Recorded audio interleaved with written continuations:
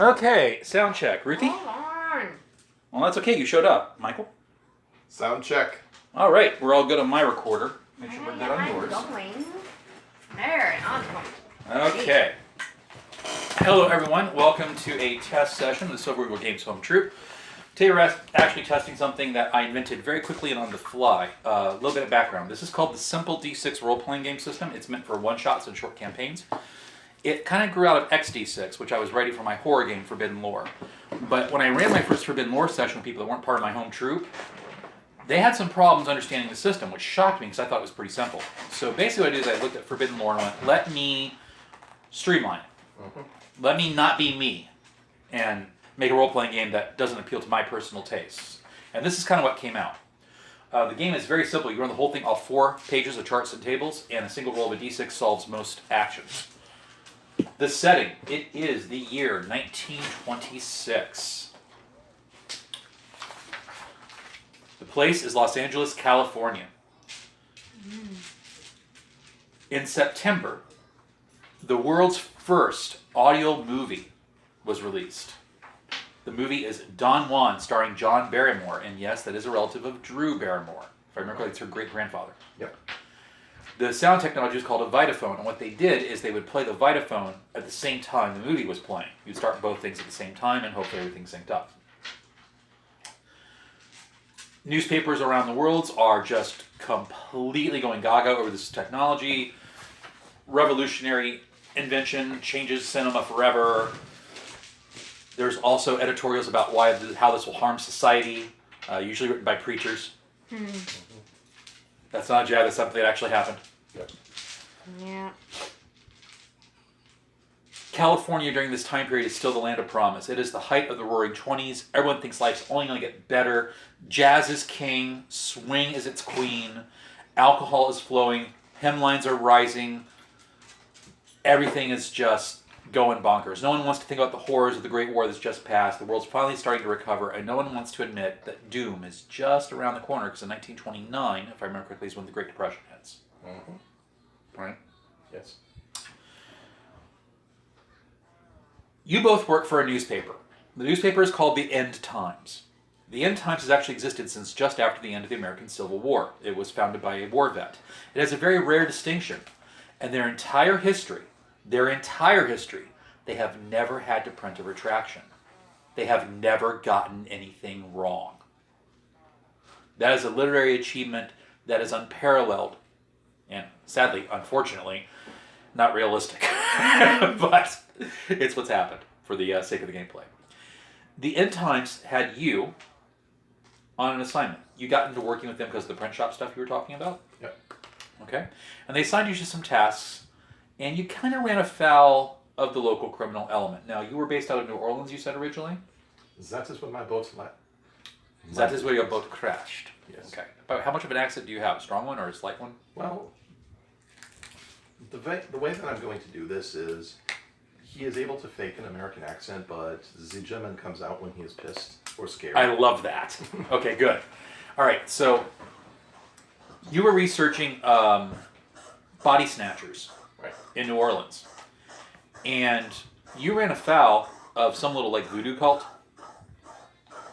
and the Times is concerned for your safety, so they have moved your station to LA. Yeah. Specifically what happened was you came home one night and your apartment had only been ransacked, but your roommate had been murdered.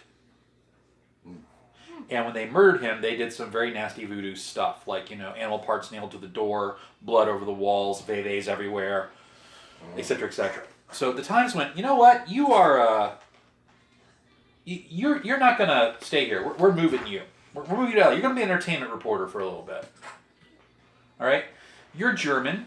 The German film industry in Berlin is on the rise. We want to see how LA's emerging Hollywood industry is going to compete with it. We're going to send you. Okay? And your editor is a man by the name of Marius H. Jackson. Jackson, you may have to deal with that. I'm sorry. Yeah. Your fault. Seeing if he's actually Oh, he did. This is the actual conversation that you have with... Actually, I'm going to save that for the editor on site. The on-site office. We'll do that for there. So, on the plane trip over, You are a little weirded out by the voodoo stuff that was left in your apartment. The plane takes off without a hitch. The stewardess comes up and goes to you, "Sir, what would you like for your in-flight meal? We have tonight pot roast. We have goulash. Would you like a little taste of home?" Well, that's just for Hungarian barbarians. Oh. I will have some. She looks at her menu. Why is it marked as German cuisine? Welcome to America in the 20s. Right? I will have the goulash. Yes. She brings you goulash, and give me a social test on her. The difficulty is a 3. Now, don't you have a social bonus, as I recall? Yes. What's your bonus? +1. So you only need 2 or better. I fumbled. Well, you rolled a 1. Yes. You might still pass. Roll a d6. Okay. 3. So we take 3 away from 1. You're with a -2. You have a +1, so you only have a -1. You're not quite within the 3 is the magic number. You're not quite within the +3 to have made it a really bad roll. You're just a little awkward. All right? Okay. She's like, "So here's the goulash for you, sir, and here's some nice thick bread." And she kind of touches your hand, hands over a little bit of a disguised glass, and "Don't tell the other stewardesses I did this for you." She winks at you. She's trying to flirt. Thank you, ma'am. Maybe trying to be a part of the Mile High Club. She's convinced. She's like, "Oh, okay," and she walks away. She's convinced that you're not interested. She's not offended. You can try again, but she's convinced you're not interested. She goes out to take care of the rest of her passengers. When she comes back, do you try anything else? Do you have any beer? Lager? I do. Mm-hmm. Can I open some? She leans forward to like adjust something. She goes, "But there is a little bit of a price for it. A in-flight charge, if you will." She puckers her lips. Okay. Let's see how well. Give me another social test. Oh dear. Alright. Oh! I Oh! rolled a 5 for the first. Okay, you kiss well, but she fumbled. So in the middle of the kiss, she accidentally bites your lip. Give me a mental. There was turbulence. It didn't work out well. Okay. 6. You managed not to wince, but she actually bites your lip, and you've got a fat lip now from where she flubbed it. She breaks the kiss, going, "Oh, my." It looks horrified what she's done. She's so embarrassed. She's like, I'll be right back with your beer, sir." And she walks with that really rigid, kind of like, "Yeah, I messed up" look. And then you feel it on your lip where she accidentally bit you.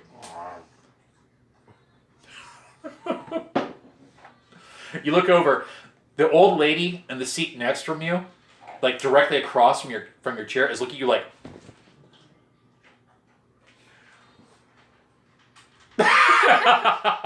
And since they can't see the audio record, you just kind of hide it with your wrist and nod your head. She comes back with the lager, sets the lager down. She goes, "My name's Beatrice." Mine is Herman. "It's a pleasure to meet you, Herman. You know, when we get to LA, I have a layover there. I'm going to be there for a couple of days with nothing to do. I've never been to LA before. Have you?" No, I have not either. "Oh, where are you going to LA for?" "Miss? Just a moment, sir." Okay, he rolls a 5, so his paranoia doesn't immediately take over. But I'm just going to say, fuck. "Oh." She looks disappointed. Yeah. She asks, "You going to be working the whole time?" You know you're going on an investigation, so the answer to that is yes. Yeah, unfortunately. Are you one of those very staunch, proper Germans who's all work and no play? I need a mental for that one, because that's a bit of a stereotype. You might get offended. What's a 3. No. 3 is the average difficulty. You're not offended. Okay. No, it's not that. It's just, it depends on what my editor says. Oh, you're a reporter? Hmm. Oh, wow. What paper do you work for? End times.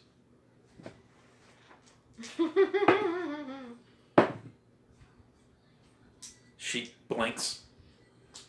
Very coolly says, "Oh. Miss, coming, sir. I'll be right back." And she goes to take care of him, and she does not talk to you the rest of the flight. Right. You're like, "What the?" Make a mental roll to see if you can get what's going on. Oh, yeah. You realize that the End Times has a bit of a reputation for being a tabloid.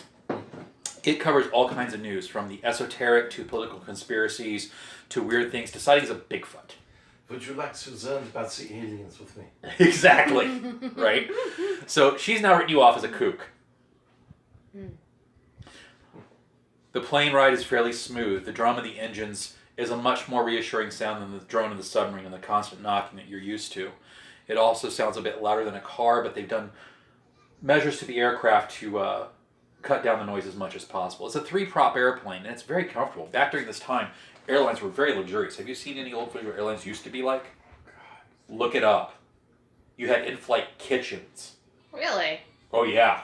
Flying was basically it was a new thing. So one, they didn't really adequately pay people yet. Gas was cheap. You got a bunch of pilots left over from the Air Corps. Yeah, so that it wasn't like they had to work very hard to hire people, so they had relatively much lower overhead than nowadays. And so it was an experience. Yeah, it was amazing. They spent the money on the passengers. And I still think a little The bit... best time, though, apparently was the 60s and 70s, from what I hear. And I still think that a little bit of that was a bleed over from the airship era, because airships you got catered to. Yeah. Right? So... The Zeppelins. Mm-hmm. So the flight goes very, very peacefully, and it kind of starts to lull you to sleep. Give me a physical. If I don't say what the difficulty is, assume that's 3 because 3 is average. Okay, 4, I have a +1 to physical, so 5. You don't fall asleep, and you're sitting there pleasantly looking out the window, and that's when you notice the sky suddenly, just out of nowhere. Suddenly, you're just in a cloud. Just out of nowhere. And it's a dark cloud. You start hearing thunder and rumbling. No dear. Ladies and gentlemen, this is your pilot speaking.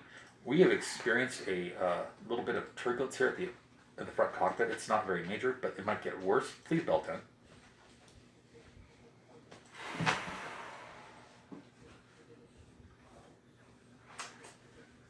Belt in, okay. Right as Beatrice walks by, a pocket hits the plane.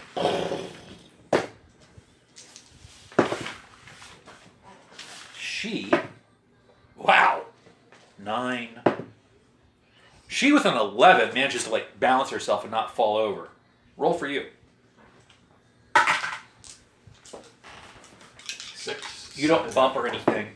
The lady across you, the old lady, gets hit with something coming out of a compartment. Ow, she hits her head. Beatrice goes over to tend to her. You look out the window, and the storm, for a moment, you could swear you see an angry pair of eyes. Large eyes off a half mile more in the distance, made out of lightning, looking at you. Roll a mental.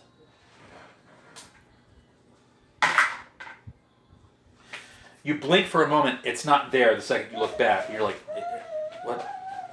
I must have imagined it. You first go back to the submarine where you knew you had hallucinations, right? And so you kind of write it off.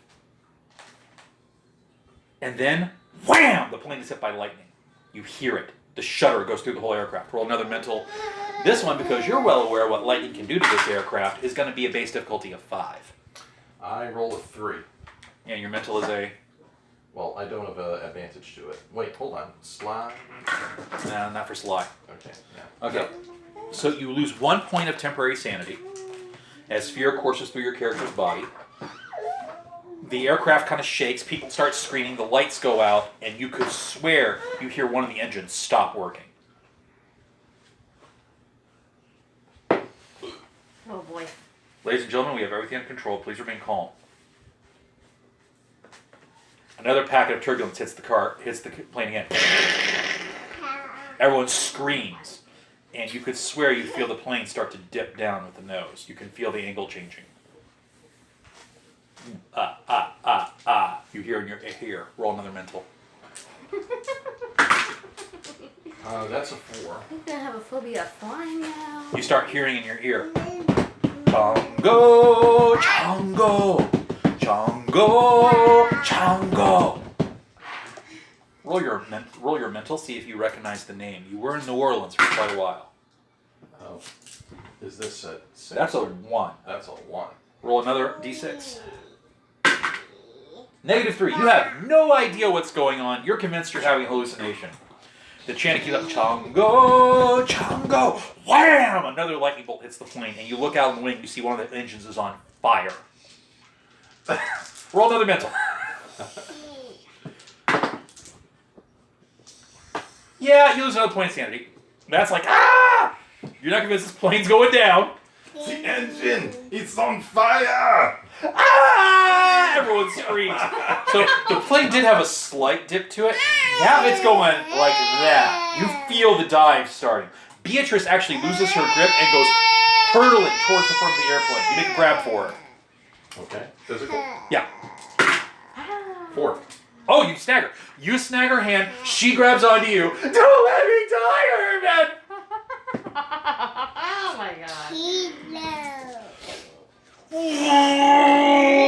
Is that easy? You look over at the old lady who's holding her head. She looks at what's going on, sees the situation, and just goes, Okay. crosses herself in the Catholic manner. Okay. I'm going to... Alright, so what do I have to do in order to get to the cockpit to commandeer this plane? Commandeer the aircraft. I'm flying us out of here! Well, the first thing would be a physical test to get to the cockpit. I'm going to call that a 6, because I see it as being very difficult right now. We're talking a plane that's rocking in the air. You got a downward angle, plus you got Beatrice. 6! Roll again. Oh, that was a 2. So you have a total of 8 on your roll, and your physical 9 is a is plus 9. You have an extra degree of success, every 3 points of degree of success. So you not only get out of the seat and get to the cockpit without a problem, but you get there, manage to put Beatrice in the seat, strap her in, and no one stops you. You're now at the cockpit door. Okay.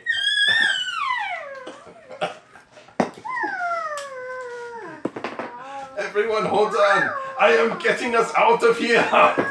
Chongo! Chongo this.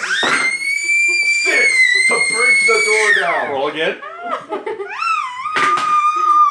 4. So 2, you have an 8, your physical is a... Wait, 6 plus 4 is No, 10. the second one's a D3, remember? Oh, D3? Okay. So it's 8 total, and then your physical. 9. So you have 9 to break through the door, it only needed a follow. You smash through the door, you look, and just as you break through the door, a lightning bolt comes through the window and hits both pilots, slaying them, frying all the electronics in the plane. Oh god. I need you to roll another mental. This one, difficulty 7. You saw 2 people bite it in front of you. Oh, shit. Oh! Roll again. Oh, -4. Okay. So the lightning bolt electrocutes the poor 2 pilots. You've got the smell of dead, fried flesh. The windows are gone. Everyone in the plane is screaming, "Oh my God! Gabriel, forgive me!" And you look, and in the lightning, you could swear you see the lightning turn like an arm, and the fingers of the arm turn like this in front of you, rotating the hand, and a large middle finger hovers in the air. The lightning eyes come behind it, and you hear a Creole accent voice go, "This is what you get when you mess with the voodoos. Die!"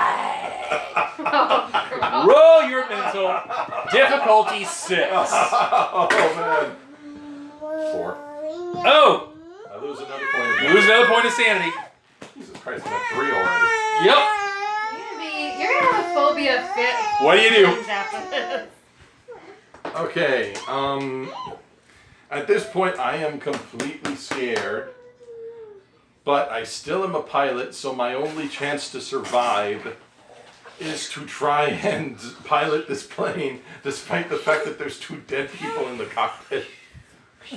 So, what Give me a physical to pull one of the dead bodies out. Yes.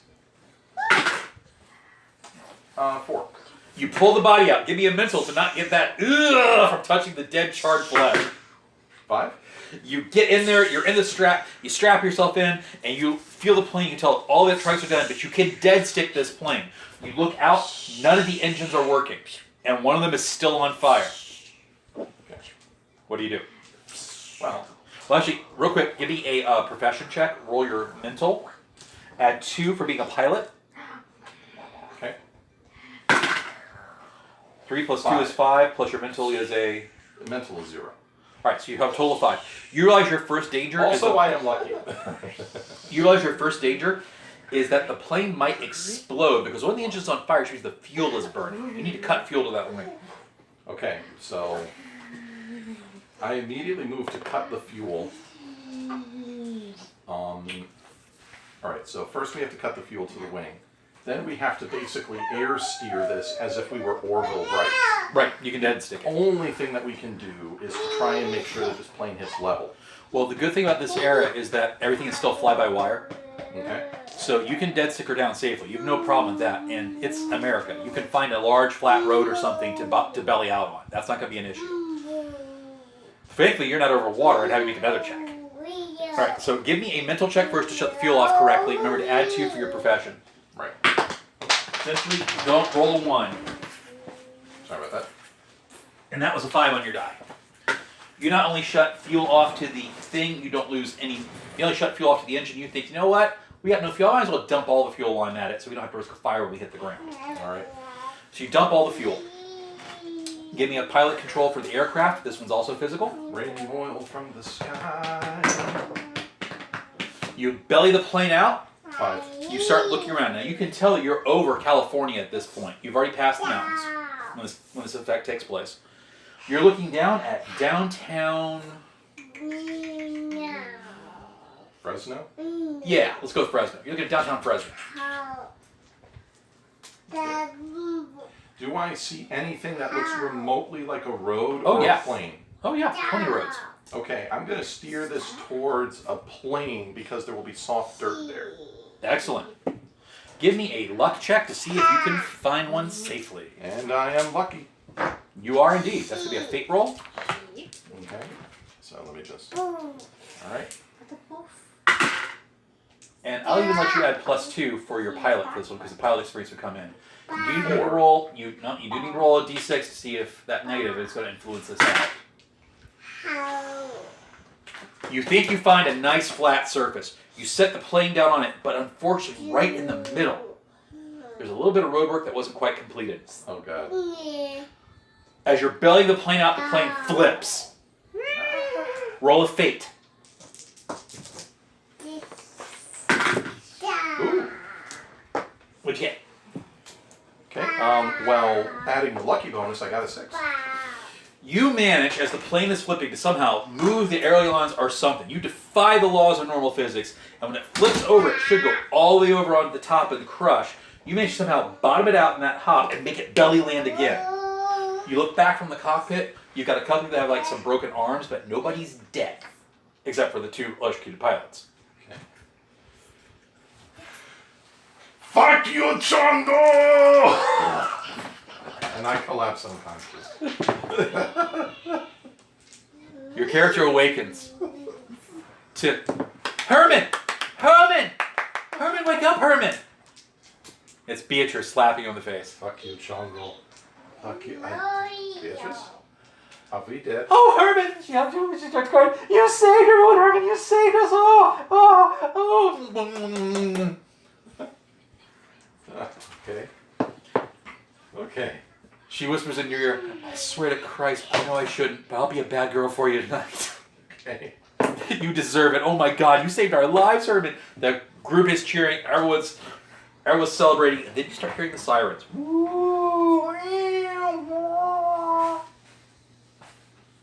Okay. How am I physically? I take a moment to look at myself. You look down, and ironically, except for the fat lip from where she failed the first kiss, you're fine. Fuck you, Chongo. Having brought the plane down safely, you're gaining 2 points of sanity. Alright. Because, hey, you just did a great heroic deed. Alright. You are like, yeah. But give me one more mental test about storms. 3. You make it. You're not going to have a phobia about storms. Okay. The emergency services arrive. They interview everybody. A really hard-nosed firefighter starts listening to everything. When he hears what you did, he's like, oh my God. Firefighters are coming up and shaking your hand, right? And then the first reporter shows up. And you recognize this reporter. You recognize him because he's famous. He's a Hollywood entertainment reporter. Yes, please. Thank you. What? They were BOGOs. Mink. No, we're going to call him Shapiro. Okay. He does work for the End Times main competition, the Great Gray Lady, the New York Times. Hi there. Shapiro comes up to you and goes, "Wow, this is unbelievable." His photographer starts snapping pictures. "You brought the plane down." Why, yes, I certainly did. Give me a social. You're trying to deceive him. Oh! Okay, he's got a total of 8. Okay, so I got Sly. Do I get any bonuses from alternate identity? No, because that would be when he starts checking around. When he starts checking around. All Yeah. right. Okay, but I That's do get a paperwork bonus and from stuff. Sly, and it's a social bonus. So it's a social, so I get +2 to whatever this roll is. 5. What's your name? Name is Dennis. And just because this is clearly not an alternate universe, I'm not going to say Dennis Dorgan. But no, seriously, my name is Herman. What is he? Wow, Herman, that's quite a feat. What Herman, exactly cool. happened? He starts interviewing you. Okay, well, we were all sleeping. It was a pretty good flight. You know, really, really nice surface. And then all of a sudden, this massive cloud just pops out of nowhere. The pilot tried to reassure us, tried to get out of it, but unfortunately, this freak bolt of lightning went through, basically liquefied him and his partner. And so, I'd been a pilot when I was younger. And unfortunately, you know, the engines were busted, so I had to dump fuel. I don't even know how the heck I managed to get us out of this, and quite frankly, don't ask me to do any demonstrations, because I won't be able to do it again. So everybody on the plane owes you your life. You're a hero. Where'd you learn to fly? Son, that is a long and complicated story, and I am tired, but I will tell you. So, Well, I think the public wants to know what schools put out such awesome pilots can defy the laws of God. It wasn't a school. It wasn't a school. I had this uncle. Okay. His uncle's name was Wilbur. Man thought that he was the second coming of Wilbur and Orville Wright, just because he had the same name as Wilbur. He wasn't, but he was pretty darn good at building all sorts of flying contraptions in our, little barn that he would do his work in. And he would have me fly around in them, so... So you were a barnstormer, literally. Oh, yeah, but we never did very much, but I knew how to dead stick, and that's what I did up there. You never competed or did any exhibitions? Nah, writing's more my thing anyway. Right. He got in this pretty bad accident out in the field. What do you do for work right now, Herman? What do you do for work right now, Herman?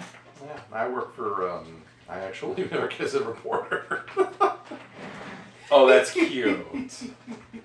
He gets this big patronizing smile. What firm do you work for? I work for a firm that I'm sure you... Oh, dear Lord. I'm sorry. I'm really, really sorry. And I am also now extremely tired. And I just collapsed. Behind you, a firefighter starts vomiting when they've just discovered the pilot bodies. Yeah, they're not very fun to look at, are they? Shapiro puts that aside. Mr. Shapiro, you probably should take some pictures.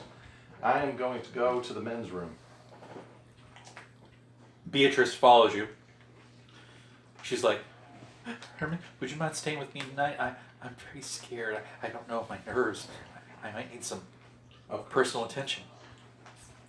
I'll give you all the attention you need, man. So we know where that's going.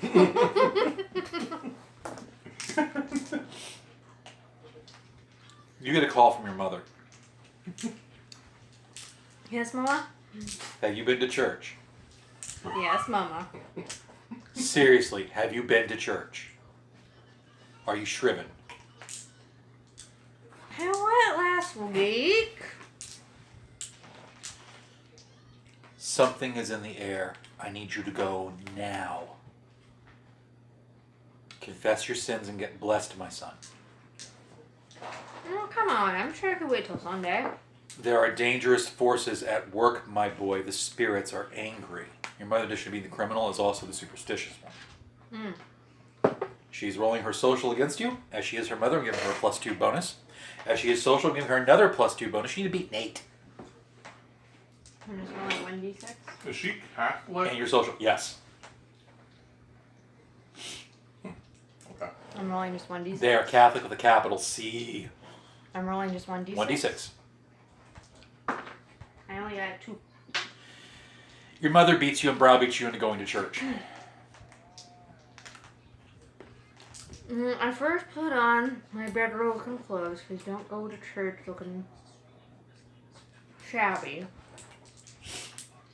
And go stomping over to church.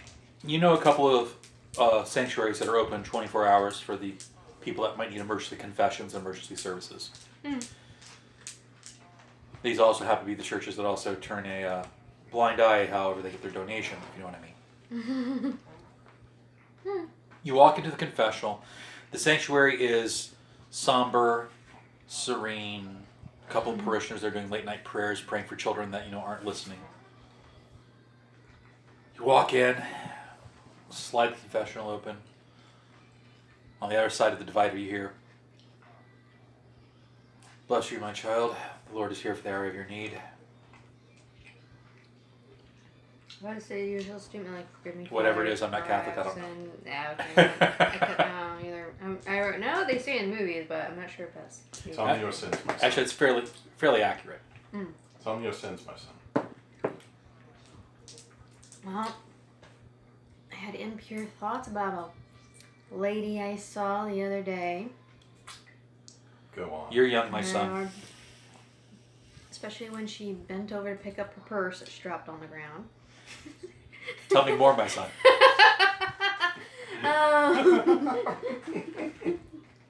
We should explore this thoroughly.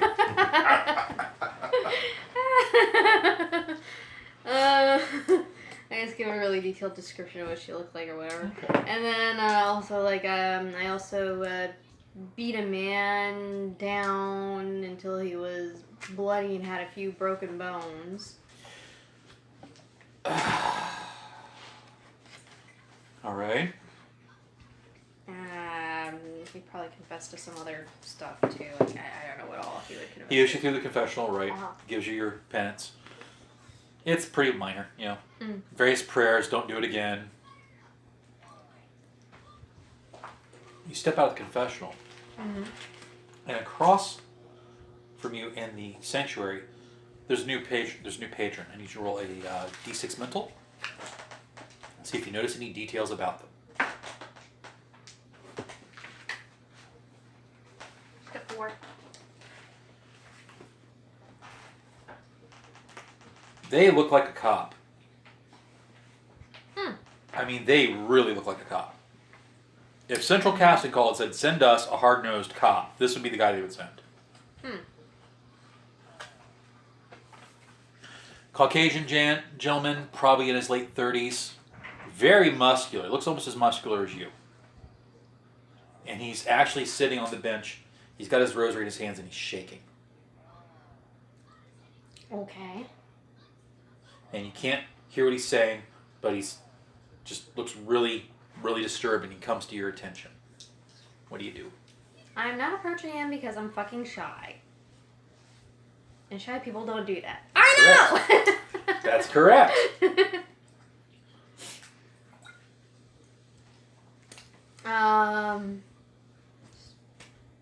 Not my problem, so walk out. Okay. You walk out. As you walk out, he looks at you. Ooh.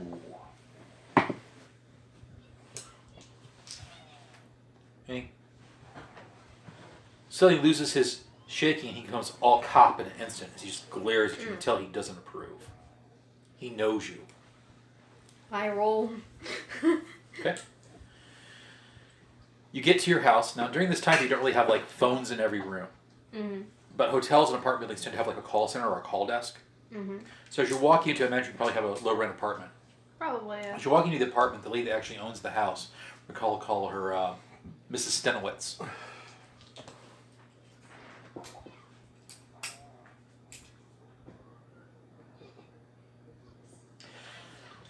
Stenowitz looks at you. She says in her very Slavic accent, "Boy, boy." She holds out a shaking hand, a calling card.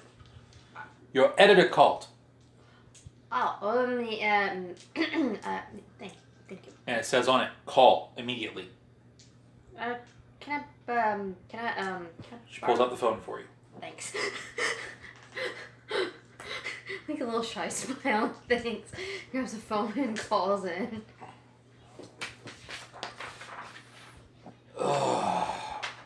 This is the Jackson residence. This is a female annoyed voice. Sorry, ma'am. I'm calling for what Social. Yeah, editor. Social contest. D6. Remember, subtract 2 because you're super shy. Oh boy, yeah. I got a 3 on the die, but subtracted an extra 1. So you're 1. Okay. Who is this? Come on, spit it out. It's. What's wrong with you? Do you not speak English? Florin Triffa. Goddamn Mexicans. Hold on, you spick bastard. She puts the phone down and walks out. Hey, at least they didn't mistake you for Italian. Her character's a flaw. She's normally mistaken for being Italian. He is normally mistaken for being Italian. She's playing a man. Phone picks up. Marius.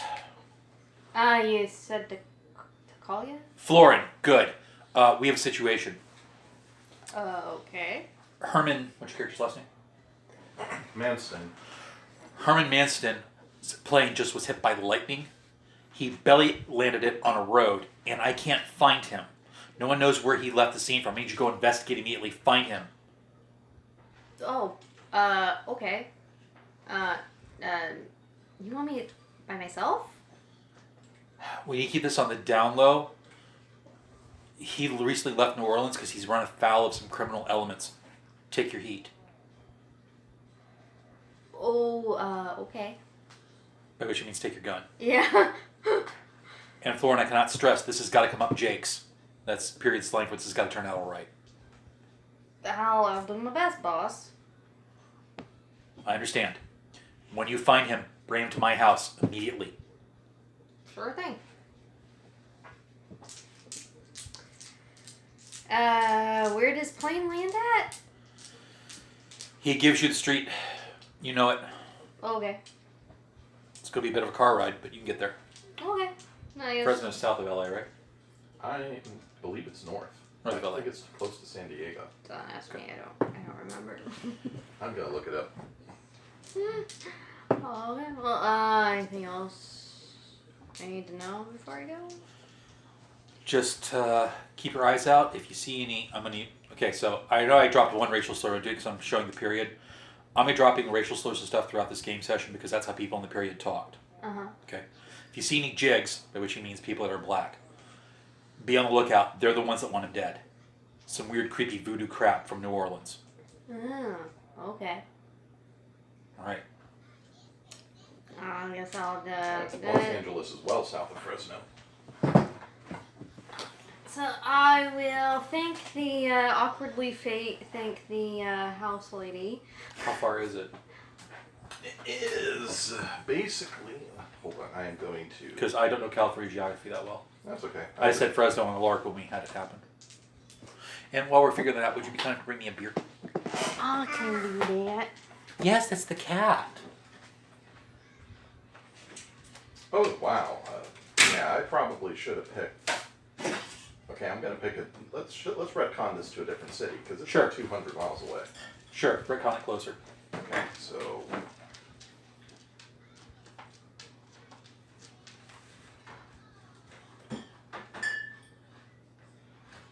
Let's see. What's a? Various northern suburb.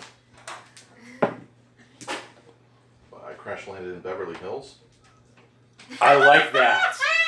I like that. That would be hilarious. Here, You know what, just let's we'll do withdraw that. stuff from the bookshelf. Oh, wow. Okay, so I crash landed in Beverly Hills.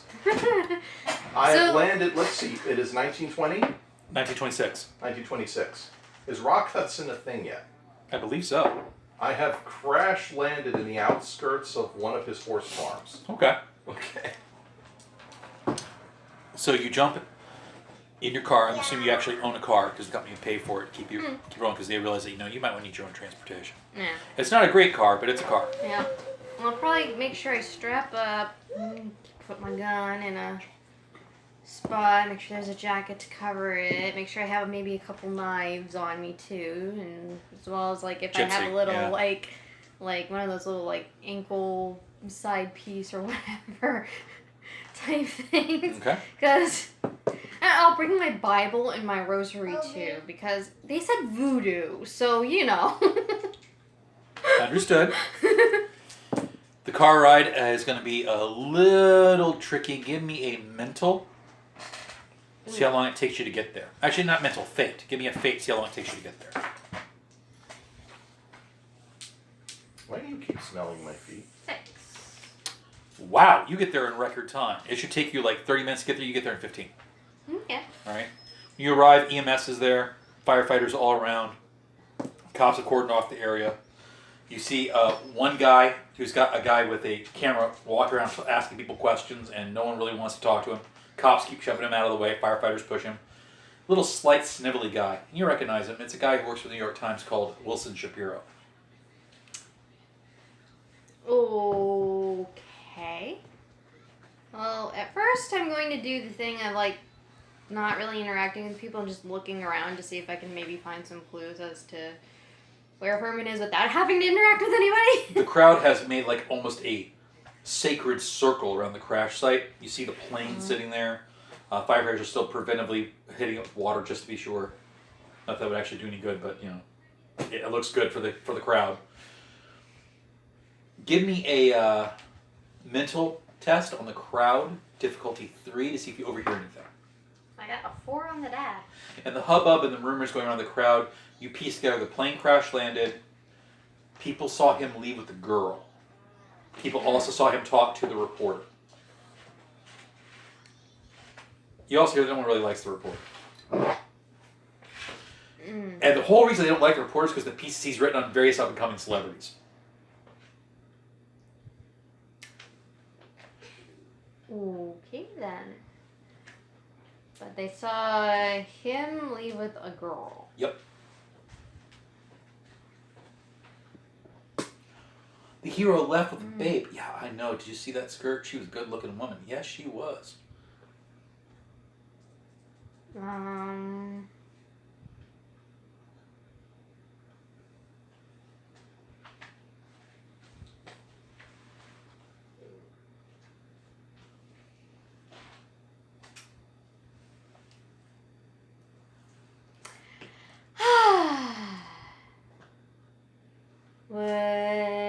Would they have any indication of what direction you went in? No? You could ask people. My character doesn't want to talk to people. I understand that. I understand. Conflict. I understand he doesn't want to talk to people. I understand this is not what he was built for. That's why I'm laughing over here. He kind of edges over and he's like, do you,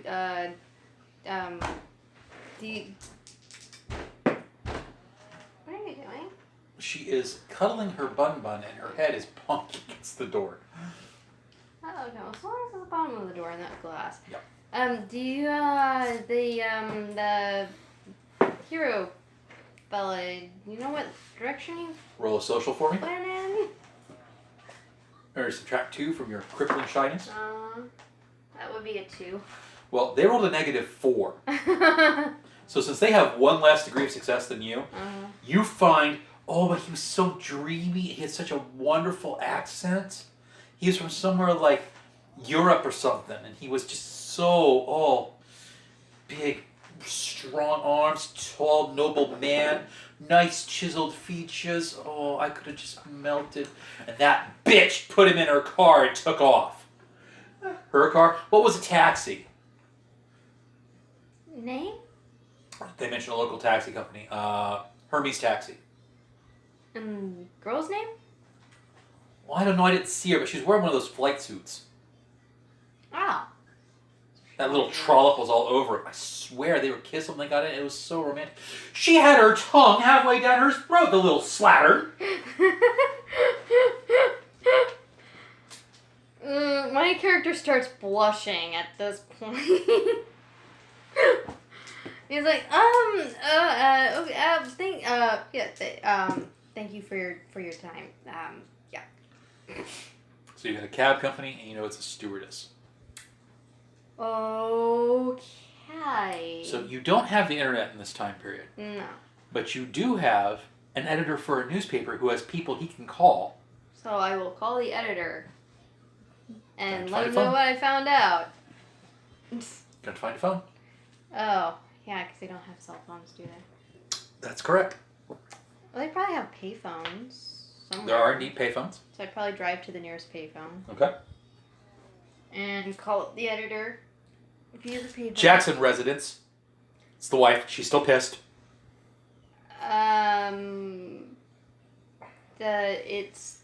It's Florin again. I need to talk with the. Oh, the mealy mouth. Hold on, Mumbles. Puts the receiver down. Roll your mental. See if you can determine why she's so ticked off. I don't think my character wants to get involved at this point. I rolled a 5. She's ticked off because this is a common occurrence in their household that the editor gets news stories and stuff phoned to him in the middle of the night. She probably hasn't had a good night's sleep in years. Right? Well, she's the one who decided to marry a newspaper guy, so how the hell is that my problem? Jackson comes to the phone. Jackson here. So yeah, he ran off with a flight attendant, and they got in a taxi, Hermes taxi cab. Good God, almost died. Well, almost died. Gets the floozy. Yeah, I could see that. I might do that too. You would! Ignore my very angry, irate spousal unit. Give me a second. Hold the line. Being he actually has money, he actually has more than one phone. You're dialing on a different phone. A little bit of talk. Because that goes, okay, the Hermes cab company does remember the pickup. Here's the address they took him to. And gives you the address. Okay, I'm sure I have a little memo pad thingy in my bobber. It is a hotel. Not a great hotel. Hold on. I'm putting it out.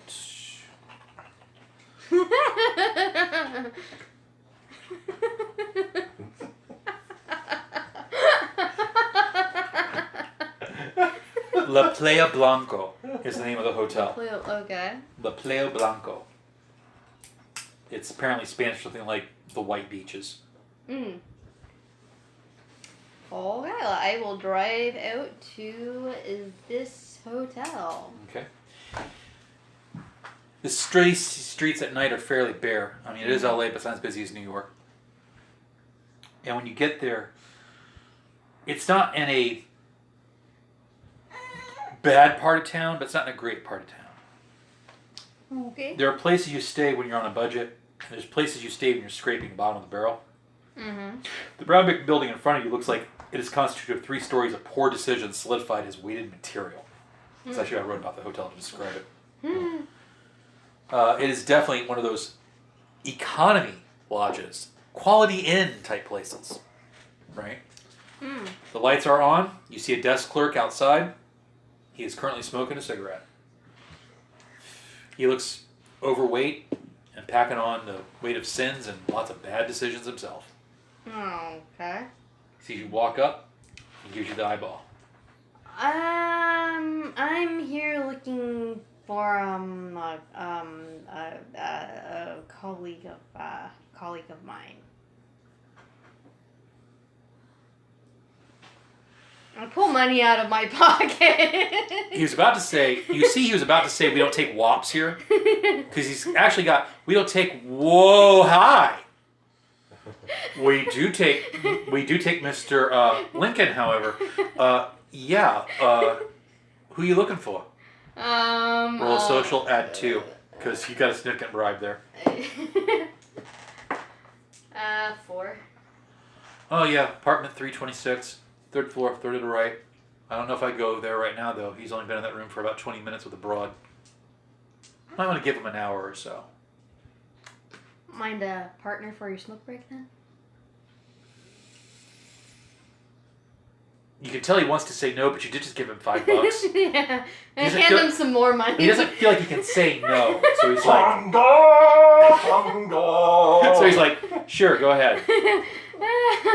So, Smoke. Where are you from?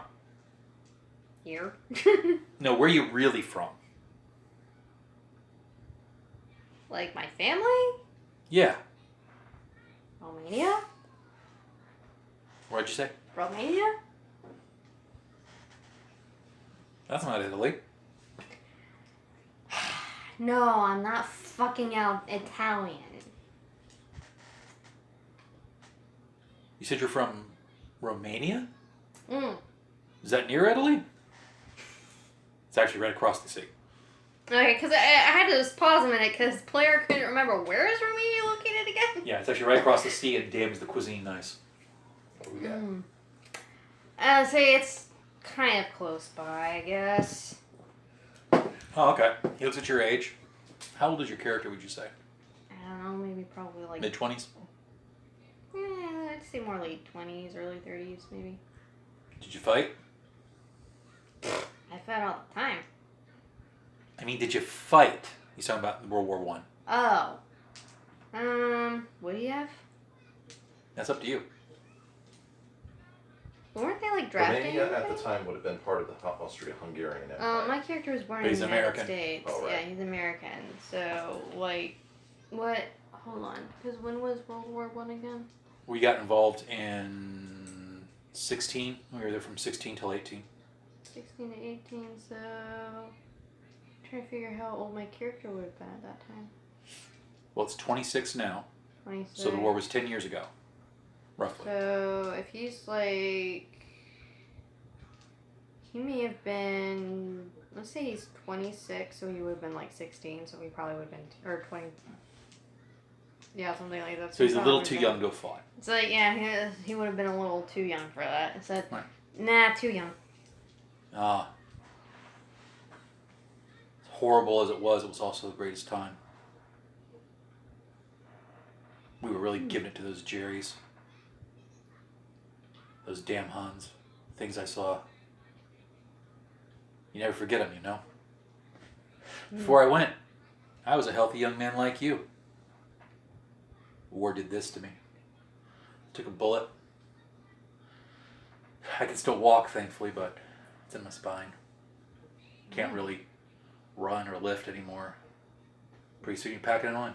Don't get old, young man. Don't get old. Try not to. Who are you talking to? He stands up. Don't get married either. And he walks in to get harooked by his wife because they own this little hotel together.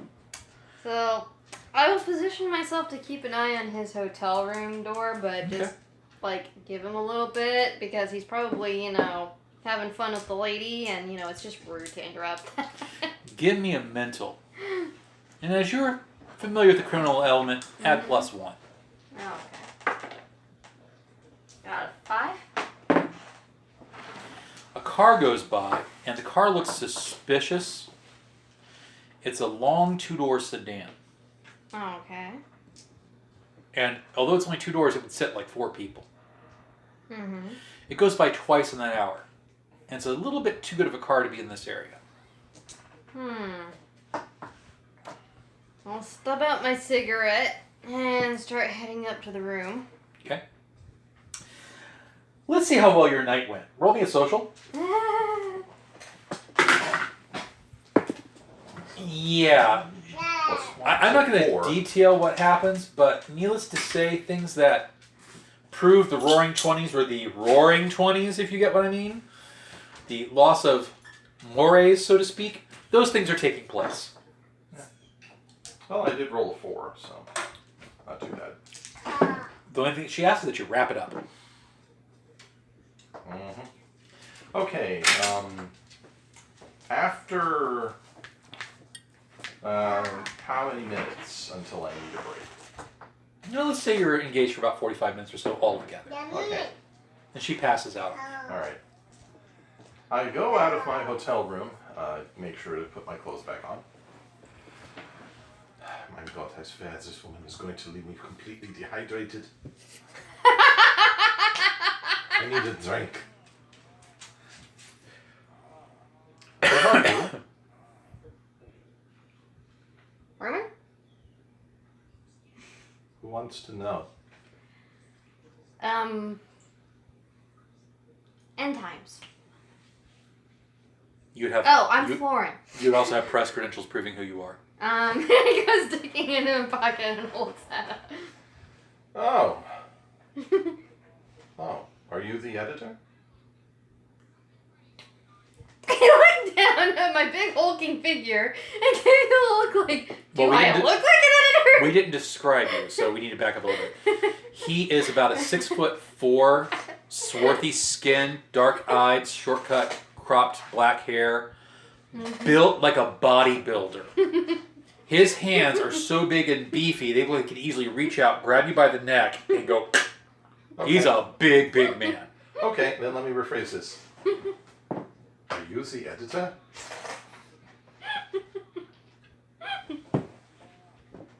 Look, I'm sorry, I didn't report in immediately. I'm sorry. Just, you know, the youth is so fleeting.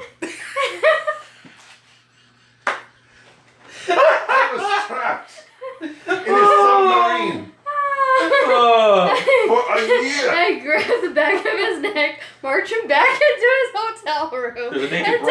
There's a naked broad on the. There's a naked broad on the bed. Roll a mental at -2. I've only got a 1. So he brings you into the room, closes the door, gets a look at the girl. He does a double take, and he stops and he stares because Beatrice is a very beautiful woman, and you are incredibly shy, right? This is the first naked woman you've seen. I turn like bright tomato red. And my hand spasms on the back of your neck.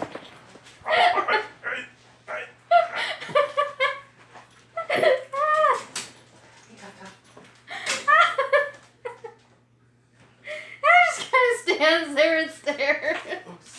The times are changing. The 20s are roaring.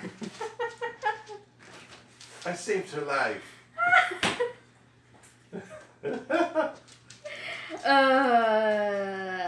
can't report for you if I am dead. What? Damn you, by the way. Oh. Well, damn public's trapping Pogo. Yeah. I can't report if I'm dead. Do I have to, am I just standing there dumbfounded the whole time? We're stunned for a few moments. Okay. After a moment, I, jerk my head away and put my hand up like that, give you a shove. It's like, get dressed, because I'm pretty sure we need to get out of here. And, her. Whatever that. Okay, at this her. point, his shy mentality has completely eroded my fear. So I'm going to be like, okay. Wait outside, but first there's something I must do. Okay, just wait out here, please. I close the door. I set out. I go into my briefcase and I find some stationery, just something to write on. Okay. And I begin writing this woman a very nice, congratulatory, letter. I truly enjoyed spending time with you. My editor showed up. He is built like a gorilla, so I am going to have to leave now, but this was great. I hope to see you again. And I write this to her because she is asleep. Give me a mental roll to see how well you write that not Dear John letter. Oh. I gave you a rolling tray for a reason. And I missed it. Here, different die. No, I'm getting this stuff. You sure? I got a Cheeto, okay. That's a bomba, actually. How do these things fly in so far? Okay, this is stupid. They bounce. Alright. Okay.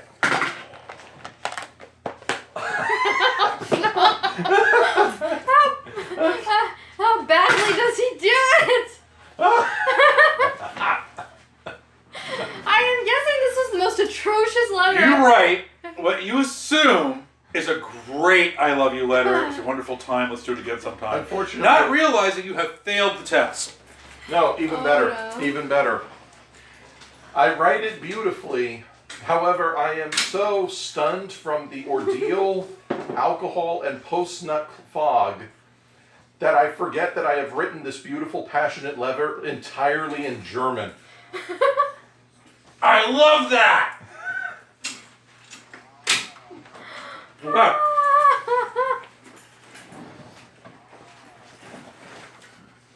Oh my goodness. Let me make a note. I'm just gonna take one look at that and go, what the fuck? Okay. So, you take off with Florin. What do you do? I escort him over to my car, have him sit down in the seat, and take a look around, make sure there's nobody like watching or anything like that. It's been a wild travel so far. I need another physical roll from you. Okay. You're just physically exhausted. This was difficulty 6. 5. He passes out on the way in the car over to the editor's place. Okay. Okay. I just kind of look at him and go, pansy.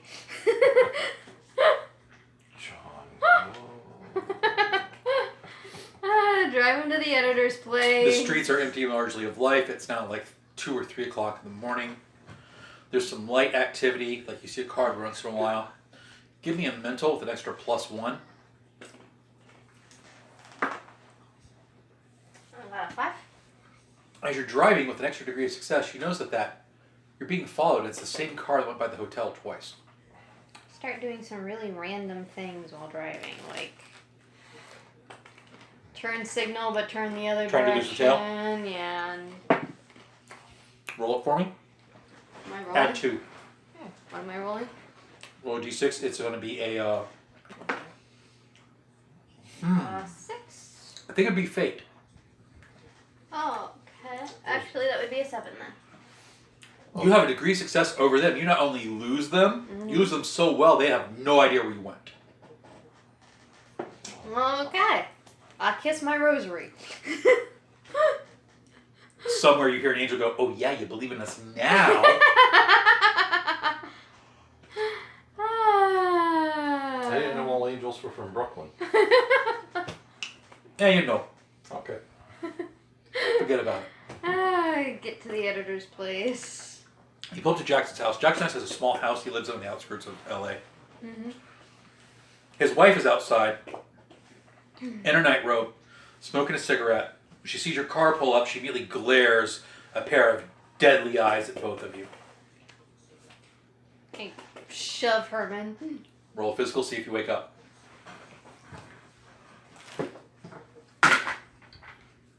6. You awaken without any problems. We go. Come on, Sleeping Beauty. Okay, one moment.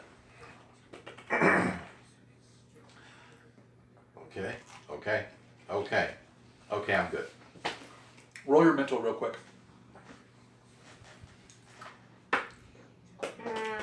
3. You're not sure what that was, Mm-hmm. but it hits your, whoa, senses. Oh. Something's up with Herman. Okay. Kind of finger my rosary a little bit. But otherwise, just grab his suitcase and then shove it into his chest and then march him into the house. Alright. Oh, look who's here. Reporters. Herman Davenport here. Pleasure to meet you.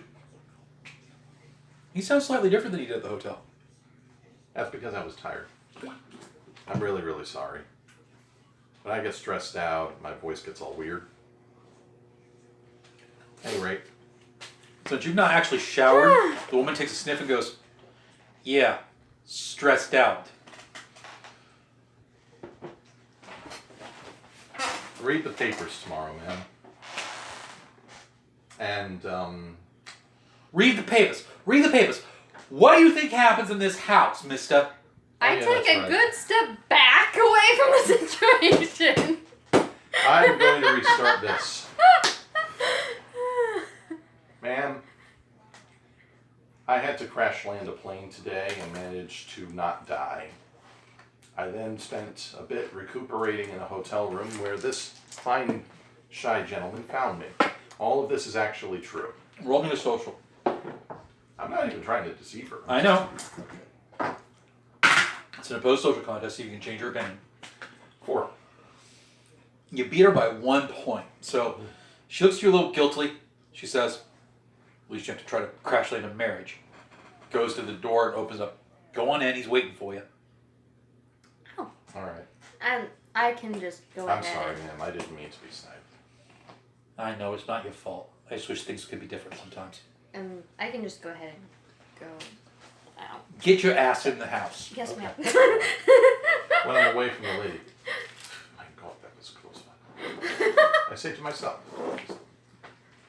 Oh. Their pictures are so crumbly. Mm. Okay? Who's Get the broom after I'm done here. Mm. You walk in. I would know my editor's name, right? Jackson, yeah. Jackson. Well, this is actually the editor on site. Right?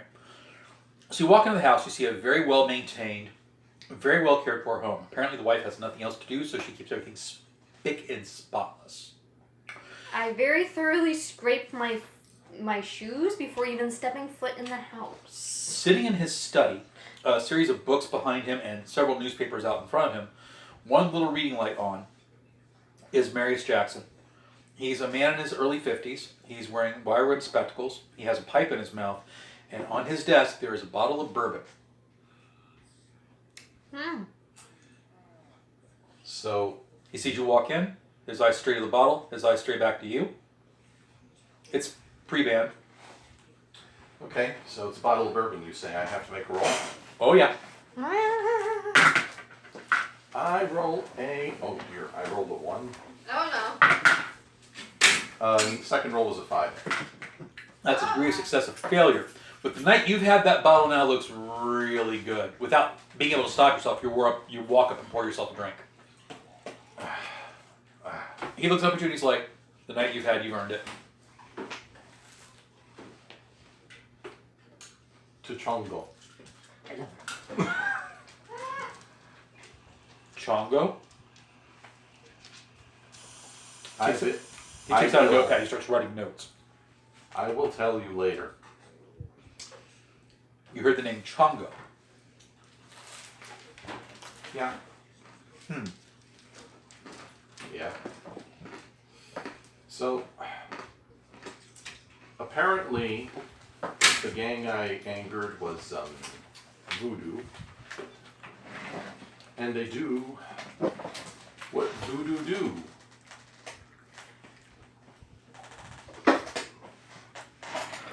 But why did you call me here to do? Chong. So you were recommended to me by the editor-in-chief in New York. He said you're an incredibly good crime investigative reporter, and we have quite the mystery that has just happened. To start with, I'm not sure what's going on here, but I got reports of some mysterious deaths that I think are all related. I'm not sure how. It's a gut feeling. Why don't you boys have a seat? Is she okay? Yeah, she just bonked herself and she wasn't happy about it. Aww, she took a tumble. Okay. Kinda gross. He waits till you both are seated, then pours himself the Durban, takes another drag in his cigarette, and continues. I want you to go to Hollywood and investigate a series of events and see what you can dig up. Of course, any criminal wrongdoing you will report to the police. He looks, make sure his wife's not listening. After you wire me your report. The first death is that of Mr. Roger J. Kurz. Mr. Kurz and his family helped found a little thing you may have heard of called Paramount Pictures. Kurz was one of the major contributors and a silent partner of Mr. Geopolis' company. He was found dead in his garden. The police report says he was found wrapped up in a, I can't pronounce this word, talit. He turns it around so you all can see his copy of notes of the report. It looks like it's pronounced talit. It's listed as Tallit. Both you roll a mental. You get a +1 because you come from a place where these people are more common than they are in California.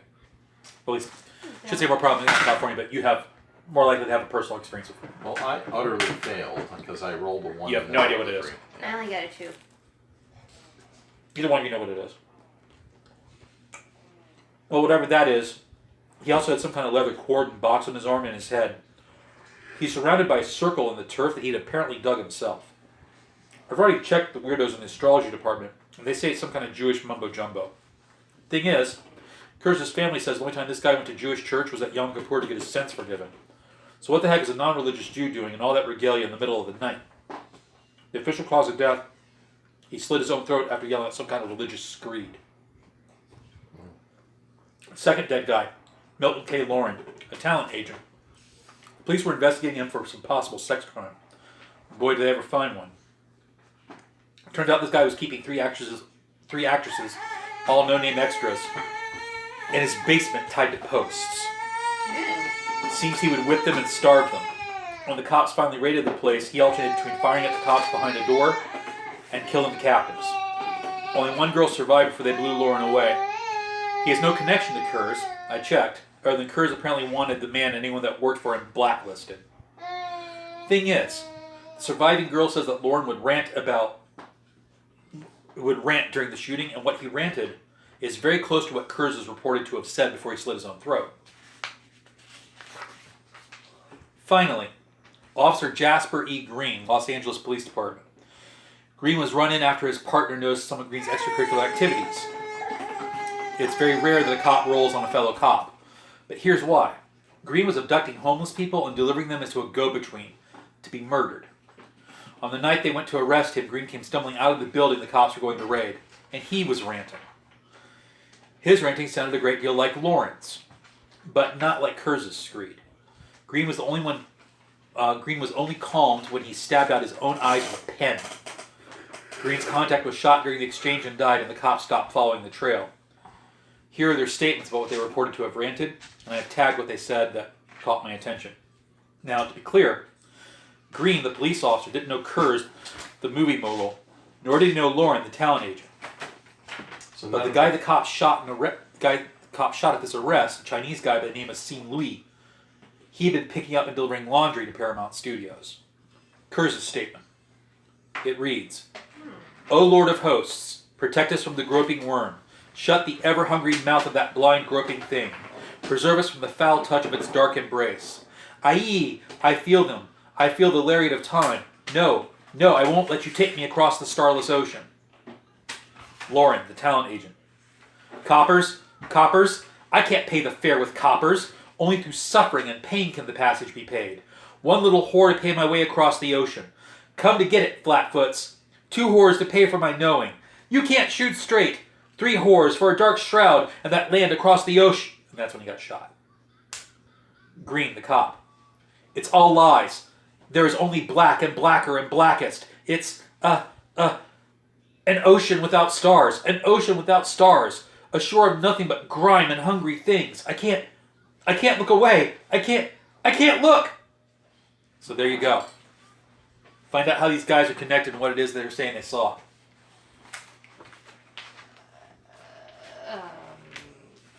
An ocean without stars.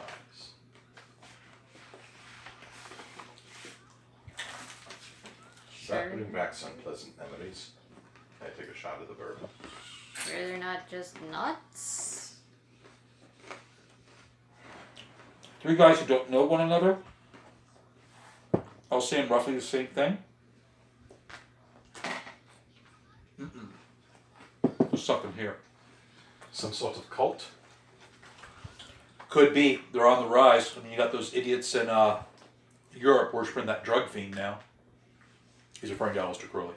This is the height of his popularity. I've read his books. So much about the anus, I don't understand.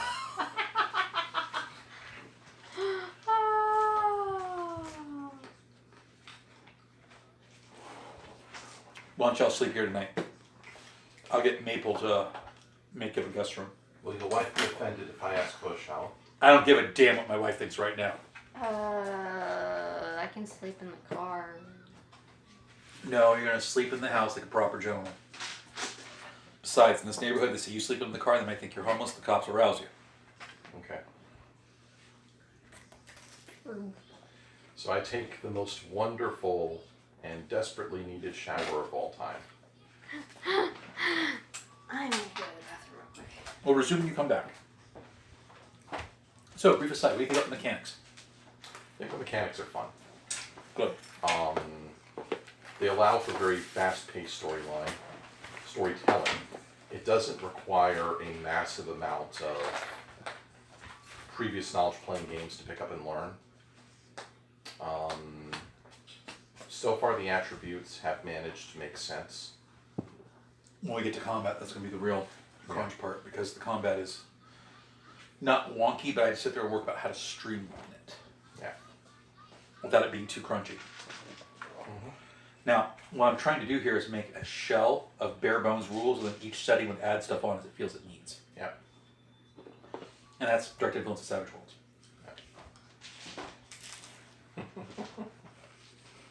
Oh, man.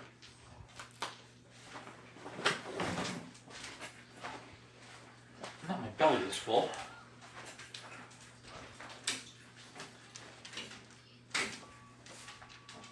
Would she be mad if I was to have one more of the Heath Bar ones? Sure.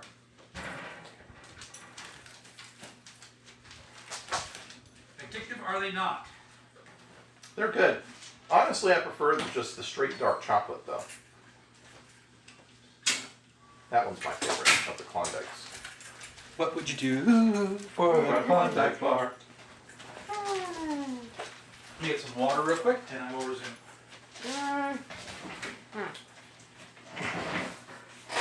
It's kind of sad this is a one-shot. I kind of like my German. What are you doing, Rollskeeper? Did you take off with Mommy's bag of dice? It is the most beautiful letter ever written, but in the wrong language. Okay. No. No. No. No. So No. we passed that part.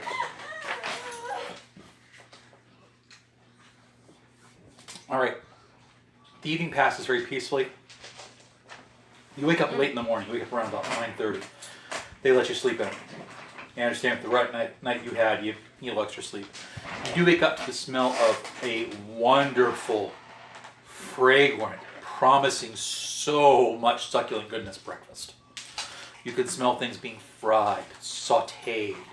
There's a smell of powerful, strong, blessed coffee in the air.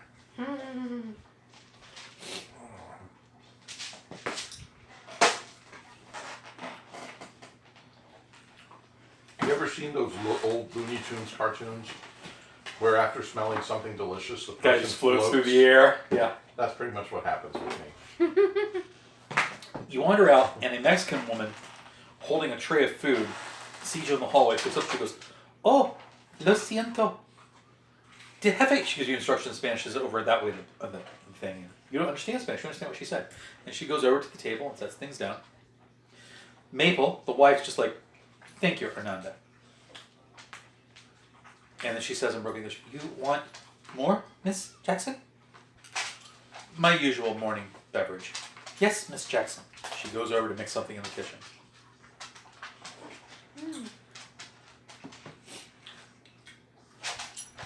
I just sit very awkwardly at the table and kind of grab a cup of coffee, and I'm like holding the cup of coffee like almost like it's a shield between Is me and this for everybody else. us? Yes, you look down and there's a large repast placed on this patio table. You see coffee. Unlike most Americans, they don't have the bacon that most Americans think are bacon. They have real, thick slabs cut from the belly of the pig bacon. You know, German type bacon. There's also some sausages there, various breads, fruits, fresh oranges.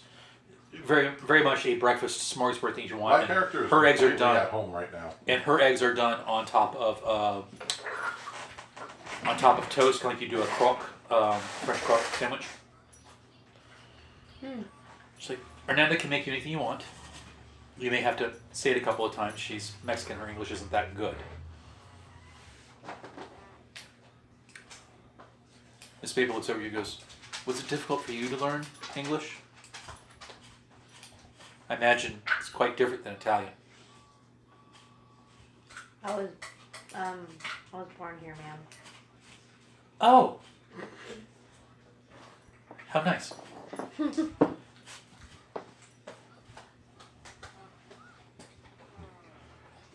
And your parents?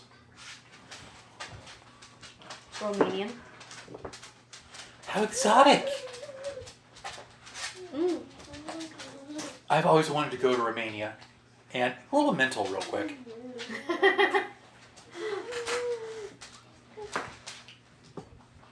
This is something Anglos do that just pisses your character off. I rolled a 1 and then I rolled a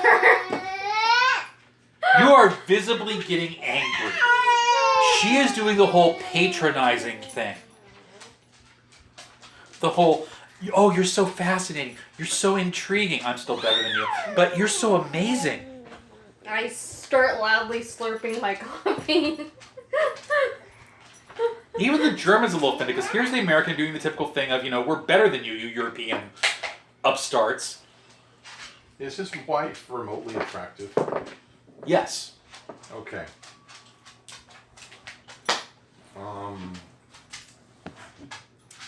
Oh, I think I like where this is going.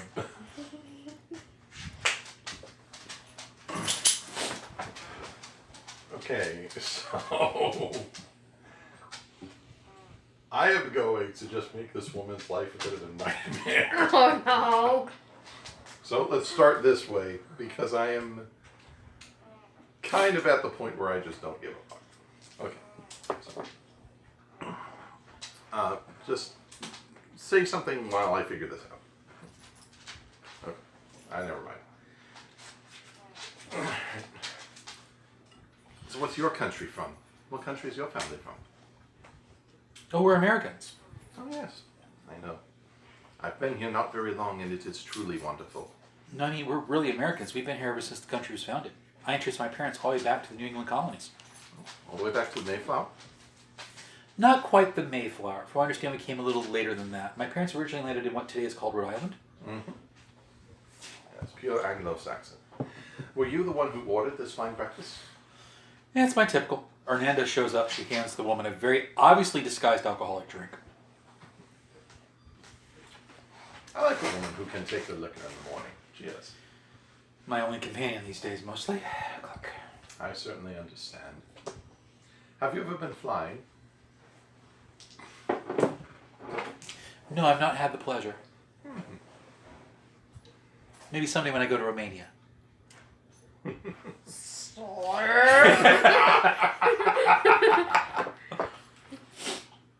I take a vicious bite out of like an apple or something. It's a nice country, actually. Alright. Anyway, at this point, I'm going to hold off and just start munching on the sausage. Is the editor back yet? Oh, he's already left to go to the office. It's terrible My husband often leaves me in the company of the fine house. You certainly do a good job keeping it. Well, that's all Hernanda. But you must direct Hernando, of course. Oh, well, of course I supervise. I arrange things, though it should be arranged and make them look pleasing. Alright. Hernanda'd be lost without me, of course. Alright. You can't see it, but my wife is shooting me dirty looks. As her character is just not approving of this woman. I am just going to destroy this woman's marriage and then fly back to New Orleans with destruction in my wake. She takes another sip of the alcohol. She's like, sometimes I don't know what to do with my days. It's very lonely being married to an editor. I know. It was better when he was a reporter. He'd come up with these exciting stories, and now he just comes home with paperwork and complaints. Mm-hmm. He's always so angry. Well, I never get any sleep. he will send us out, and we will bring you some exciting stories when we return. Did he say what the hell I'm supposed to do with him? Oh, yes, he wants you to guard him and keep him safe. He's convinced well, Herman, I don't mean to worry you, especially what you just been through, but apparently there are some people looking to do you in. I know.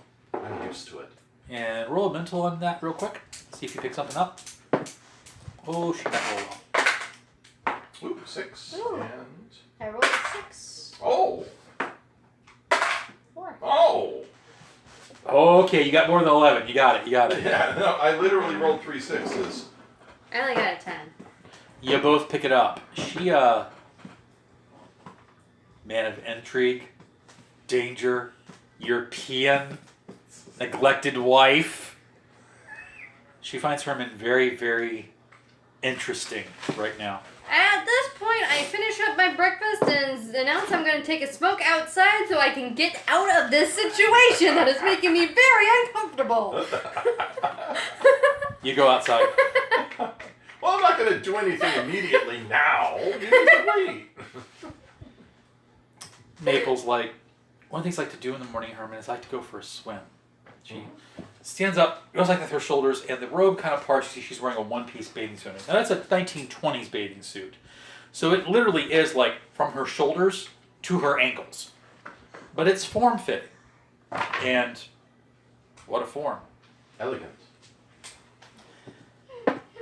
I will have to purchase one when I get back.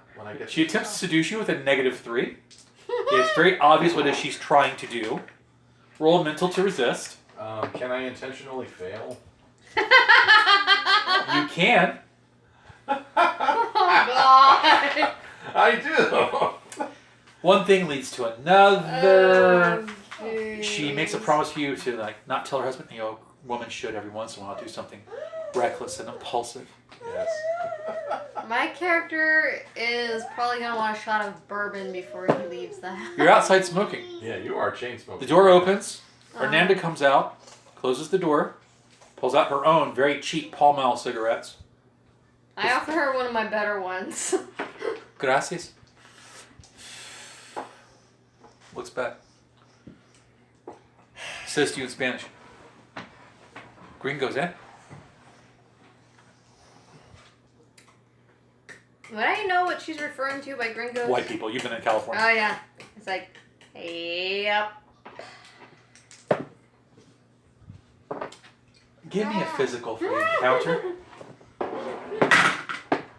Oh, 6. And roll it again.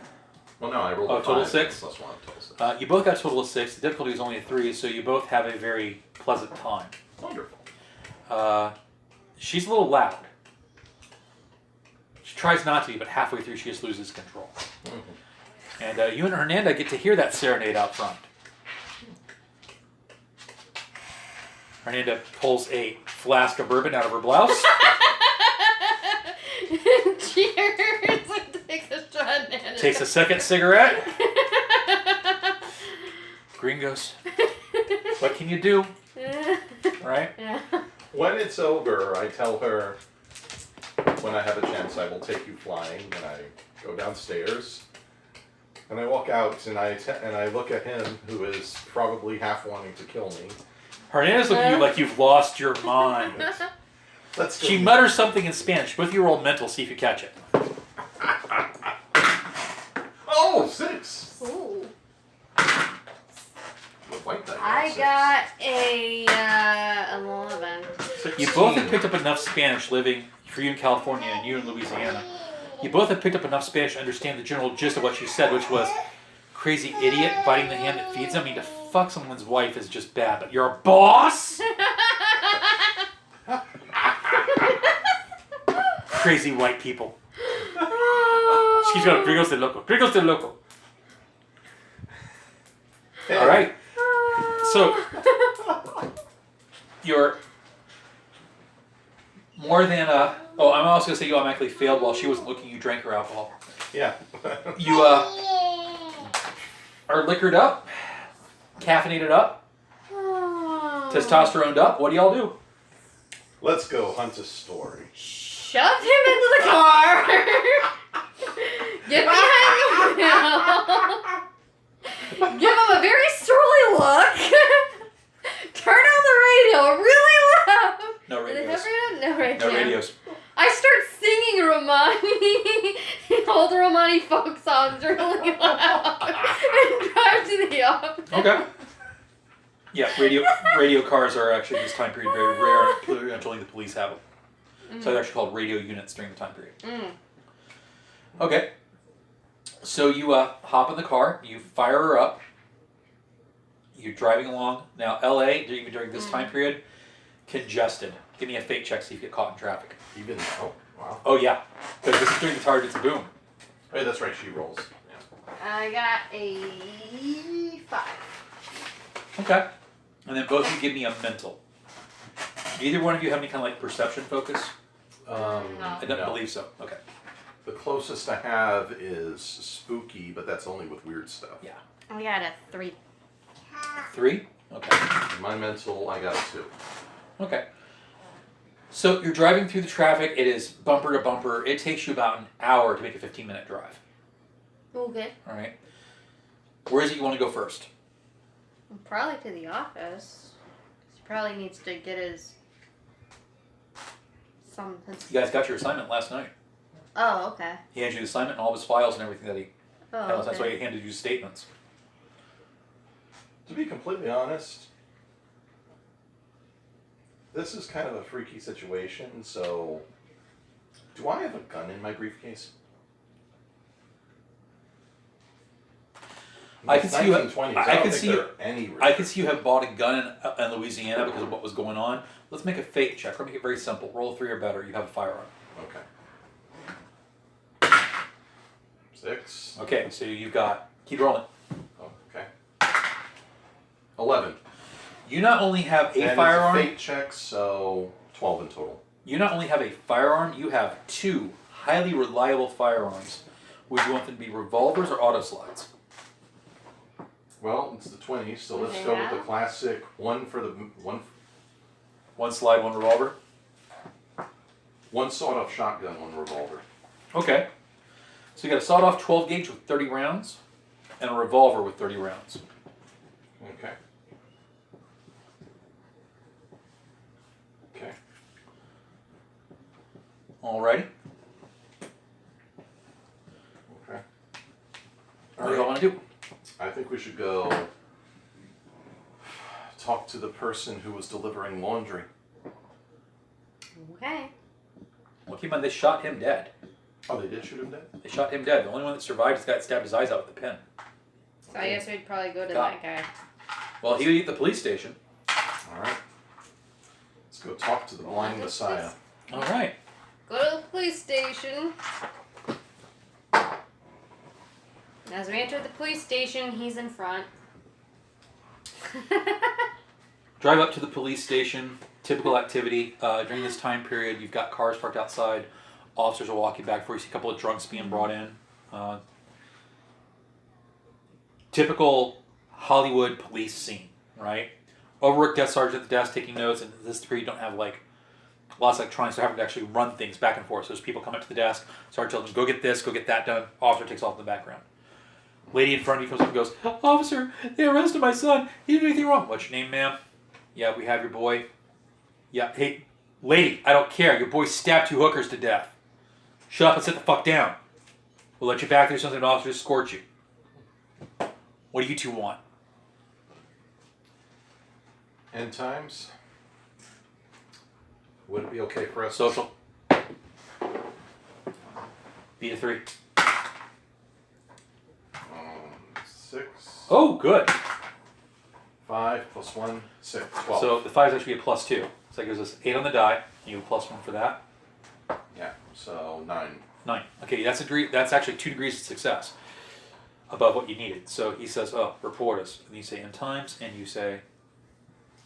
You hear that there is a crazy blind man whom is one of the few remaining witnesses to a pretty gruesome sight.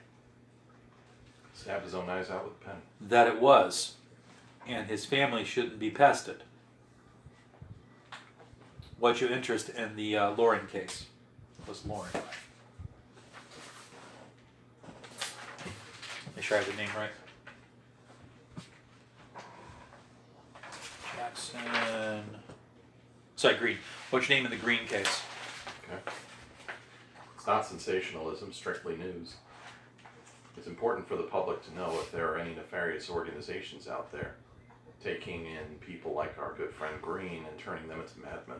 Well, I appreciate your Yeah, it's a concern, good- but we're kind of it's a on good top of story. that. Yeah, Sarge, someone whispers in his ear. Holy shit, you're the guy that landed the plane. yeah. Herman Davenport. Look, I'm sorry, you gotta understand what I deal with all the time, right? I got people screaming they're the second coming of Christ, other people saying their baby didn't do it when I caught him red-handed. Yeah. You really think there's something to people made Green do what he did? It's a possibility. I mean, if we take a look at him and nothing turns up, it at least shows there's nothing worse going on than just a normal crazy person. Sergeant looks around, make sure he's not being observed too closely. He leans toward the desk and goes, okay, you didn't hear this from me. But, from what I've seen, the higher-ups really don't investigate. Do you think you can break this? We can certainly try. And yes, we can. We're end times. I don't want any more cops stabbing their eyes out. I don't want any more cops getting shot either because someone thinks they did something. You find out what's going on, you bring it to us, right? Yeah. That's why they sent not cops, but reporters. We'll do it. Malarkey! Sir? This is Officer Malarkey. He'll take you to go see the prisoner.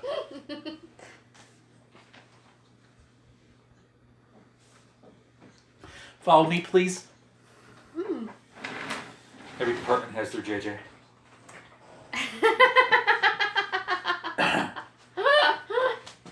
Oh, poor JJ. So Malarkey starts taking you back, and as you're walking through the, I guess I should call it the squad room still. As you're walking through the squad room, a pair of detectives stand up, and you recognize one of these guys. This guy was at the church last night. Okay. Now they actually walk in from behind you. Hey, Malarkey. Yeah, detectives. We'll take them. Takes off the two detectives. One goes, pleasure to make your acquaintance. I eyeball them suspiciously. Hold on, where the detectives' names goes?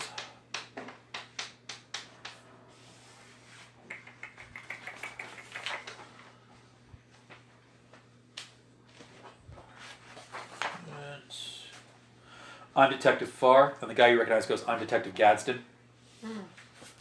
And it's our understanding, from what we just overheard, that you're looking into the Green matter. Is that right? Yep. Come over here for us for a second. They take you into a small enclosed interview room. Close the door behind them. They go, okay, you didn't hear this from us, but we actually got orders to stop investigating that case. Nobody in LA County wants it looked into. Nobody. Did they give you a reason? So I can say LA County. I think it's actually Orange County, isn't it? I think so. Yes. Right, no one in LA or Orange County wants that looked into.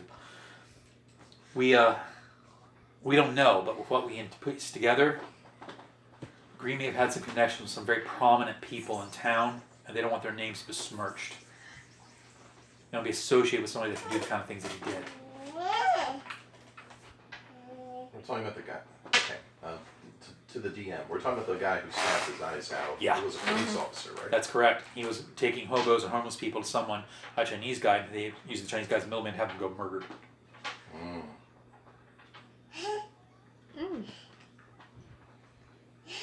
That certainly explains it. We're willing to help you on this, but You can't put any police muscle behind it for obvious reasons. yeah. It's okay. And if you're gonna call into the department, we recommend you call us. The last guy that I started asking questions about this was another detective, and he went. They literally just took him to the loony bin, and we don't think it was natural. We think somebody slipped him something, some kind of chemical agent. We heard that happen during the war. Yeah. Okay. Here's a card. Here's the numbers. You call us, okay? Okay. Okay. So they take you to the cell. During this time period, you had some cells that were ISO. They put him in an ISO cell. You open the door, and he's sitting in there, eyes bandaged, breathing. Yeah. Sitting there in a straitjacket. He's kind of rocking back and forth.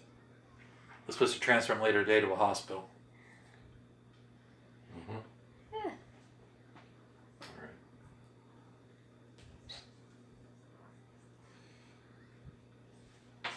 You don't want me talking to him. Mr. Green? Yeah, he says. I'm Herman Dayton. 9. 9.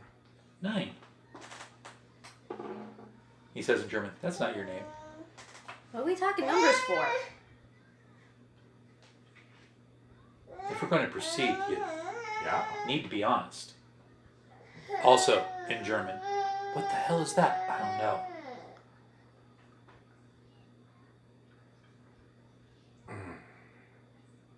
Officer, do you mind leaving for a moment? Yeah, we kind of can't leave. We can't leave you alone with the subject, sorry. Yeah, that's what I figured. It's alright.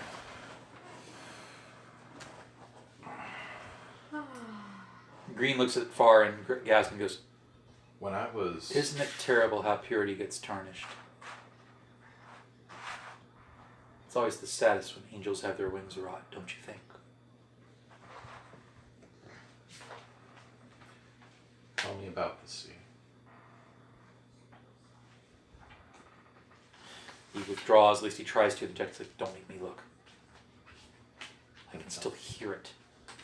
What do you hear? Crashing in the black waves, the starless sky. I don't want to look at that again. Don't look. Your eyes are closed. No, they're not. I thought I closed them. They're still there. And this is all in German. Mm-hmm. What's he going on about? Officer, I'll just tell you, officer.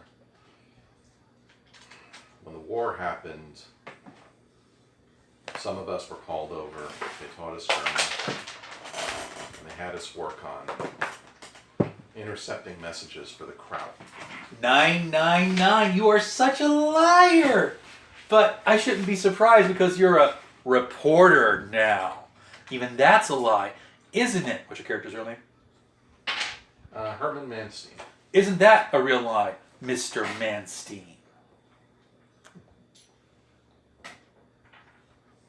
This is going to take a while, Mr. McClark. That's going to require, I think, a sanity. Give me a mental. Because this guy knows way too much about you. This is not natural. 5. Okay, you pass it.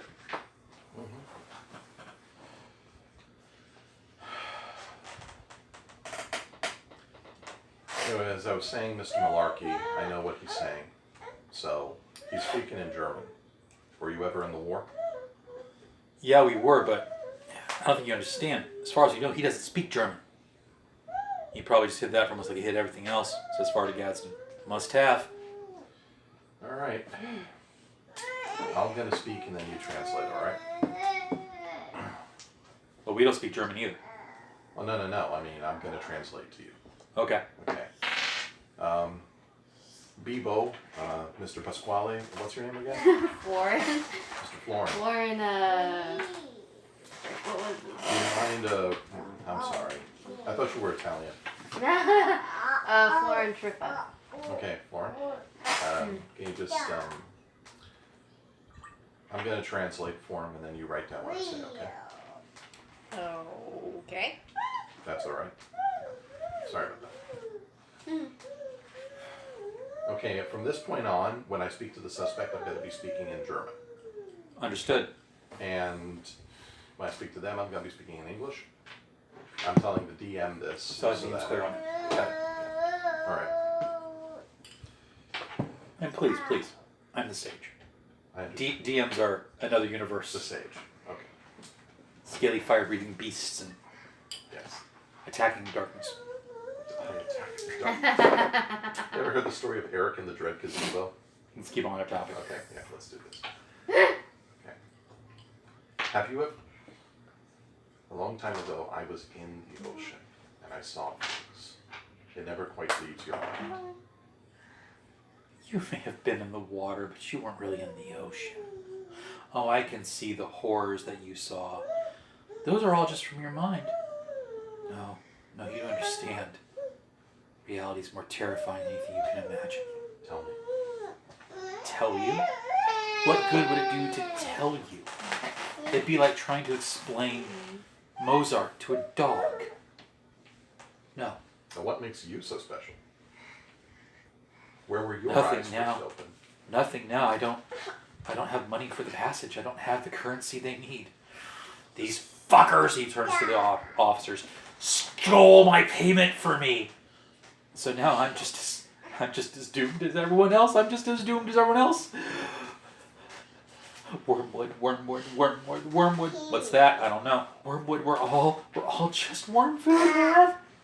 We're all just worm food. We all die eventually, if that's what you're saying. But that's not what you're saying. We're all just worm food. He starts crying. I wish I were blind. I wish I were blind. That he's saying in English, so they understand. Who told you about the sea? This doesn't matter. None of it matters. Roll It social. doesn't. Trying to get information out of him. He's resisting. If it doesn't matter, then why not tell me? What's your total? Okay, social, 3. He successfully resists, and you sense you're not getting anything out of him. He is going into La La Land. He's not very coherent. The only thing that comes out is he says, they lied to me. There is no hope. There is no hope. They lied to me. There's no point. Who is they? Oh no. Why won't you tell me who they are? Ignorance is bliss. Trust me, I'm doing you a favor. But knowledge is power. No, it's not. You're wrong. Knowledge is not power. Knowledge just speeds up the horror. Enjoy your bliss while you can. I wish I were blind. I wish I were blind. I wish I were blind. He just keeps yelling that from that point on. Sure you don't need me to punch him a few times? Actually, officers, would you be okay with that? No, we would not. Okay, that's They what turn their back so they can't see anything happen. The officers are very disapproving of slapping a man who clearly needs a slap. They are terribly, terribly disapproving. And I disapprove too, and I turn away. Oh, walk up to the guy and Well, he's a restrained target, so unless you roll a 1, you're gonna hit it. where's my dice? There it is. It's a certain little girl. I saw it. She was playing with your dice. I saw that. Yeah, I got 4. So, you're a physical guy. You add 2 to that, so that's a 6. Your physical is a My physical is... +2, isn't it? Yeah, physical is +2, and So that's then an I 8. also have the mighty thingy that we talked about, which also adds +2 again. Best of the damage. I'm calculating your Okay. degrees of success first. So you have 2 degrees of success over what you need. So you can roll a D3, a D3, and a D3. You can roll 3D3. What's your physical? 2.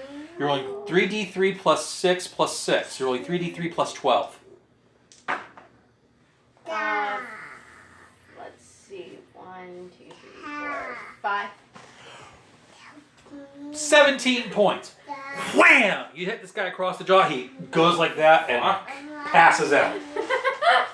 Yeah, most people do 1 to 3 points of damage on a punch.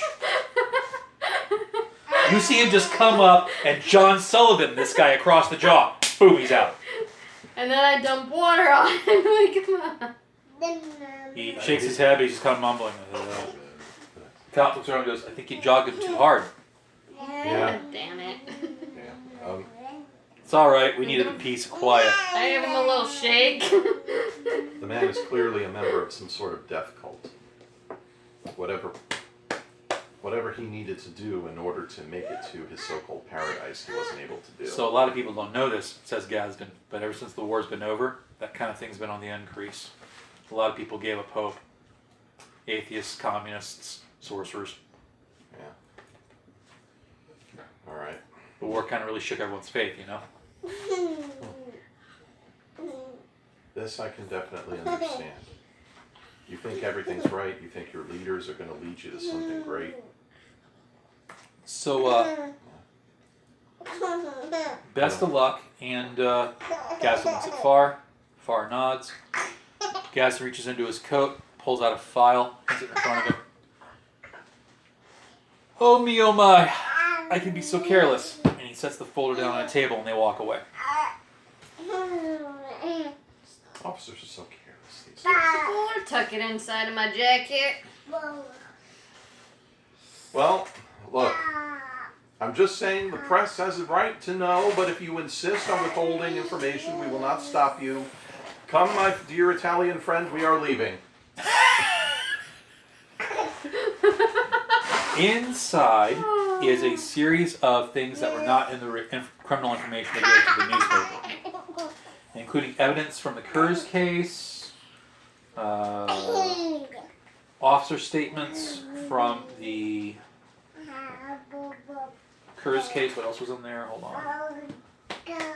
Arrest report of Green and crime scene photos of what happened to the Chinese guy, as well as the investigative notes of the detective who was originally assigned to the case, a Michael Bingsley, who's currently in a mental care facility. You want to read through them? Yep. Yeah. Both of you give me a mental check. This is a research. You don't have any bonuses for researching your professions. No. So it's a standard D6 plus your mental. Jesus Christ. I got a 6 and a 5. Well, So I rolled. 5's going to be a plus 3, so you have a total of 9. Well, I rolled a 6 the second time. So you rolled again. No, I rolled a 1 and then I rolled a 6. Oh. You're looking through those like, I don't see anything. But fortunately, there's 2 of you. Yeah, really. So here's what you know. All right, I'm going to read through this. Evidence. The Kurz case. The Kurz case was called when a neighbor heard Kurz shouting. The neighbor, also Jewish, was able to make out the blasphemous things Kurz was saying and saw his Kurz kill himself when he opened his throat with a knife. This is the witness statement. Witness statement of Eamon Hacklow. I heard a terrible shouting around midnight. I recognized the voice of my neighbor, Mr. Kurz, and at first I thought he was praying. But I heard him shouting things that were, well, blasphemous. God forgive him. I can't remember them all, but I remember hearing him cry out, the angels must not exist and that God did not protect people. Baruch Hashem, have mercy on him. Yet he was also calling on God to protect him from something. I walked to my window, witnessed him in his garden. He was wearing his talit, his tefillin, and he was holding his siddur. Now those are religious objects. The talit is a religious shawl that observant Jews, particularly Orthodox people, wear. I think I still have mine somewhere in my stuff. Oh, so that's what that is called. And tefillin are these little prayer boxes. You strap one to your left hand, it goes around your left arm, and one to your head. I think I still have those too. It being a long time since I was actually at shul last. But, and the siddur is a prayer book. Typically, this is the get-up that a religious Jew wears when they go to the minyan, the prayer service that takes place 10 times a day. Sorry, 3 times a day. He was standing inside a circle of flames. He kept ranting for many minutes, so I called the police. When I came back to the window, the flames had largely died out. He was little more than a silhouette in the dark. Then he fell. I wasn't sure what to do, but eventually I walked to check out on him, and that's when I discovered he'd cut his own throat. Crime scene photos. The photos show Kurz completely wrapped up in his blood-stained tallis, lying on a turf, and his guard with his throat cut and his tefillin wrapped around his arm. You had a total of 8, you said? I got a 6 and a 5. Yeah, so you have a total 8. Total 9.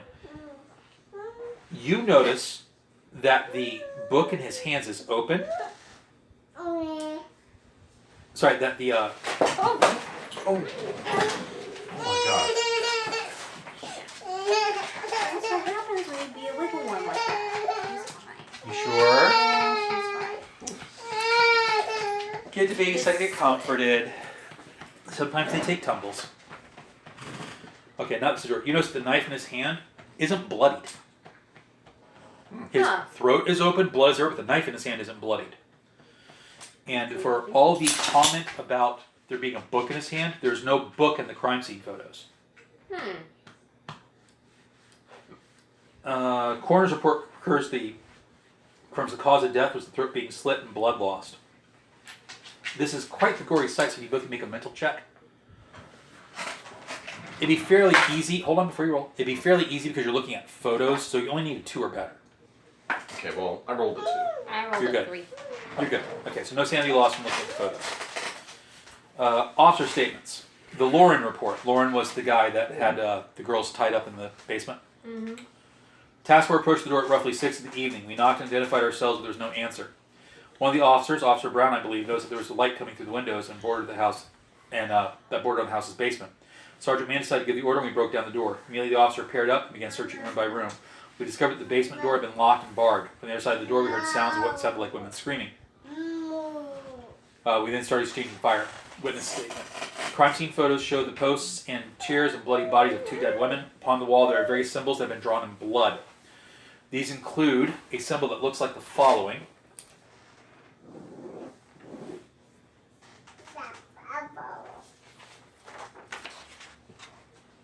Okay. For the audio record, it looks like a circle with 5 dots inside of it in a cross-like shape with a half-moon line on the bottom of it. And the second one looks like this. Wait a minute. Okay, the first You have 5 central dots on the second symbol with squiggly lines coming out from it and 5 tendrily-like apertures. My character used to work on a boat. Yeah. Would he know? Because that looks like the Southern Cross. Roll a mental. 4. It's not quite the Southern Cross. The Southern Cross is a bit more of a displaced thing. Okay. You look at it, you're actually thinking the first thing is it could be a horizon and a constellation. You're looking at it going, that probably is a constellation of some kind, but it looks like it might be like the bottom part of one constellation and the top part of another. And the symbol basically is telling you when you look this direction at this time, you see something. She's not happy because I put her down because she was being too wicked. So, She's just throwing a tantrum. the joys of parenthood.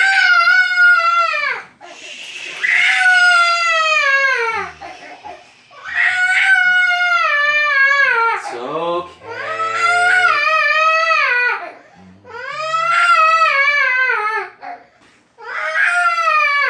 Calm down. Calm down.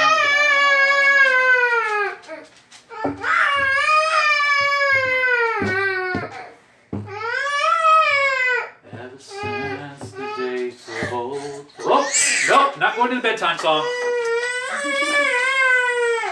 Seminole Wind is her bedtime song. Let's try this one.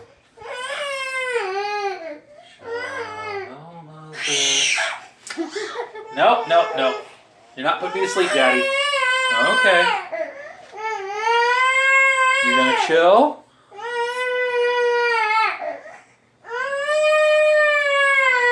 Where's Bun Bun?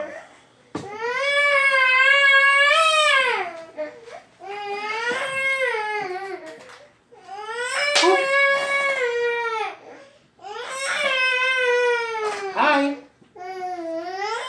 Hi. Hello. Hello over here. Hello over here. Hello. Hello. Let the audio record show she's now giggling. Hello. Hello. Hello, hello. I know. You're silly. You're silly. You're silly. Hello, hello, hello, hello. You gonna be okay now? I'm gonna hold you for a little bit, okay? Okay. So, we are left off at the officer's reports, right? Mm-hmm. Okay. You're talking about the guy that had the ladies in the basement? Yes, yes. Okay. Crime scene photos show those 2 symbols, and below them is an odd collection of scratches that look like some kind of language you can't identify. On the backs of the 2 dead women, you see he has engraved the same sigils with a knife. Roll another mental for me.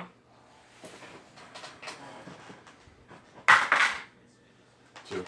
It is the same knife that was in the Kerr's photo. The exact same knife. It might be like a similar model, but it looks like the exact same knife.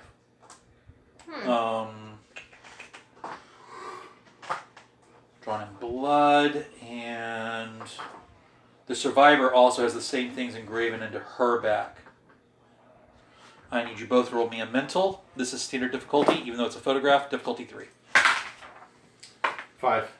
You pass? I had a 6 and a 4. You pass. Okay. Officer report on Green. This officer stabbed his eyes out. We observed Officer Green and suspect enter the old ranch house near 11 p.m. Our task force waited until he entered the home. Before we could approach, we heard a scream from inside the home. We believed that to be of Officer Green. Concerned that he was under attack, we drew our sidearms and advanced. Green stumbled out of the house holding his eyes. He ranted about everything being black and attempted to take off Officer Hardy's weapon. We subdued him, and he continued to rave. The suspect attempted to escape through a back door. We exchanged fire with officers Kellings and Darnell. Crime scene photos revealed 10 people, all homeless, inside the home. Green could not have delivered all these people in a single night, you both conclude.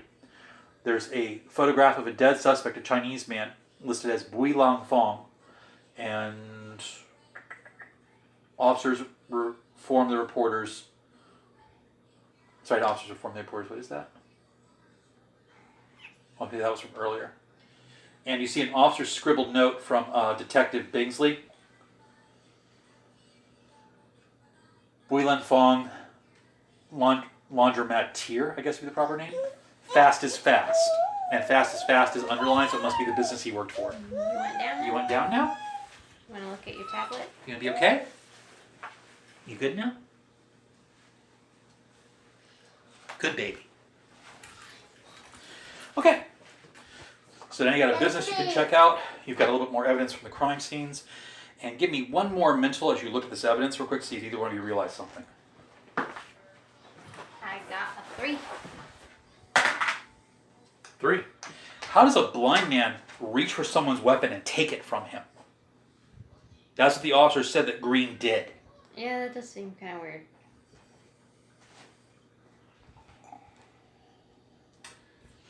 I need a stiff one.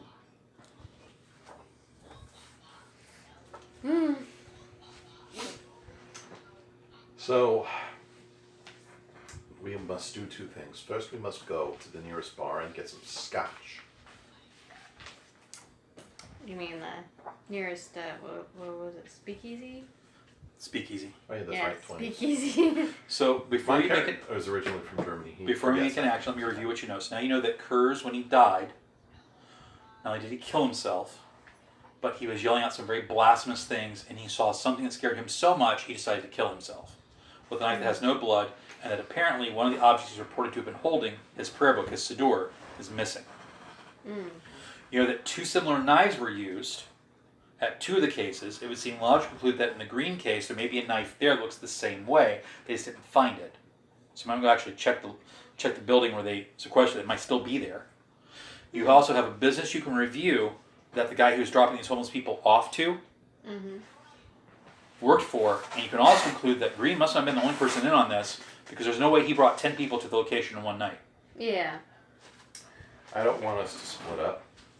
That would be a bad idea. Yeah. You still have an insane detective you can go interview too, I'm just saying. Which one do you want I to... thought we had just interviewed the insane detective. No, that was the officer. He wasn't a detective. Green was not a detective. The detective who was first investigating this, Bingsley, also went insane. Oh, that guy. Okay. Didn't Yeah. they say they took him out of state, though? No, he's currently in a care facility. Oh, I thought that they had taken him out. All right. No. He's in the loony bin. All right, so we got a couple of decisions to make. Well, you can either go look for the knife, go look at the business, or go to talk to another crazy guy. I would like to talk to the other crazy person, and I will tell you why. There's cops swarming. Well, that's his problem. What do you think is more likely? That the person in an insane asylum will have an unfortunate accident, or that some very important missing items will be found within the next 24 hours?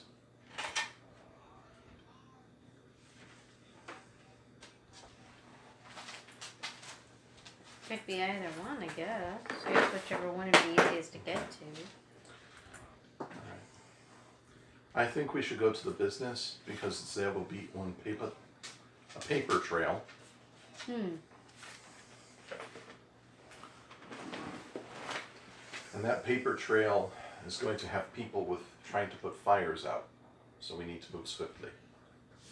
I don't know. So I guess we go to the business. We'll have to go to a speakeasy later tonight, I'm afraid. So you're gonna check out Fastest Fast Laundromat first? Yes. Yep. Fastest Fast Laundromat is a single Chinese laundromat in Chinatown. As you all drive into the area, the first thing you notice is that there ain't no Anglos here. Y'all stick out. And everybody's looking at you. Give me socials. Oh, Lord. Oh! Okay. I only got a 3. I got a 3 after rolling a 1. So you have a -2. Well, +1 because of my social. You have a -1. It was. So he is, whatever it is he's doing, people having a really bad reaction to him. They're having a neutral reaction to you, but it's a little cold. Mm. All around you see Asians. Some of them still wearing traditional Chinese clothing, but a lot of them wearing modern clothing. And some people like in that half and half stage, or like they're wearing like a Chinese K for their haircut, but they're wearing American clothing. I always find that stage to be the nicest, to be honest. It's like a blend, you know? But, okay. The street is full of activity. People are back and forth yelling at one another in various forms of Chinese that none of you speak. Okay. What do you do? Are the street signs written in English and Chinese? Yes. Okay. Are we able to see the, what's fast laundromat? Fast is fast. Fast is fast. So you can see fast is fast. How do you want to approach? You want to observe it for a little bit first? You just want to walk in? What's your tactic here? I don't think we can hide in a place like this. Yeah, I mean, Duh. normally I'd be like, let's kind of watch it first, but the fact of the matter is we stick out. Yeah, So there's nothing group. it's like, there's really no point, in my opinion, because Okay. everybody's going to be watching us anyway. So just walk straight in. Mm. So fast is fast is the typical fast Chinese laundromat. You see people in the back behind the counter quickly going through stuff, trying to get stuff cleaned up. At the counter there is an overburdened old mother who looks up at you as you walk in, rolls her eyes. You can instantly tell what she's thinking. Oh, white people. Yao.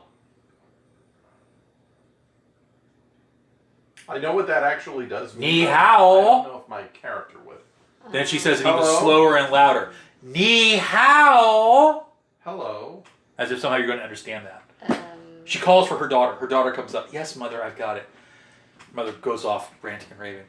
You're looking at a very pretty young Chinese woman. She's probably about 24, 25. She's dressed in a traditional Chinese top, but she's wearing slacks.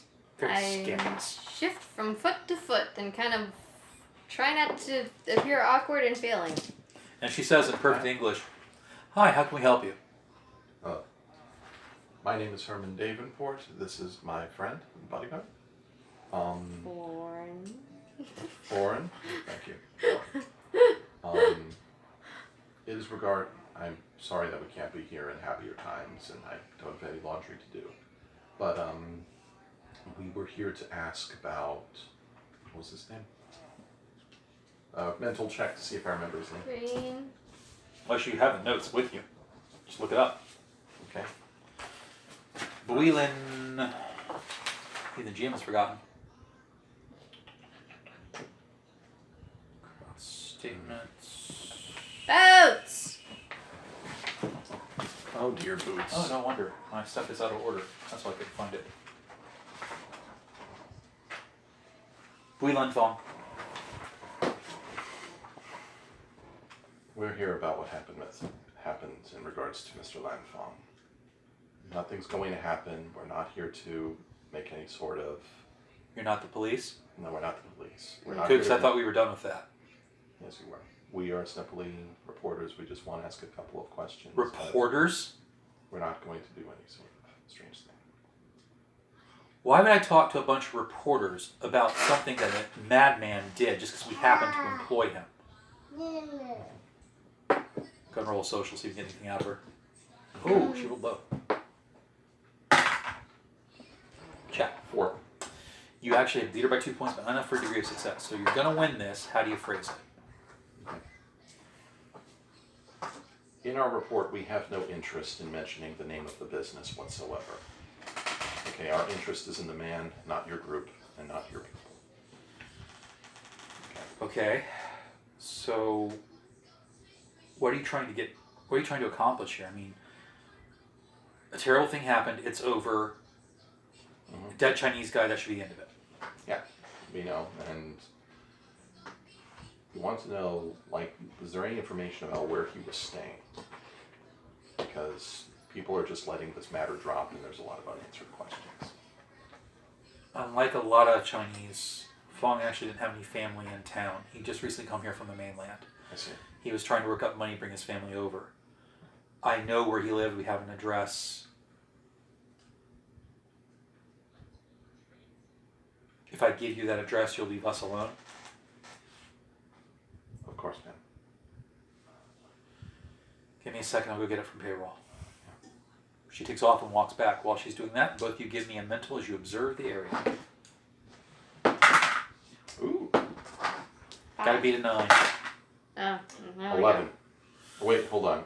6. What's a 5? It's 3, right? So the second rolls after the initial D6 are all D3s. Okay, so...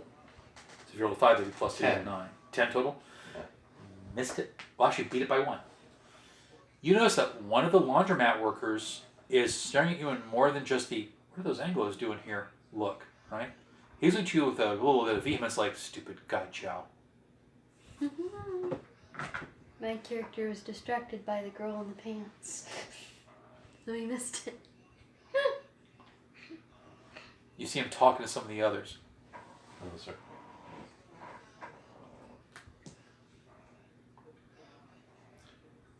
Well, the thing is that I can't just outright antagonize a man over a look. So what I'm going to do is I'm going to wait until she gets the paper back. And then as we walk by, I'm going to just try to walk. Both of you give me a fate. Fate. Give me a fate. Fate. I got a 4. Oh, not good enough. It's a 6. What does Lucky say? Is this to avoid a hazard? It is, actually. 7. Okay. You spot that as he's talking to people, he's talking to some of the more rough-looking guys that have scars and stuff on their knuckles. Maybe got a little bit of cauliflower ear. About 4 to 5 of them are looking at you too, and they're starting to disappear from their workstations. You immediately get a bad feeling you're about to get bushwhacked.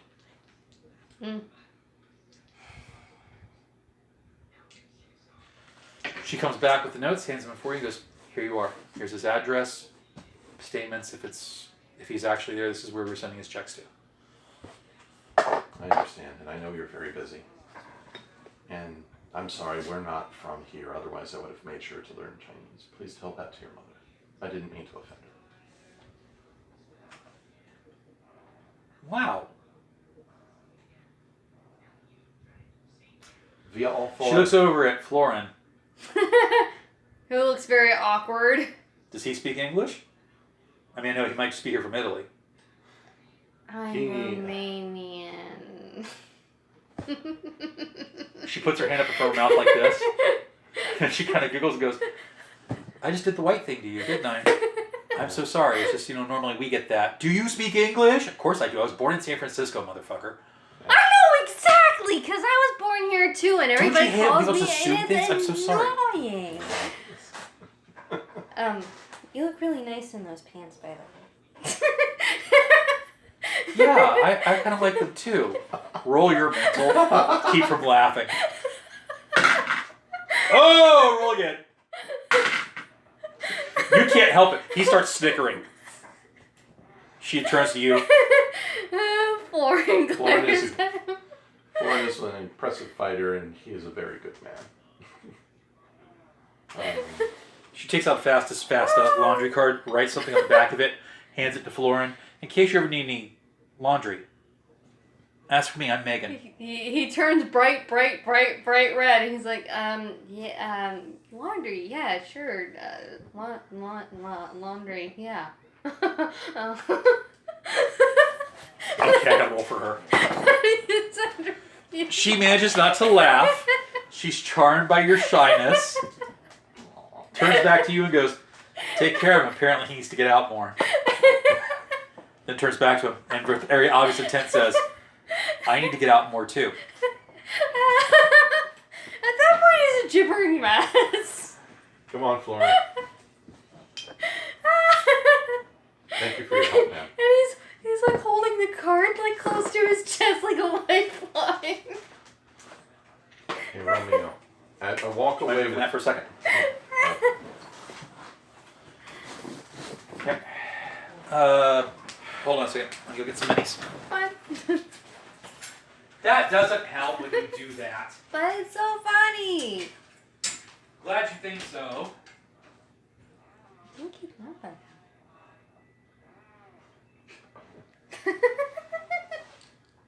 Oh, poor Florin. Oh, good lord.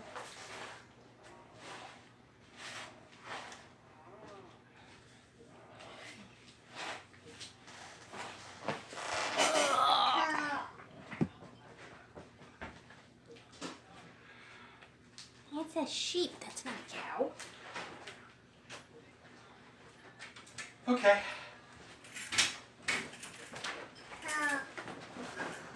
Whoa, whoa, whoa. Whoa, whoa, whoa. Whoa, whoa, whoa. Whoa, whoa, whoa. Everybody was kung fu fighting. Them cats were fast as lightning. It was a little bit frightening.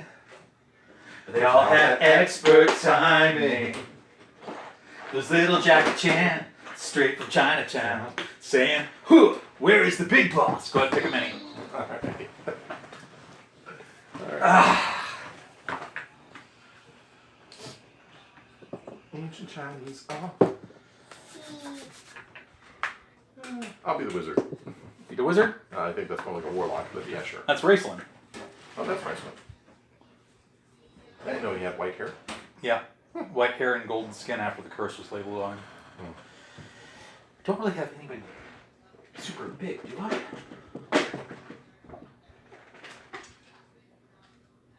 Well, actually, I kind of do. You're the big orc. There's a problem.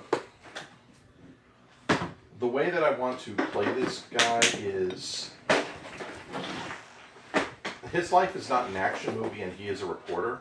Right. It's not unusual for him to have a pocket revolver on him, but the shotgun is in the car.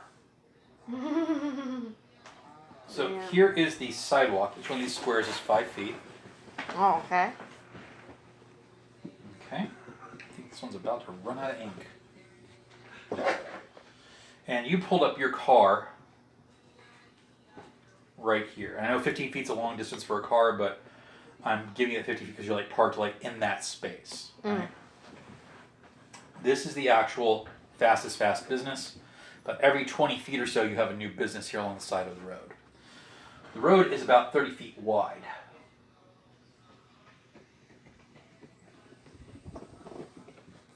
This one's you, this one's him. You guys are coming out of the business right now. Alright? Now along the side of the road, you've also got places where there's like market stalls. I'll make the market stalls a little shaded.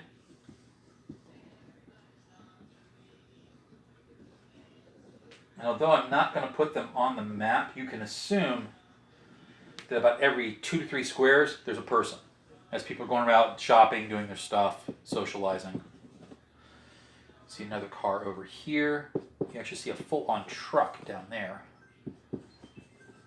Another car over there. Okay. So, as you step out, 2 guys step out from the sides of the building. 2 guys step out from the sides of your car. One guy, the leader, the one that was looking at you the most, is the smallest guy. He's short even by Chinese standards. He's like 5'1". Okay? However, although he's only 5'1", he's as wide as this guy. He's huge with rippling muscle. All these guys look pretty tough. I'm thinking of Bolo Young. That's a really good example. Now, since you passed your fate check, they don't have an ambush on you. They come up, the small guy starts talking, he's like, I don't think you all need to pursue this matter anymore. It would not be in your Interest. So. beneficence. Actually, he's right. It's interest. That's what the Chinese guys. Shut up. My English is perfect. Whatever. The other three guys kind of roll their eyes. You knew our friend? We all knew Boy. He was a hard-working man.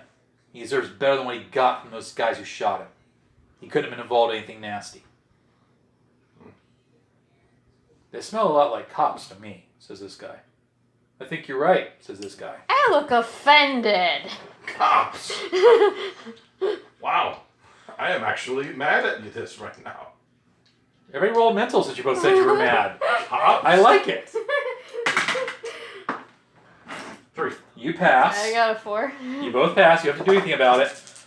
Then one of them says, "Well, maybe they're private dicks." Could be. So what are you doing here? Where are you guys? Someone bit. No one. Can I call the turn for you, Florin? Can you call what? I actually didn't hear what you said. Can I call the turn for you, Florin? Call the turn? I don't know if you can dictate your action. Oh, yeah, sure. All right, because I'm thinking at this moment, honesty is actually the best policy. Someone big is trying to cover their tracks in regards to what happened to them. The police are scared shitless. We're trying to find out what happened. These are going to be very difficult people to persuade because they're used to being shat on by the system and they're used to being ignored or outright oppressed. I'm going to have you roll a social test for me. I'm going to call that social test a base of... Very difficult sounds good. Base 6. Okay. I'm rolling for the reaction in case you fail. Oh! Oh, okay. What'd you get? Well, I rolled a 3 the second time, So -2, and my social is 1, so -1. -1. So you flub it. Oh, Since boy. the base difficulty was 6, Yeah, you because actually, I'm not trying to deceive them. and since so the I base can't have difficulty was slide. 6, it was a -1 degree of success failed too. So you say what exactly? I'm going to take it very much the wrong way. Well, I was going to say simply was someone very powerful is trying to cover their tracks in regards to what happened to your friend. Powerful? Seems that way. The police don't want to do anything about it. So. And you think we can't take care of our own? Is that it? It's not what I meant. I think you need a lesson. They all get into some weird kind of stance. My character kind of looks up at the sky for a minute and goes, okay. Now, I gotta emphasize, this is before Kung Fu is known about. Yeah. I mean, you guys have heard stories that the Chinese have some really interesting fighting techniques, but none of you have ever seen or know anything about it. Mm. So, to you, it all looks like they're posing for dance or something. Mm.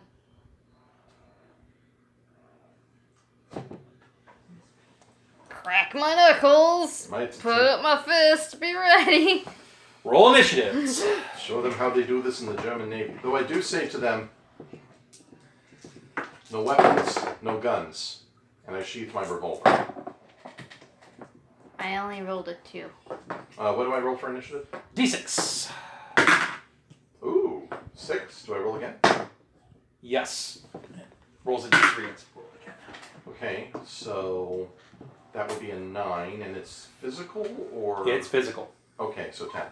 You have a total of 10? Oh. Okay. So I'm So going to I mark your add my dice. physical to that? You do. That would be a 4 then. You have a 4? Yeah. So you have a 10. I'm going to mark you with a 4 so that I remember you have 4 initiative. 4. Take those back for me. Mark you with a vampire 10. Okay. So, initiative begins as follows. This is pretty much patterned on the standard combat rules I always use. You have 3 actions around. A round is about 6 seconds. This one I lowered it from 10 to... Oh, it is 10 seconds. I'm sorry. I think so. Your opponents have a 3, a 7, a 7, and a -1. One of the guys is just going really slow. He's like, what? We're going to do this? What? You have the first action. What do you want to do? Now, each turn you normally have a skill action, an attack, and a movement. Who am I closest to? Sorry, I should say combat. But you can make 3 moves, 3 attacks, 3 skills. It's all up to you. Who am I closest to? Well, on this map, as you can see, you've got 2 guys both just a little under 10 feet away. Okay. And I take it this is our squat guy, right? The short guy is the short miniature. That's right. Okay, I'm going to go for the tall guy first. Guy's going slow. Yep. Right, so you step right into his space. Okay. Now, for physical attacks, since this is just a fist fight, so I'm not going to pull any guns. How do we just roll it? You roll physical. You roll physical to hit him. He sees you coming. He was slow getting a stance, but his hands are like coming up like he's like. Whoa. He's a negative initiative score. You smack him with a. Okay, so 4 is what I roll. You have a total of 4.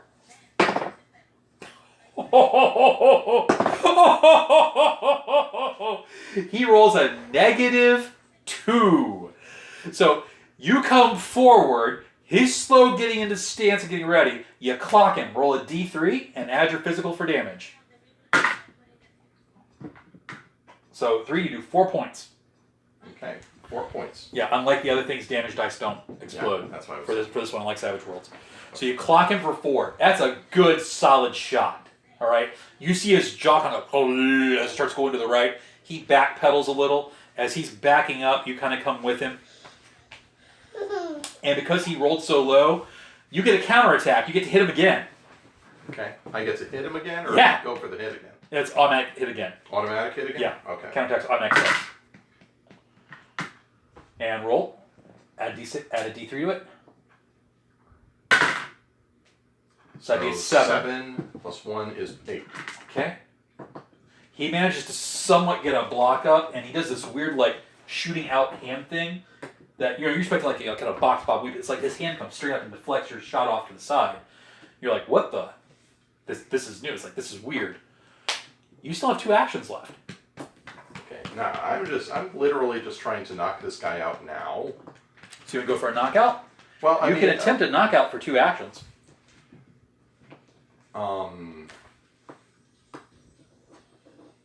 I mean, I suppose I could. Okay. So the way knockouts work is if you hit, for sake doing damage, then he gets a roll based on what your damage would have been to try to knock him out. Okay. Okay, so you take another slug at him, roll it. 4. Okay, I'll roll his defense. He's a little slow getting one in there, but he manages to parry that one aside too. So it's like, and he drops back in this weird kind of like with his fingers out thing. Okay, not a bad start. All right, you are now acted out. Next person up the initiative roll is the short guy who's behind you. Since you've got a little step up, he can actually step there without being attacked by somebody else. He rides up and he goes, wah! Comes up like a flying sidekick. He's coming from behind. He gets his hit. You feel a kick in your ribs for 1 point of damage. He lands. He sees the shots hit you but not done the effect. He's like, ah! He throws a really bad rabbit punch. That one's going to connect for 3 points of damage. So you take 4 points. Ha! Bing, bing, bing. Right? Okay. Now, what's your physical? My physical is plus 1.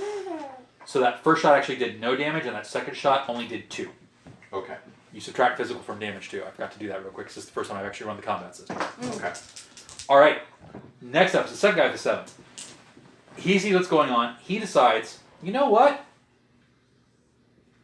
There's 3 of them. 3 of my buddies. 2 of them. He spends a move action to get into the car. What is he going to try to do? Gets in the car. Realizes he forgot because this is a 1920s car to step out and crank it. Is he trying to steal our car? He's going to steal the car.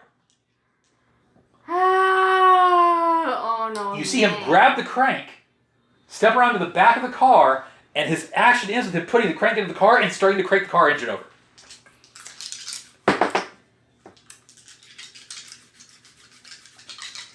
You go next.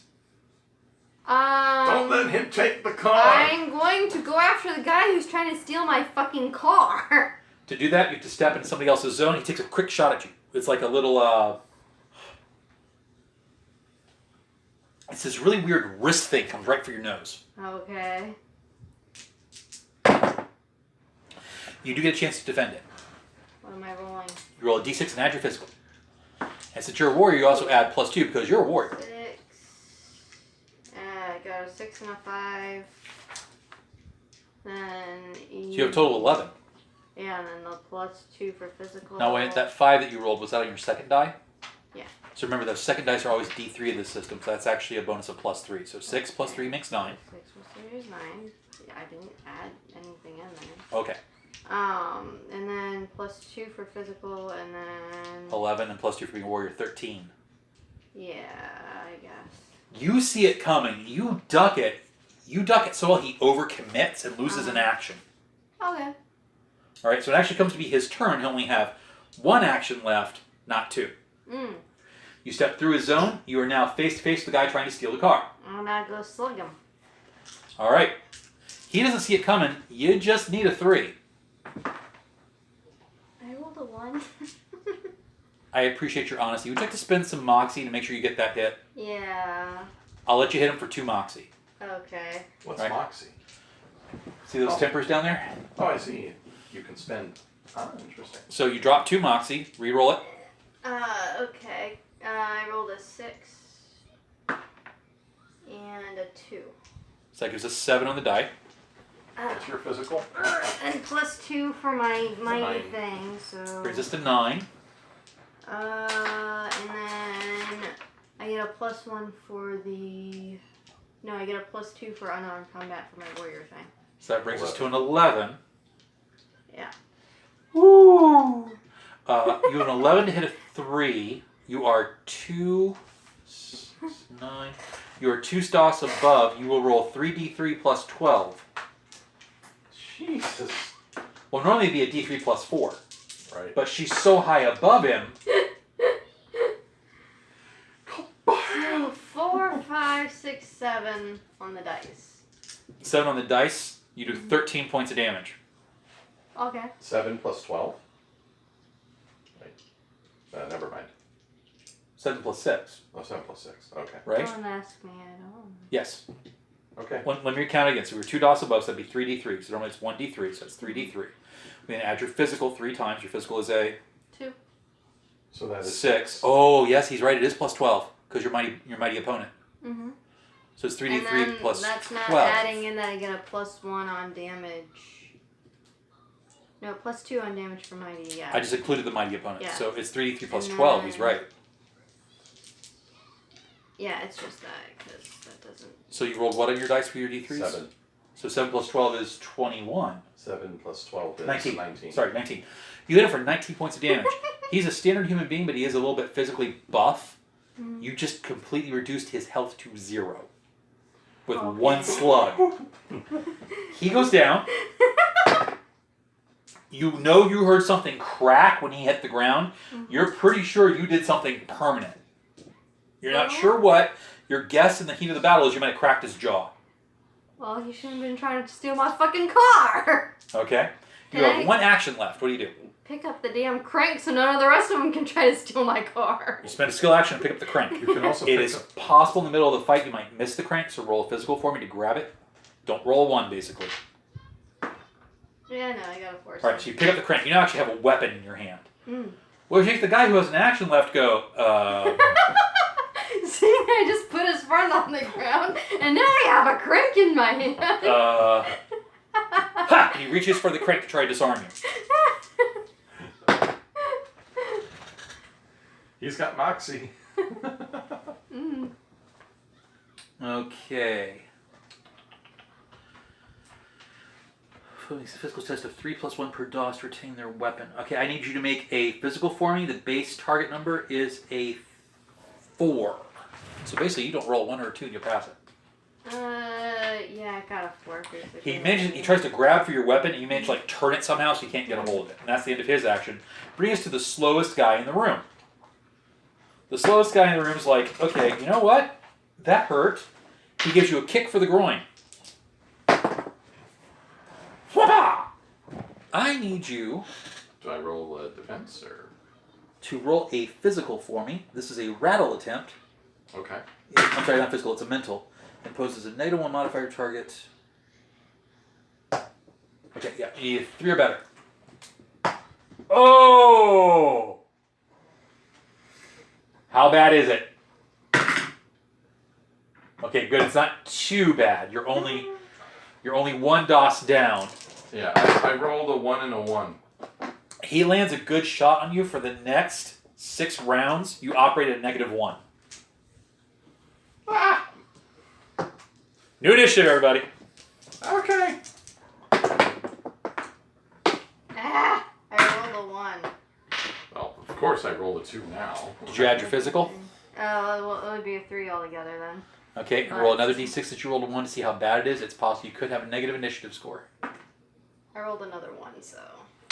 So you're actually operating at a 2. Okay.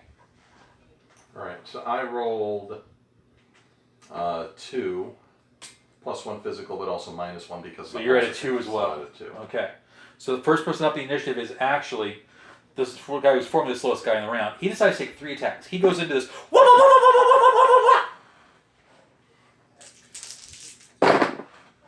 Oh my god. Now, would you like to fully defend this round? Yes. Fully defend eats up 2 actions, but you can defend every single thing that comes at you. Right. You may still attack if someone counterattacks. Right. Give me a defense roll. Okay. How do you spend Moxie? You spend Moxie if you want to reroll a roll. I'll let you do it for 2 points. Okay. Is she out? She is out.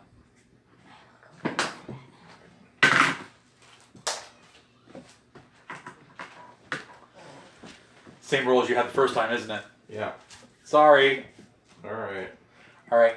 So, you managed to actually... You have it! You don't have it! Bang! You get clipped. What's your physical? +1. So, the first one actually only does 1 point of damage. You managed to block a little bit out of it. Roll again against the next 2. Targets are 3... with his physical, targets are 4s. Okay. 4. Tied it. Last one. 2. Try to juke and bam! It catches you on the way up. That's going to be 2 points of damage minus your physical plus this. You take 2 points from the next one. Alright, so 5 in total. No, I mean, I've taken 5 so far. Yep. Okay. Now for Sammo Hung. Well, Bolo Young, actually. Sammo Hung was not that stock. He decides to actually grab your character. He spends 2 actions to grab you. Oh boy. Roll me a defense. Gotta be a 6. I'm useless. You are bear hugged. He picks you up and slams you into the car. And he's still got you in the grapple. The car does a total of no damage to you. Lucky. Alright, over in hers, I'm just gonna... Stop trying to sodomize me and fight! They're tied, but she's the hero. Honey, I'm just gonna have you attacked by Rote. Is that okay? Okay. She swings the car crank for him. He just manages to dodge the first one. She swings again. He definitely nimbly dodges the last one.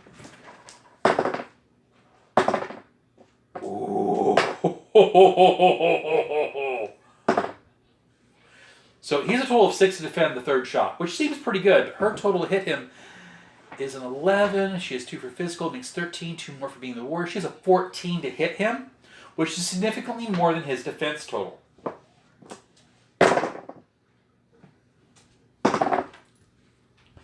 With 20 points of damage, she smacks him into the ground. He's out. Your turn. Oh, I'm sorry. Actually, you've got an action left because you went full defense. You got 1 action left. We're gonna I tried to break the grapple. Okay, give me a break. You're rolling strength against his strength. I rolled a 4. He rolled a -3. Not only do you break it, you break it with the degree of success. Where would you like to move him on this map? Okay. Well, I'm going to have him... I mean, my car is here. Yep. Okay. So I'm going to knock him backwards so he's kind of in the way of his buddy. Okay. I turn around. Unish. I rolled 1. And the second one was a 3. So you're at -2. -2.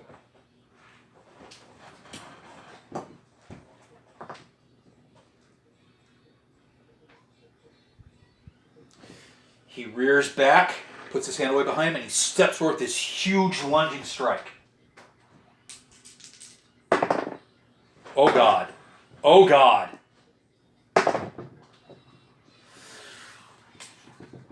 6, 9, 10 plus his physical makes 11 plus his training. He has a total of 12 to smack you. Roll your fate real quick. Oh, fate? Roll your fate. Okay.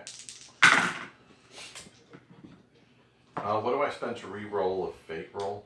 That'd also be Moxie. Okay. I'll let you roll it for 2 Moxie. Okay. Yeah, let's do that. This is a good plan. I'm gonna roll a different die. I think that was a stellar plan. All right. 6 for the 1, and the other one is just a 1. So it gives you a base 7. Yeah, and my fate is 8, and That's enough to make it happen. yeah, and this is a.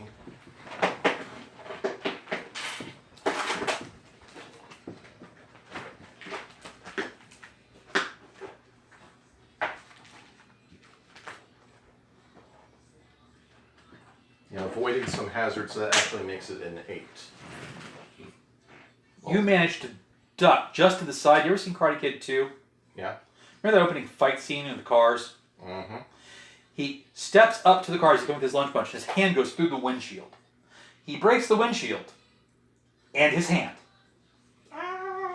He backs up. Out for the rest of the round. His buddy steps up to try to attack, coming behind the chain blast punches. And as he does, suddenly, attractive Chinese girl from the restaurant is in the way, going... Right. Stop it! She yells at him. And he stops. Okay. So that was, she went full defense when she came in, and then did a skill action, and she's acted out. Bad guys are acted out here. Ruth is still changing the date. I'm going to say that the gypsy would probably come around the car. 5, 10, 15, 20, 25, 30. Come behind him so the guy can't see him. And class him from behind.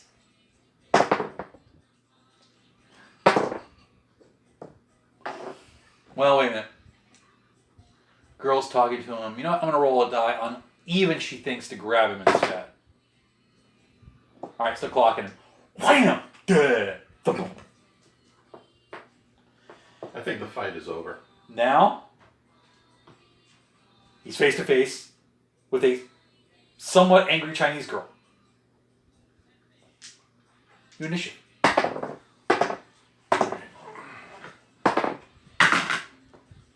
I roll a 6. Bad guy has a 7. Alright, so that is an 8 total. He goes running.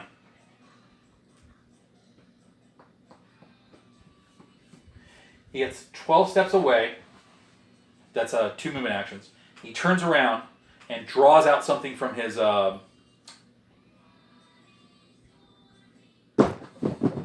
having a worse day with my Chinese clothing. His frog button Chinese clothing. He actually opens his frog button and draws something out. You know, he's got like a knife or something in his hands now. Because, you know, Gypsy pulled a weapon. Okay. But it's clear that he's trying to evade. What do you guys want to do? Alright.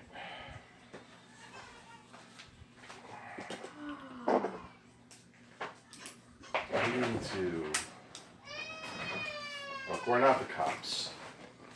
This guy, I mean, instant he goes around a corner, we're not going to be able to find him or tail him. I think we should thank the lady for her service, for helping us, and get out and get to our dead guy's apartment. So I'm face to face with angry Chinese girl now? Well, she's not angry at us. She's a little angry at him. She had the situation under control and he reacted.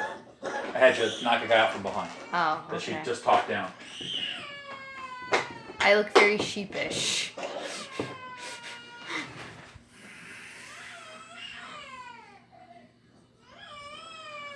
You two should probably go. Yes. We're sorry. Oh, Go.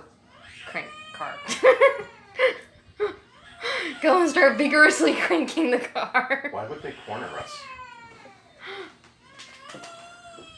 Could be multiple reasons, she says. Could be they just assumed that you were other white people picking on them. They all knew you. Maybe they know something. I don't know. I don't want to speculate. It's not your business anyway. It really isn't. But Yeah, I'm sorry you all went through that. Thank She you. rubs her arm. Thanks for help. I need more practice, apparently. Lauren, do we have any bandages in the car? No, she's not cut. She's just bruised from where she was Oh, blocking. okay. After a fight, things start to bruise. You start to feel it because the adrenaline wears off. Okay? So they all disappear. If you don't mind, I have to make a phone call. I'll be right back. Sure, go right ahead. Want to go ahead and pause? We're about halfway through.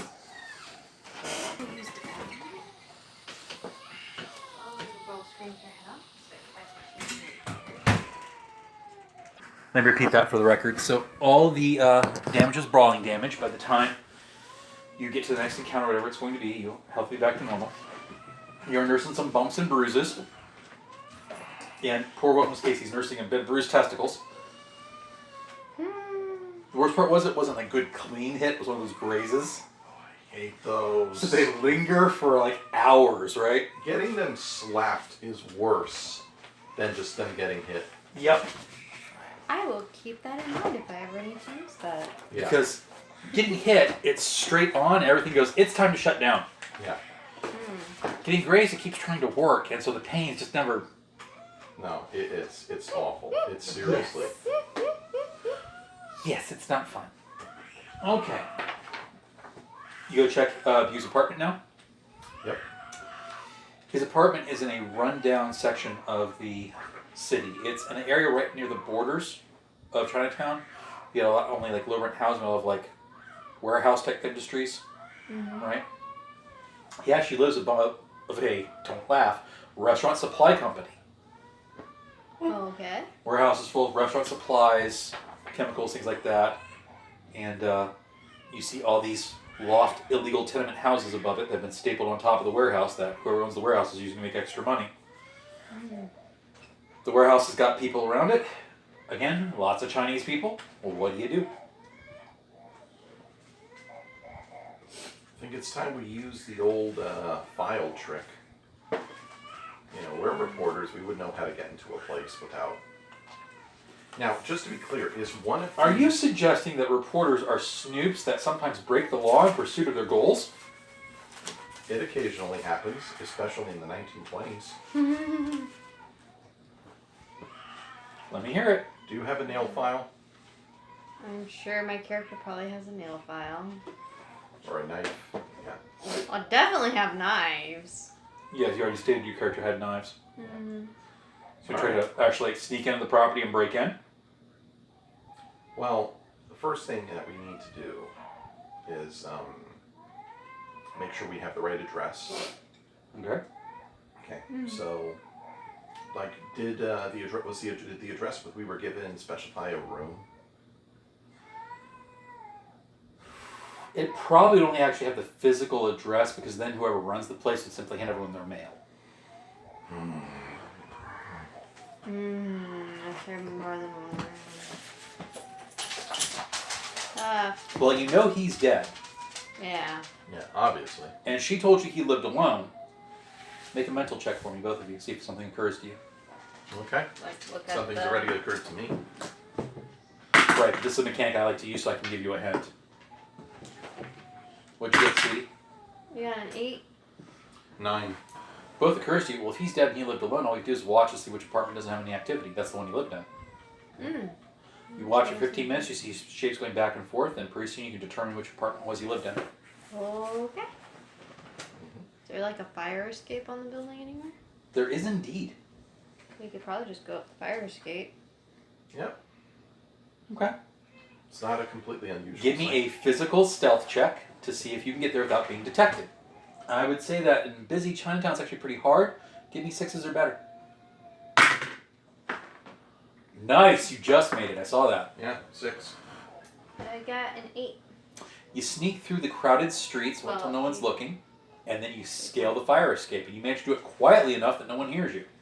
You're now outside the window to his room. Test to see if the window is unlocked. Roll your fate. I got a 4. So air conditioning wasn't really a big thing yet, so a lot of people actually did leave their windows unlocked, especially if they lived up above the ground floor. It is unlocked. You can sneak in. Slide it open, check to make sure. Inside, you see a very well-kept, like almost monk/Spartan cell. Bed is perfectly made since he didn't come home. It's still there. He's got a small writing desk. In one corner, he's got what looks to be some kind of weird Chinese altar with lots of pictures of it, so it must be like his family altar. And then on one wall, you see the same symbol painted in gore on the photos. Here it's actually painted on a wall-hanging Chinese scroll, and beneath it, there is some spider-headed thing sitting on a throne. It's an old Chinese wall painting, and looking at it's very disconcerting. Give me a mental check. Really? 5. I rolled a 1 and then a 3. Ooh. You lose 2 points of sanity, and you hear the crashing of dark waves, the chittering of something insectoid, and a voice. See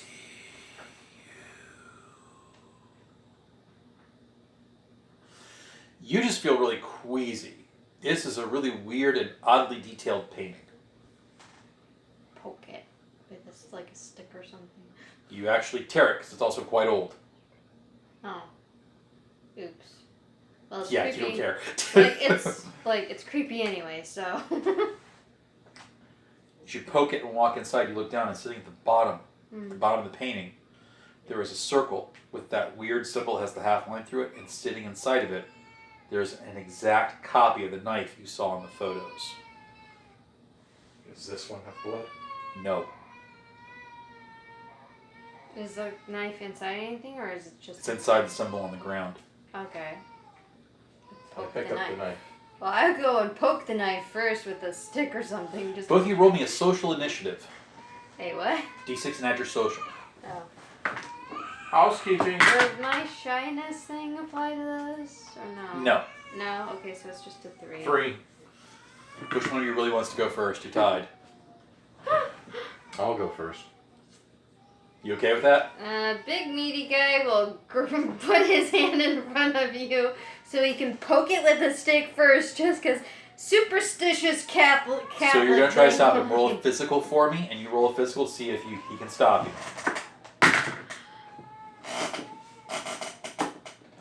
I rolled a 6. I got a 5 total. He manages to squirm past you. He grabs it first.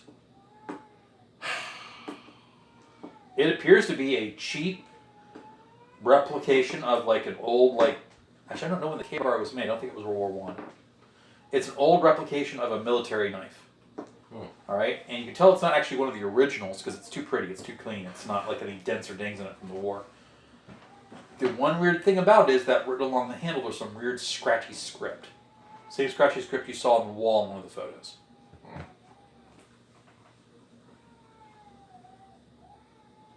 I go to his letter desk. I see Okay. if there's anything written there. He's going to search the place. What are you doing while he searches the place? I'll keep watch. You give me a mental to keep watch on the road. Since that's a really good idea, I'm going to give you an extra +2.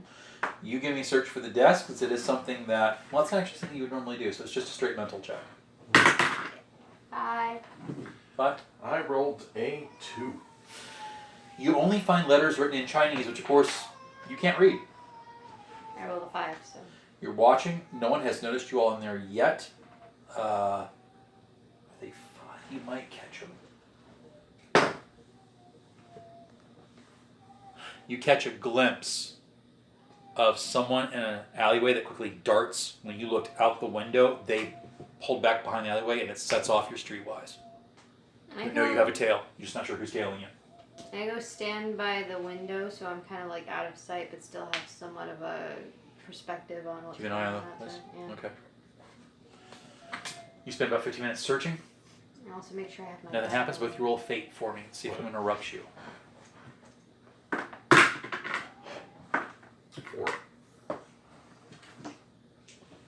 7. No, wait, 8. No interrupts you. You've got more. I'll give you another 15 minutes to search the place.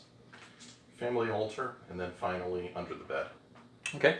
Give me 2 rolls. One for the altar, one for under the bed. You give me 2 rolls to watch the street. Ooh. That is a 9. Do I roll again? That isn't correct. You would roll it because you rolled a 6.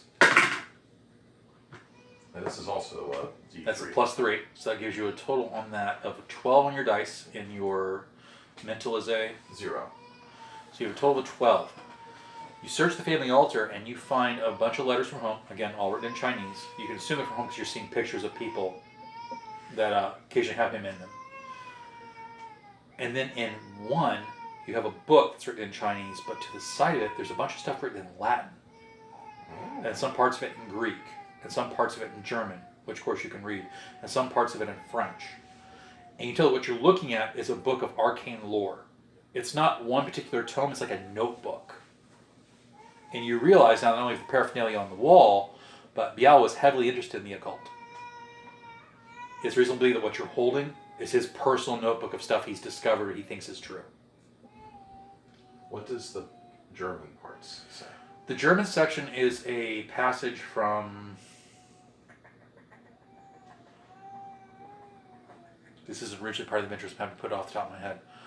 It is originally a passage from a witch trial that took place in Germany in the 1600s about this witch that was prosecuted for casting spells. And at the end of her life, she was laughing. Supposedly, the flames burned a bright blue and then went black.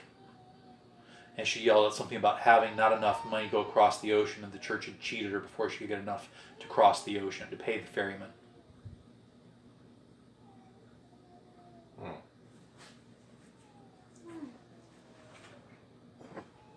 Interesting. All right, and now for the bed. Okay. 3. Under the bed, you only find spare clothes, a couple of knick-knack boxes, nothing really extraordinary.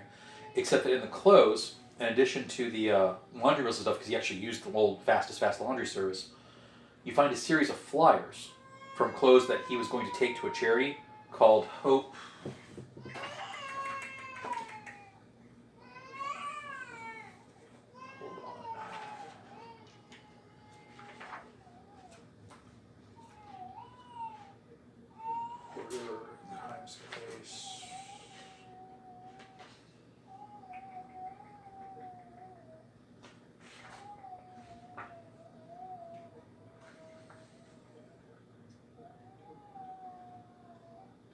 Pages of Hope.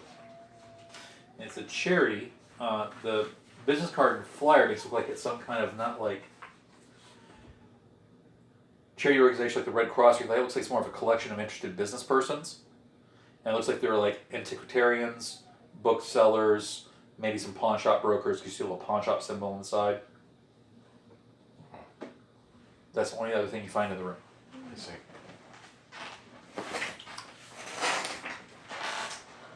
Okay. Well, I'll take the record of the brokers. I'll take basically what I think is probably his Grimoire. client manifest and his grimoire. What did you get for your search checks on the road? I got a 9 and a 5. The 5 produces no results, but that 9 is going to be really hard to beat. And he doesn't. You realize you're actually being followed by one of the detectives from the police office. When he pops his head back around the corner, you're looking at Detective Farr. Okay. Is that the guy from the church? No, Detective Farr is one of the first 2 detectives that pulled us aside. Oh, okay. Yeah. That's weird. Far's following us? Yeah, Far's following us for some reason. You roll your mental. 3. Nope. Cops don't normally work singly. They work in pairs, particularly detectives. So, Wherever far is, it's reasonable to assume that Gadsden is wisdom. I think we need to head out. Mm. We have everything we need. Make sure to bring the knife too. It's special spell. Tuck the knife in one of my hidden pockets so it's not visible. Where do y'all wish to head next? Let's go and see. Let's go and see the lost son of Israel's last place. Mr. Kurz? Yeah. Okay. Traveling to Mr. Kurz's place, give me a fate check, see how long it takes you. Can I also keep an eye out for any tails? You may indeed, but let's do the fate check first. Got a 4. If this is to When avoid you a make it in the hazard, standard amount of time, it takes you about an hour to get there. is this? Oh, It's now getting close to noon. And then you were... Well, no, it was a 4 before modifiers, Uh-huh. and I was gonna ask, is this to avoid a hazard or no? No, this is not to avoid a hazard or It's dangerous just- situation. That's just a 5. Correct. Okay. Otherwise, it would be a 6. Alright, so you go check Mr. Kurz's place. Do I roll for tails? Roll your mental. Add 1 for being a criminal. I got 6. You can't shake the feeling you're being followed, but you don't see any specific tail.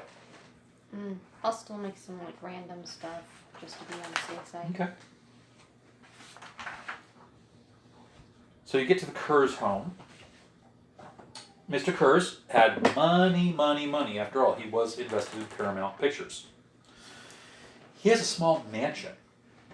When you drive up to his house, you've got a gate. And the gate not only has like a call box, it has a guard. You see a guard there. He's sitting in the, I can't remember the name for random local security company. Vector Securities.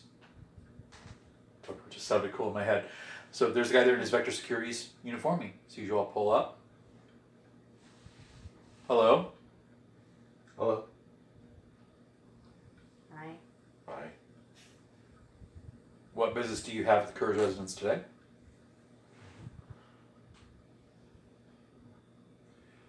We were looking if we could perhaps... Was Mr. Kurz married in the case files? I had a section there that didn't get recorded because I forgot to take it off pause. That's okay, I think mine's still recording. Oops. I think. Hold on, let me check. I'm pretty sure it is.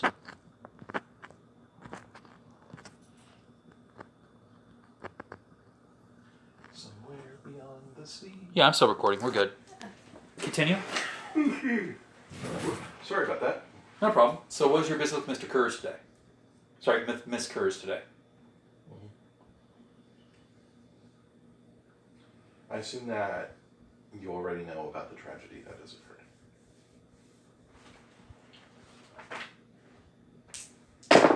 The guard looks at both of you. And he says something in language you know when he speaks, but it sounds oddly familiar to you because you're from Germany. Roll your mental real quick. 4. It's Yiddish.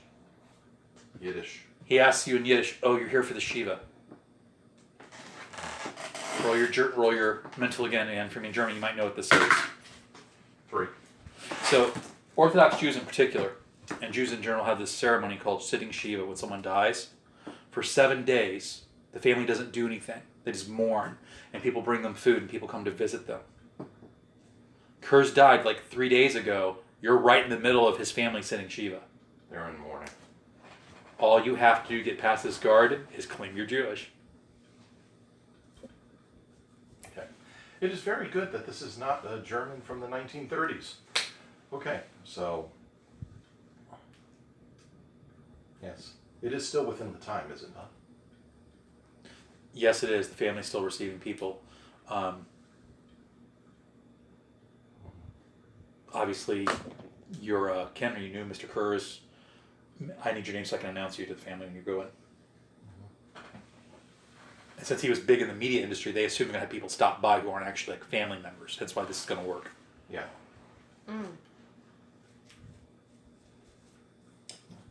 Lauren?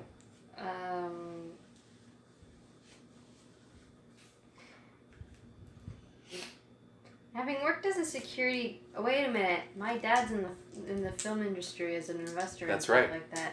So I dropped my dad's name. Oh! Well, this is really kind of a tribal thing, but we appreciate you coming by. I'm sure they'll make an exception. We're very glad to have you by. Of course. We knew it wasn't the best thing, but we still wanted to come and pay our respects. That's going to mean so much to Mrs. Kerr. She's really going to appreciate that. Okay. Let me just guide you all in. He calls another guard. Guard comes over, takes his place. He introduces you to the front door. They have another guard at the door, too, to get into the house.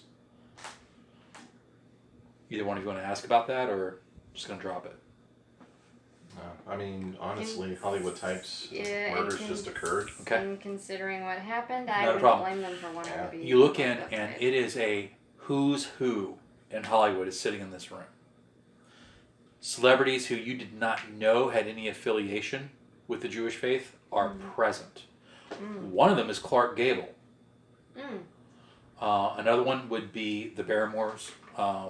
Various Rudolph Valentino is here. Various people who are famous during the time period are all present for this poor lady's funeral. And she is currently sitting accepting guests and saying hi to them. And security comes over and whispers to her. She sees you all. She says, "Oh, thank you for coming. I'm sorry, were you someone who worked with my husband? Please send your father our warm regards." Yes. His father. I'm sorry. What's your last name again? Triffa. Roll your missile real quick. Okay. His dad is loaded. His dad is like a 5th or 6th most popular investor in the movie industry. Okay.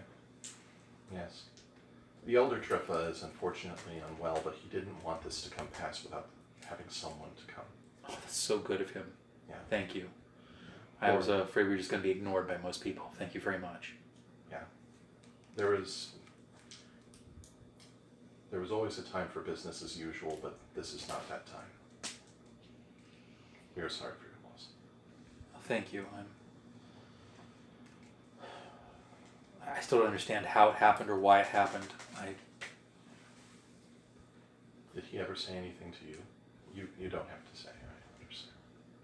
So the past year he had been seeing various rabbis, and I didn't think much of it at the time, but some of them, now I look back on it, were a little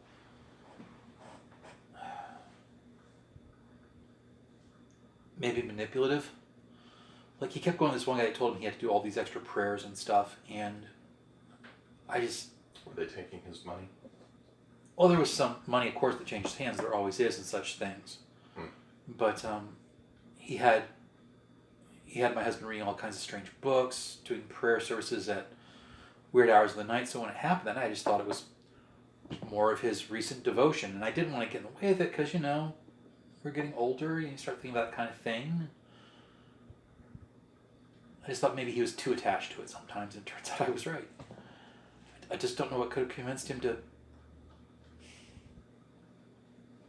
I just don't know. Yeah. Let's see. Roll a mental real quick. 5. It sticks in your memory. She says something about reading all those weird books, doing all those extra prayers. You wonder if those books might be here. Okay. Well, I don't want to say anything to her immediately.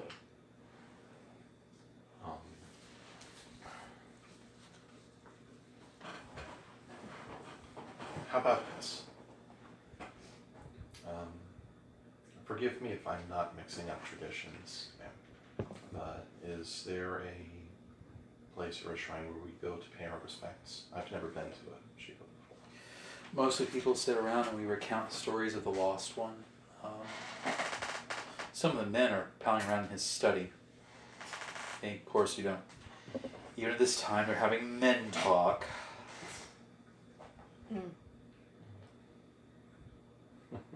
I understand. All right. My character does not want to open his mouth for fear that he may mess this whole thing up. forget this lady's name. It wasn't actually somebody I wrote in the adventure originally. I want to say her first name is Erica. That doesn't sound right.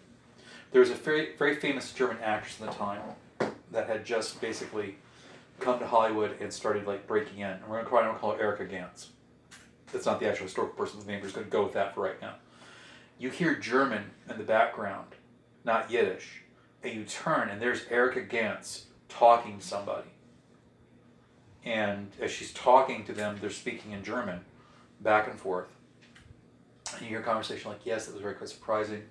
Mr. Kurz made a point to my first appointments. I came across Hollywood, introduced me to first people, saved me from Mr. Flynn. Errol Flynn had a bit of a reputation. Mm-hmm. Yep. Do you want to try to engage her, or is a celebrity? Well, I'm not exactly going to flash my press credential. In fact, I would have left it in the car. Okay. So, give me a plan of action here, guys. What are you doing? You're in a room full of grieving people. Okay, so we're in a room full of grieving people. There are a couple of things we can do. There is the classic, can I use your bathroom, and then go to the other side where his study is. Oh, I forgot one thing. Both of you rolled me a mental. 4.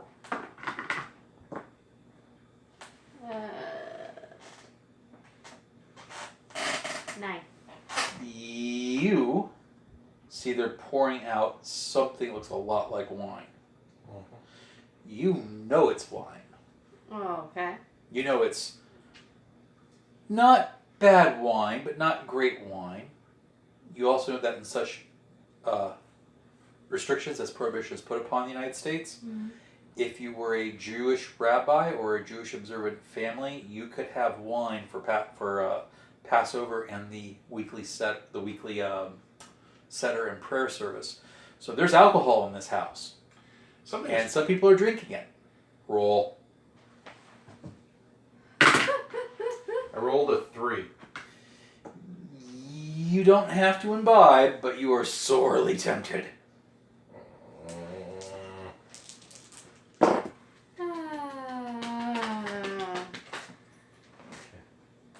Well, if he had these weird books, one of the places he probably would have kept it is in the study, which is where all the men are doing their manly things. Mm-hmm.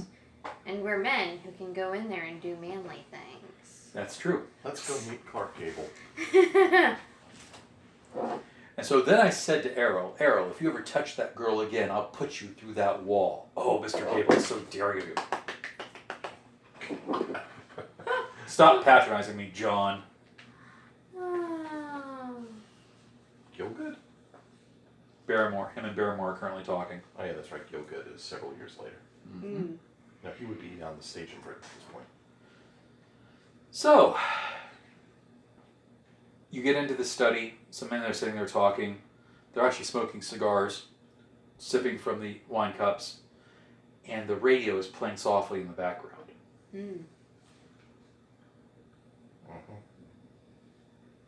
I kind of guess. Gentlemen, they say to you as you enter. Gentlemen. My condolences. Yes, it's terrible time. Unforeseen. Oh, yes. You both basically get the impression this is the standard platitude. And the men are all looking around, silently asking, who the hell are these schleps? I don't know. You know who these yokels are? I don't know who these pulkas are. What has your father been doing lately? He was working on and just splat out whatever movie stuff that I know. Wait a minute.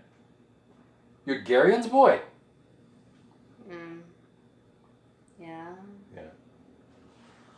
My gosh, I see the resemblance now. He always told me he had a little baby boy.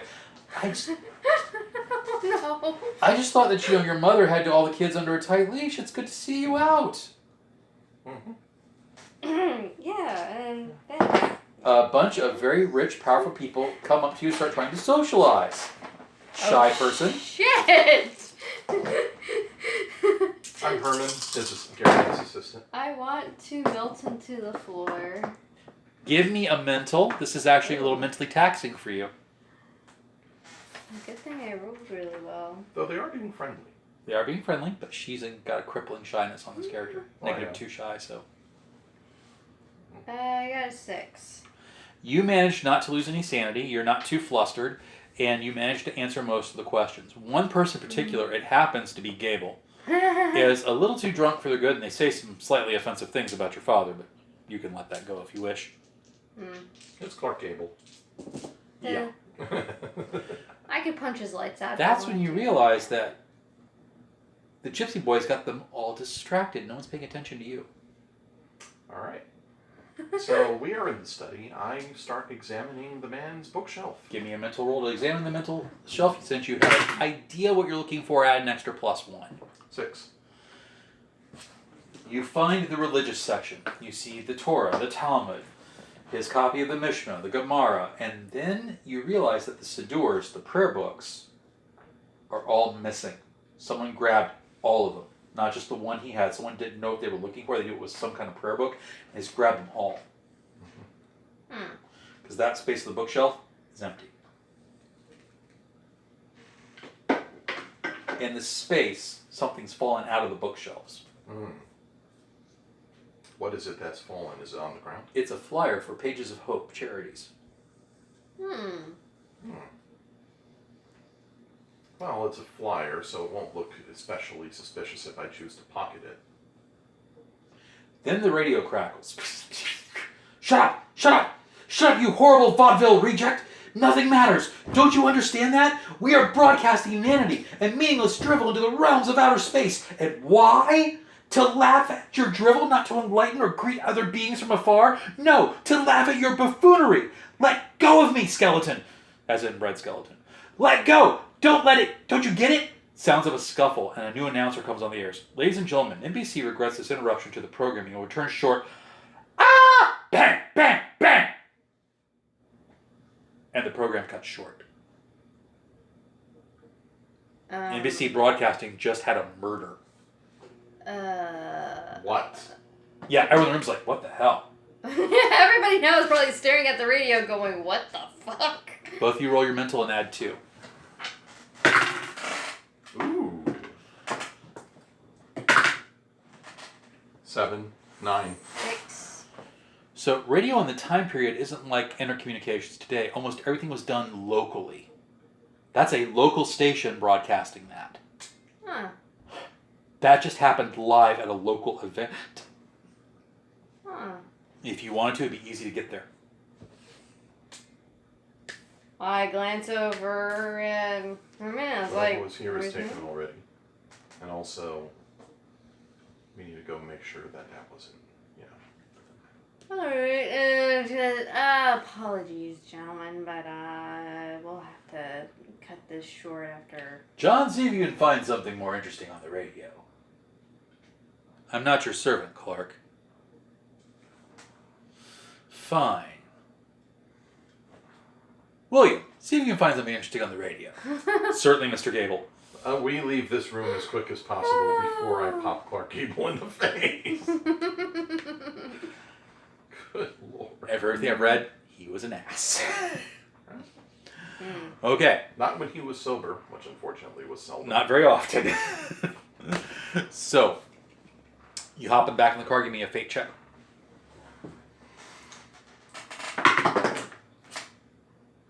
I got 4. It will take you a normal amount of time to get to the radio station. You guys know what radio station you're listening to, because again, all local stations, you know what you're looking for. You get there, when you're there, the cops have already arrived, sirens are on, hospital ambulances outside. No other news reporters are here yet. By the way, while we are riding in the car, I take a look at the flyer I pocketed. Okay. Anything interesting about it? It lists an address for a bookstore. Donations always welcome. Help raise the education. Education is the key to getting out of poverty. It's all a bunch of interesting platitudes. But roll me a mental, see if you discover anything about it.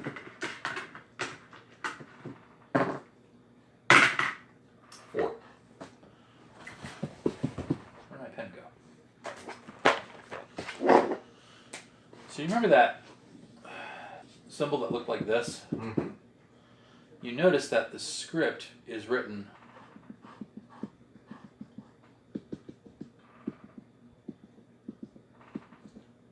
like that.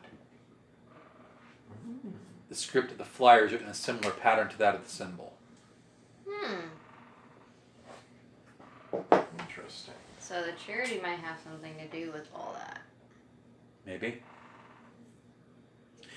But yeah, you get to the radio station, you see the normal hubbub, people are outside wondering what's going on, but there appear to be no other reporters present. Looks like End Times is first on the case. Guess start flouting our press credentials. So you walk up, you get to the police line, the first officer on duty sees you approach, he goes, "Sorry, sirs, you can't cross the line, we have an investigate." Oh, bloody hell. Look, you scorpions. I don't care what credentials you got. No one's getting past this line. This has already been arranged. By who? Who do you think? He looks back at the office. Roll your mentals. Add 2 since you're both NBC involved in it. basically trying to keep hold of it because it's 5. up another thing. Yeah, 5. Yeah, NBC after this happened basically called the other news agencies and went, "Don't report this." And they've all agreed. There's like a blackout on this right now. That's why there are no other reporters present. There are so many information blackouts in this city, I'm surprised the power's still on.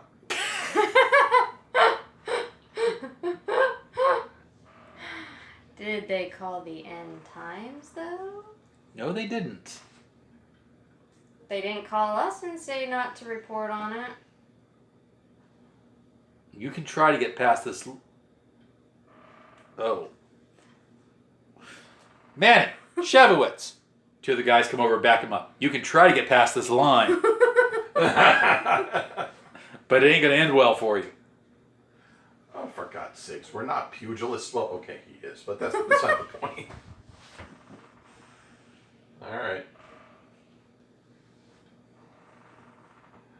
And as we walk away and pretend to drive away, like, whatever happened to freedom of expression? Are there any ways in around there that are not covered by the police? Roll your mental. Add 2 for being a criminal. 4. They've blocked the front. They haven't blocked the service entrances yet. Park the car not directly behind, but like maybe away so it's not apparent. Head over to the service entrance. Are there any crates of something that I could like carry to act like I'm actually delivering something? Not right at the entrance, but I imagine along the way you might find something. Roll a fate. See if there's anything you look like you're delivering. I got a 5. Yeah. I pick up a crate and I'm walking over with a crate of stuff. You get to the door, there's a little call button there. And I hit the call button. Vector Security Services. Hold up a crate of the creative and say delivery. Oh, yeah. One moment. Open the door. Pick up a similar crate and follow behind him. You walk in, no security check, no nothing. Find yourselves backstage at the NBC Broadcasting radio station there. These people need to get better security. Tell me about it. No shit, man. I can do a better job than this. Alright, well. Walk in and you come to the broadcasting room. In the sound booth, you see where the sound booth has been cleaned out, and right outside the sound booth, in the area right before you walk into the soundproof room, the control room, you see one of the control guys has been shot dead. He's laying on the ground. A couple other guys got hit. You see one of the broadcasters, the one that went nutso, sitting against a wall, having blown his own brains out. Oh, lovely. And I guess we have to roll mental. hold on.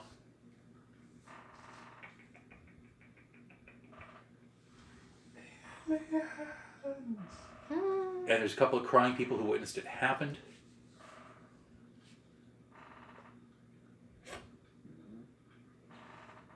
Police officers are everywhere doing the detective work, and you see Detectives Farr and Gadsden, again, looking like they've not had enough sleep, working the case as well. What do y'all do? would they have kept like their personal effects when they're doing the broadcasting thing, like in lockers or anything like that? Well, they're all stars, and it was one of the reporters that freaked out. So he's probably got like a board, what do they call them? Not green rooms. Changing room, dressing room. So far, 2 out of the few guys that we've got all have those damn flyers. So I would want to go to the changing room and check the changing room and see if he has a flyer in his personal effects. Okay, give me a mental as you get to the changing room. In the meantime, I'm going to see if it's possible to examine the body of the guy who shot his brains out. Okay. Especially to see if he was carrying anything important. Michael, a 7. You manage to get to the changing room, avoiding detection. Mm-hmm. You get inside, and sure enough, he has one of those flyers, and written on the flyers is actually a blurb, a second flyer with it, that was a private viewing of the, what they call it?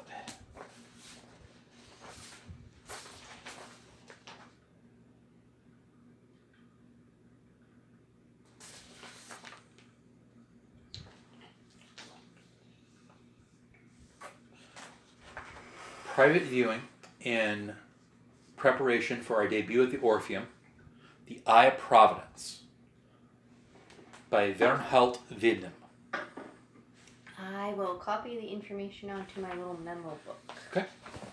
Because I don't know who all's been in this changing room and who only have seen that, and if the cops have already been in there, they might get suspicious if I just take something. So. You were examining the body. You see that he blew his brains out. You don't see anything else really particularly remarkable about him, other than the hand holding the gun has got some weird scratch marks in the palm. That symbol is there. Huh. This is a death cult. Well, something.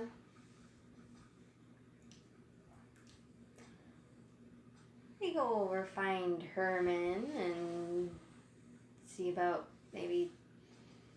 Look at this man's palm. That's weird. Here, it was on. He had one of them flyer thingies, and Both he of had you give me a another fate thing. check. Ooh. And you may add your luck for this one since it's avoiding a hazard. I rolled a 6 and a 6. Do I keep rolling? Yes. Okay. 10 in total. 6, 6, 3. Lucky. No one actually stops you. No one thinks to ask, hey, who are these people checking out the body? Alright. Everyone just assumes you belong there. Yeah. We're acting like we belong there. We do belong here. We're In the reporters. other hand, you see the other symbol, the one with the squiggles. Yeah. Hmm. I think it's time we checked out our charity. Indeed. But first, I think we need to take what we've discovered and take it back to our chief. Because one, it's getting late. True enough.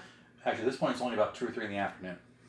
Okay. Still might be a good idea to go check in with the chief anyway and just let him know, because if we're Right gonna back to the check office? out check out the charity and make sure he knows we're checking out the charity, because so far everybody who's been involved with the charity that we found so far have killed themselves. Roll me a fate check to see how long it takes you to get back to the office. Well, actually, to the office. That's never here. That's where you know he would be. It'd be 5. I rolled a 1 and then a 6.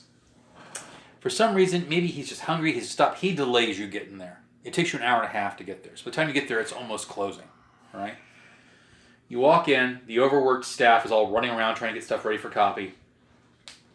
And you find Jackson at his desk. He's like, "Hey, what have you found out today?" Well, we don't. No, I'm not going to make the reference. It's too easy. Well, He takes another drag of his cigarette, and the whole room smells like just lots of cloying pressure. You can actually smell the desperation in this room. so it appears that everyone was connected to a cult and that they all seem to have connections to this charity. Pages of Hope. Yeah. And I slide over my notepad where I copied Why the is that information familiar? on it. Pages of Hope. They'll be closed. Brant! Guy points. He said, "Yeah, boss.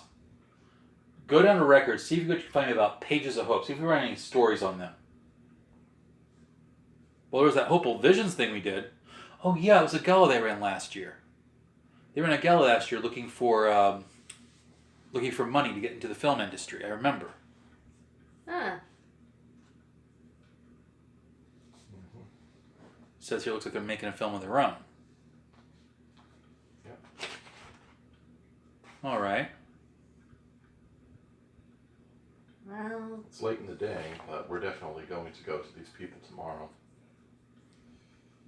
No, you gotta go now. We got people dropping dead. He wants to do some nighttime gumshoe work, okay. I'll pay you the overtime. Go get it done. Alright. okie dokie. Now, if we end up dead, though, now you know. Now we know. Do you want to see anybody or do anything before you go stake out the charity? His wife is too far away.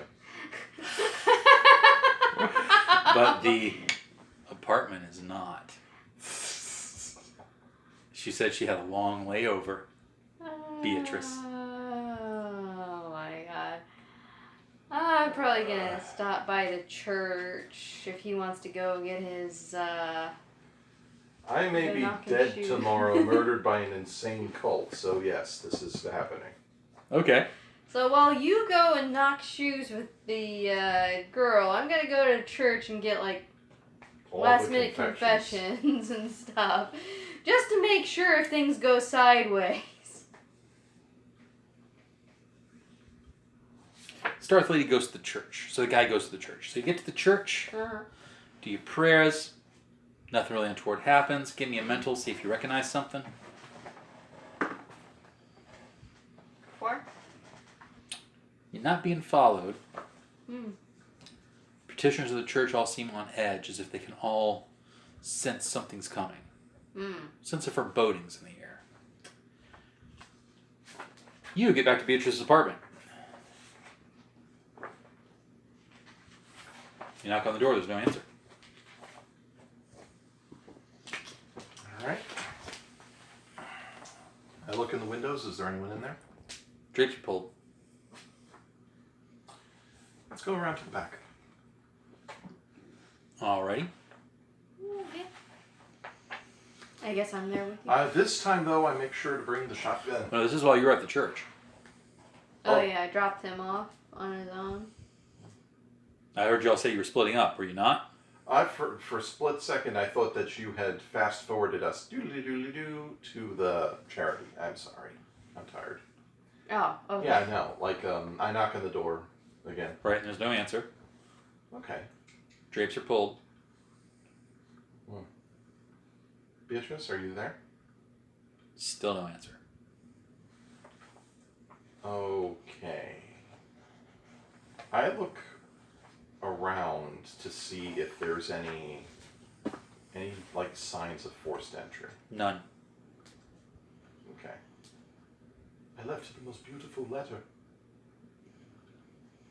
Wait a minute. I wrote it in German!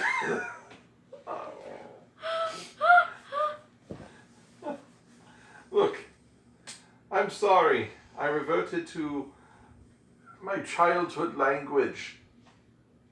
I meant to write you the most beautiful things, and I'm sorry to have left you alone. You don't deserve to be alone. You hear a voice say, "Figures." It's the old guy from last night. Fucking Hun. Hey, I was drafted just like you, okay? The war's over. Okay, the Kaiser is an idiot. But that's beside the point. Figures she'd fall for one of your kind. She had the noise up all day today. I had complaints galore. Every time I called, she wouldn't answer. Knocked on the door, she wouldn't answer. I was about ready to call the cops. But then I saw they were already here. Is she okay? No, I mean physically. I imagine so. When the cops left, they didn't say anything was wrong. Why did the police come to see her? I didn't ask. These two officers, what were their names?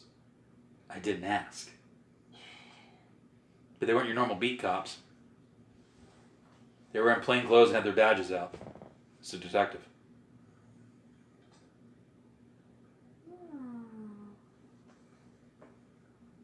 Did they look like detectives? Fair. Yeah, your character's getting worried. Where was her room? He points to it. Can you let me in? I'm not going to let you into a client's room. Okay. I give him $10. Oh, I got to go somewhere. Hands the key down. Right. I open the key. I open the room. Inside you see Beatrice tied to a chair. They have beaten her to death. The room's been ransacked.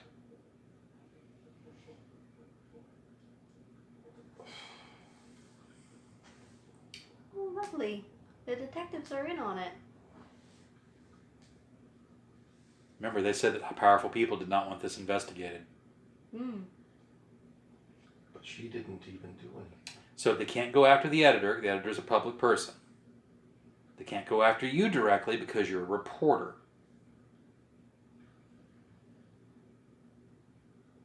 She's a nobody. But she might know something. So they went after her. Needless to say, looking at a dead body that you formerly were having romantic rolling around with, it's a little mentally trying. Give me a mental check, please. Oh yeah, I'm going to get a mental check. All right. I mean, you know, if you were a necromancer, this really wouldn't be that I disturbing. rolled a 1 and then a 6. You lose 3 points of sanity. Does it leave you with any sanity left? No. Oh no. Roll me 2d6. I actually want this because I know what my character would do. I know what my character would do with this. What's the score on those 2d6? 2-2. All right. You're not sure how much time passes, but you find yourself in the hotel lobby. You've blacked out. Your sanity's reset to normal. Okay. So I basically just fainted? You don't know. You literally do not remember what's happened in the past few minutes. You remember that Beatrice is dead. You remember you came across a dead body. You don't remember what you did. Oh, I know pretty much what I would have done. This would both be a comedic callback, and it is something my character would literally do at this moment. What do you think would happen?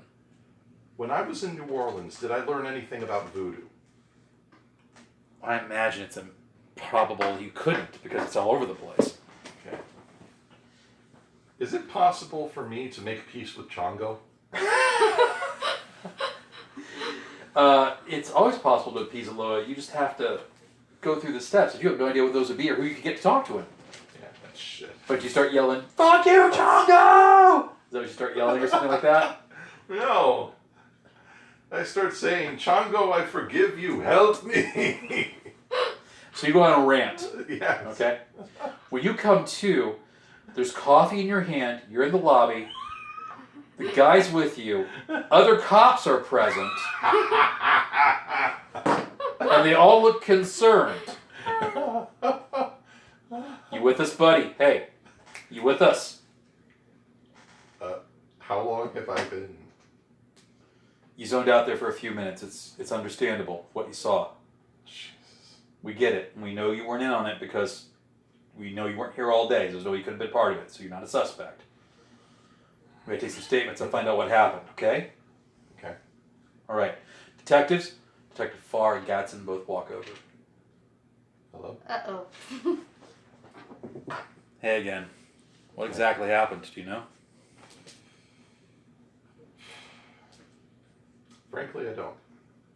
Tell us everything you know. Okay. Well, And you're pulling up at this point. I see all the cops and I'm like, do I drive around the block maybe? No, I should probably go over and make sure they don't do anything to molest my... While he's playing that scene, could you go ahead and fill it up with water for us? Okay.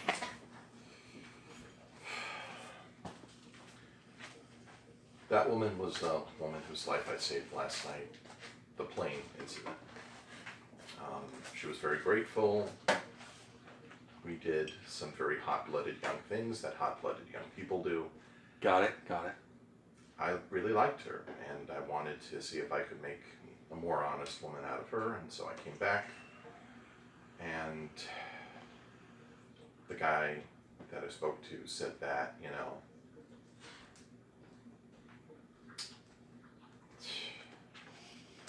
Park and Gadsden look at each other, and then Gadsden leans close and whispers, "Okay, go with me on this.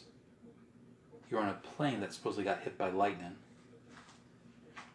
The one you went home with ends up dead. Hotel tells us that a pair of cops showed up." I did not say that to the reporters. Right. They said the hotel said a pair of cops showed up. And in our conversation earlier with the insane guy, we let you know there's some powerful people that want this investigated. Have you pissed off anybody in this area that you know of specifically? Because this is starting to seem like this is targeted at you. I can't think of the only person I can think of that we've remotely made angry. See, my guy is hard bitten, but he's a nice enough person that he doesn't want to do this. Who you bet to throw under the bus? Wilson? Shapiro? Say yes. Please say yes. Shapiro hasn't pissed me off enough, and he's not the most realistic. Okay. Well, I mean, to be honest, there was that one reporter who just wouldn't seem to leave us alone, but I don't think I pissed on him off enough. I just reminded him how bad he is at his job. That was Wilson Shapiro. Yeah, it's Wilson Shapiro. I'm saying that to the officers, but I don't think that's who it is. All right. But it doesn't make any sense. I mean, they're not even white. Who's not even white? Yeah, we went to go. We went to go ask questions of this place. Oh my God! And this one group of guys decided that they didn't like us asking questions. I mean, we showed respect to their women. We didn't do anything wrong or untoward. Where'd you go? The laundry place. You went to Chinatown? Well, yeah.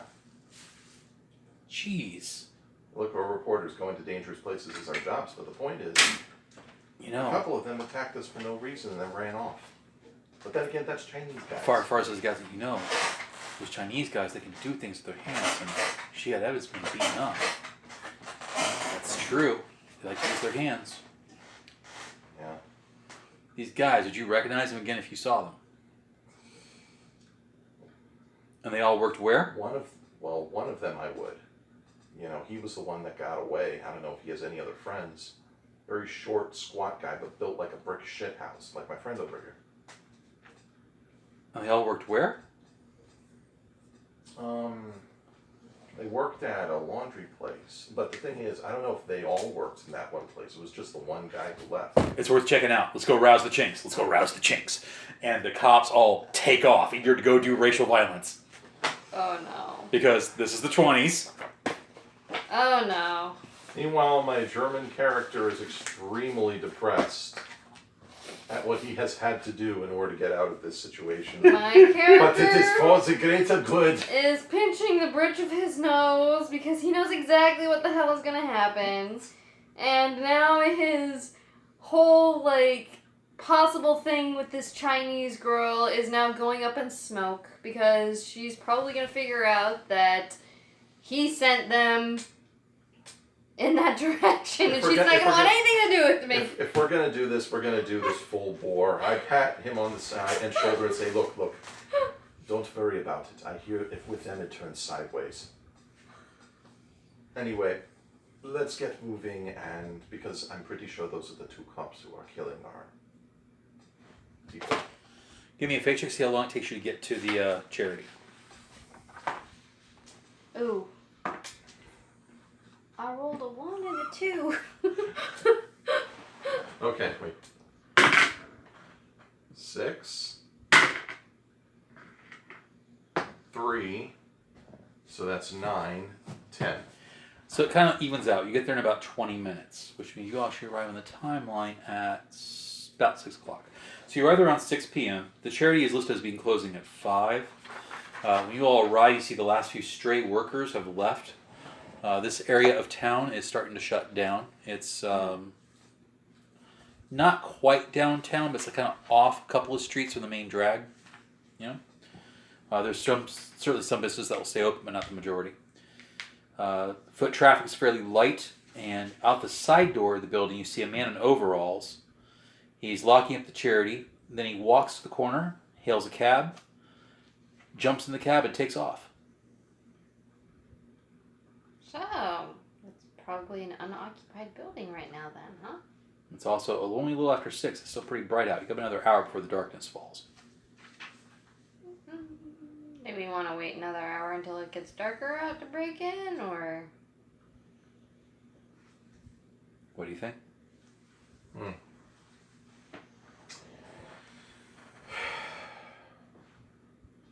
I think these people are very suspicious and they're going to expect a break-in through the back.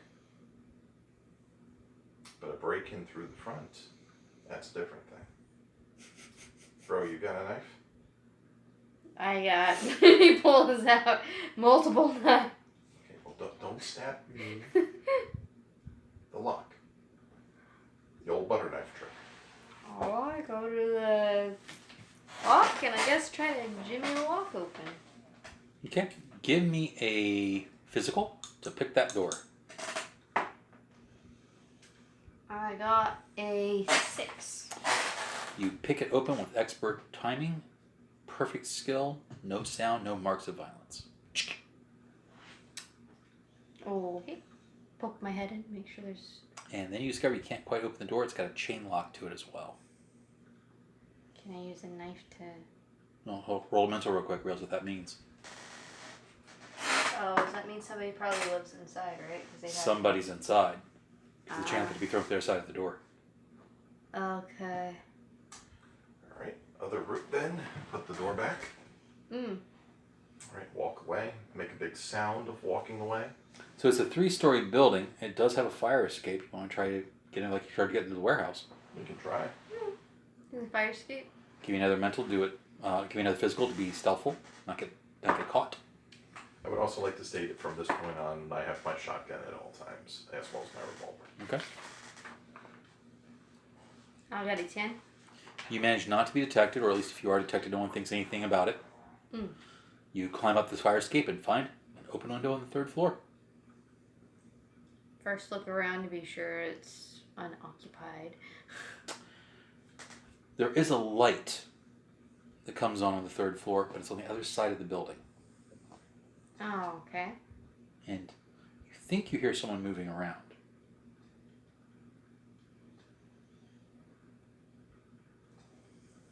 I guess slide in quietly. Okay. Both of you give me a fate check. And just be clear, I have my gun at the ready in case. No problem.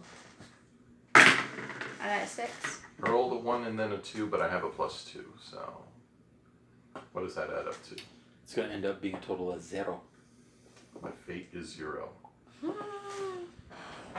As you all are breaking into the building, you see the cab that left come back, and the same guy that locked up steps out. Uh-oh. Oh, Shaggy. On the ground floor, the door opens, and 3 more guys walk out. One takes up a position on the street. The other 2 go around to the back. Oh, okay. You look, and one's walking the back alley behind the building, one's walking the front street, one's walking the side street. And the guy that got out of the cab, he goes into the building. The room you step into looks to be some kind of like storage room. It's filled with filing cabinets, books. It's piled high, like picture of my back storage room. It looks like that. Oh, okay. Nobody's in it. It's time for a bloody massacre. Alright then. Probably crouch down so I'm not visible, but keep an eye out on what's going on in the street, as well as the door. Can we hear anything? Give me a mental. Got a 5. There's definitely someone here on the top floor moving around, starting up their day. You can hear a radio playing softly. You hear someone humming. They're moving around the far side of the floor. They have not detected you. You occasionally hear voices from below you. So there's apparently someone on the second floor as well. The voices below you sound like feminine voices. Okay. You occasionally hear giggles.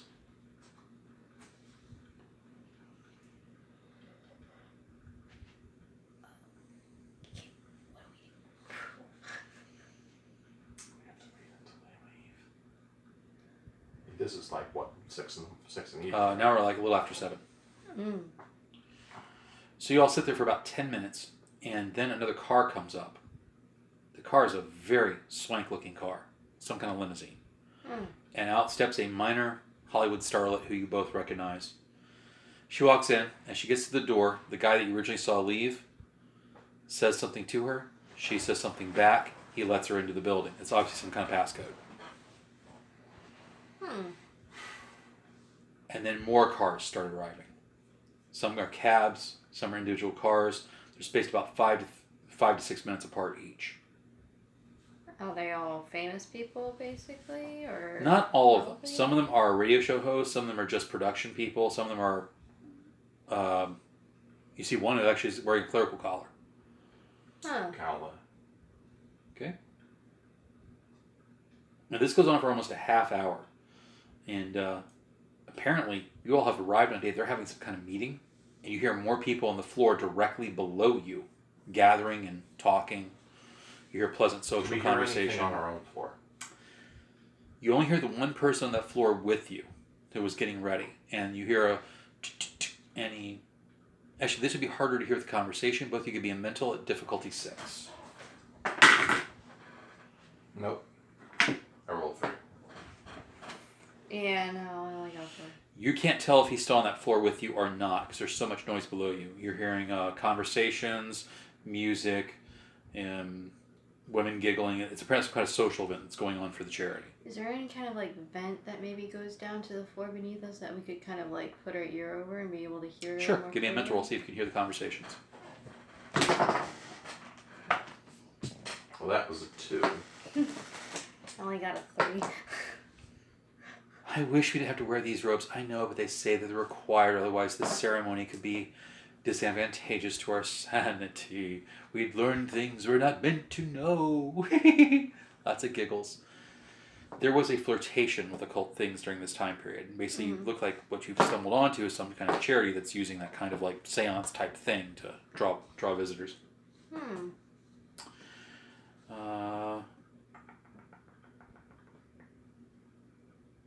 You hear the original starlet. Now that you can listen, you actually hear her voice again. Her name is Patrice Gregory. She's not becoming a movie star, and you hear her in a conversation with another woman about, I just don't know what I have to do to keep Errol's interest in me. His eye always wanders, until she's talking about Errol Flynn. You hear another gentleman who you recognize because he's actually talked to your father by the name of Harold K. Lonsmore. Lonsmore is the owner of RGM Studios, and he is basically trying to make inroads. This is a company that in real life MGM basically quickly absorbed and put out of business. He's trying to make inroads on how to take over MGM. Okay. So we can basically say that they're getting ready to perform some kind of ritual right directly below us. Yep. Interesting. Are there any windows to that floor? Like we're on the Not floor? inside the building. There's windows on the floor below you. They've all like had curtains drawn so good luck seeing through them. Okay, that.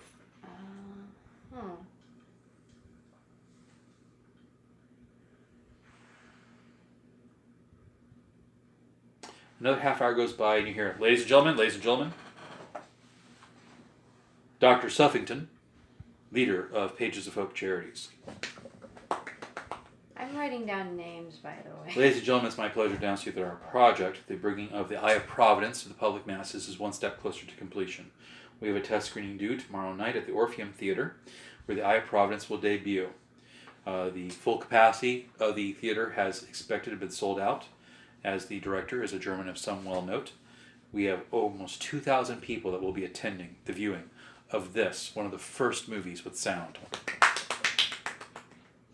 I regret that various other celebrities could not attend. We did try, boo, says Larksmore, to attend and book our movie, but they said it was too avant-garde. Simpletons! Shouts Lonsmore. Yes, Mr. Lonsmore, your opinion of the people over at MGM is well known.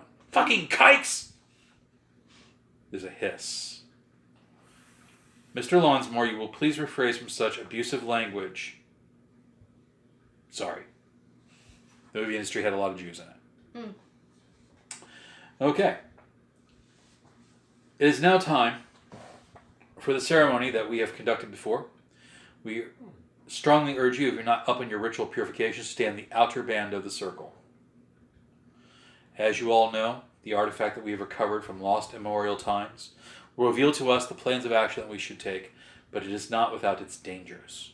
Are you all mentally and properly prepared? He says in a stage acting voice. They all giggle. Yes, yes. Very good, very good. E-I-O. They all start chanting. E-I-O. Both of you roll your mental. Oh, my mental cannot roll my eyes and go, Jesus Christ. I had a 4. I rolled a 4. 4. I So it also occurs start to you- quietly chanting to myself, Jungle. It occurs to you that with all that noise and stuff going on, it would be easy to get somewhere you could actually peep this ceremony and them not see you. And they did mention something about robes. So there's probably a changing room. Well, first we have to get out of this room, so quietly open the door. You look out, you're in a hallway that is unpopulated and unlit. A little bit of dim light still filters in from the outside. Okay. Stairway. Give me stealth rolls. Ooh. 6. 8. And 5. Okay. stealth is physical, right? Yes. So 9. you manage to get down there without being detected, and what you see is a room. It's a simple basic chamber. They have hollowed out the entire second floor of this building for this ritual room, right? All the windows are blacked out.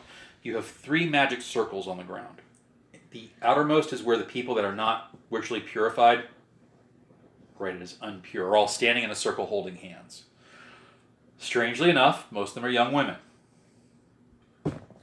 In the second circle, you see the adepts. These are the people that are more ritually purified, actually committing the ceremony. They're all holding hands. They have their hands actually held up and raised. So you can't quite see what it is that's in between them. In the middle, you see the last magic circle. You can tell it's a circle because you can see through people's feet where it's actually inscribed on the floor. And there's some kind of pedestal. And whatever's on the pedestal is currently blocked from sight. So it looks like that arrangement. Okay. Okay? Mm-hmm. And the chanting's still going, E-I-O, E-I-O. Suffington walks up. He says something in a gibberish you don't understand. And when he's done, a large, probably 2 foot, about a 2 foot large metallic object that looks something like that floats up into the air. Now, because these are people involved in the Hollywood industry, the first thing you all assume is this is some kind of stage production, some kind of stage magic. But when it floats up into the air and they start moving their hands over it and under it, it's quite clear all of a sudden there are no wires holding whatever that thing is up. You are seeing actual levitation. And you both roll a mental. Ooh, why? Oh, well, I could just assume it's magnets. But I rolled a 3. I rolled a 1 and then a 6. You lose 3 sanity. You are freaked out by this. You just lose 1 point. Really?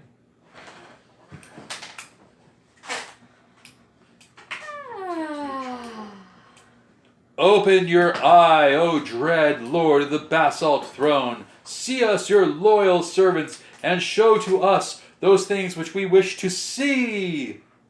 Can it be said that I am clutching my rosemary and probably whispering Sure. the Lord's Prayer under my breath?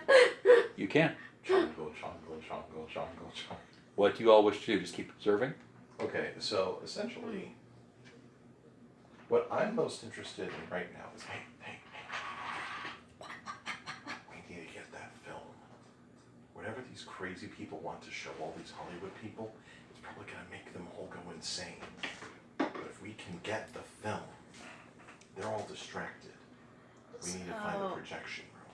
Based off my character's knowledge of how the film industry works, where would the film be located at this point in time? It's probably already at the Orpheum Theater.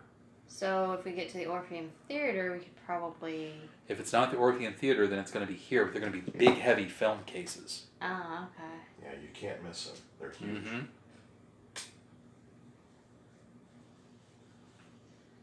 If they were here, would they be stored on the first floor because of how big they are, or...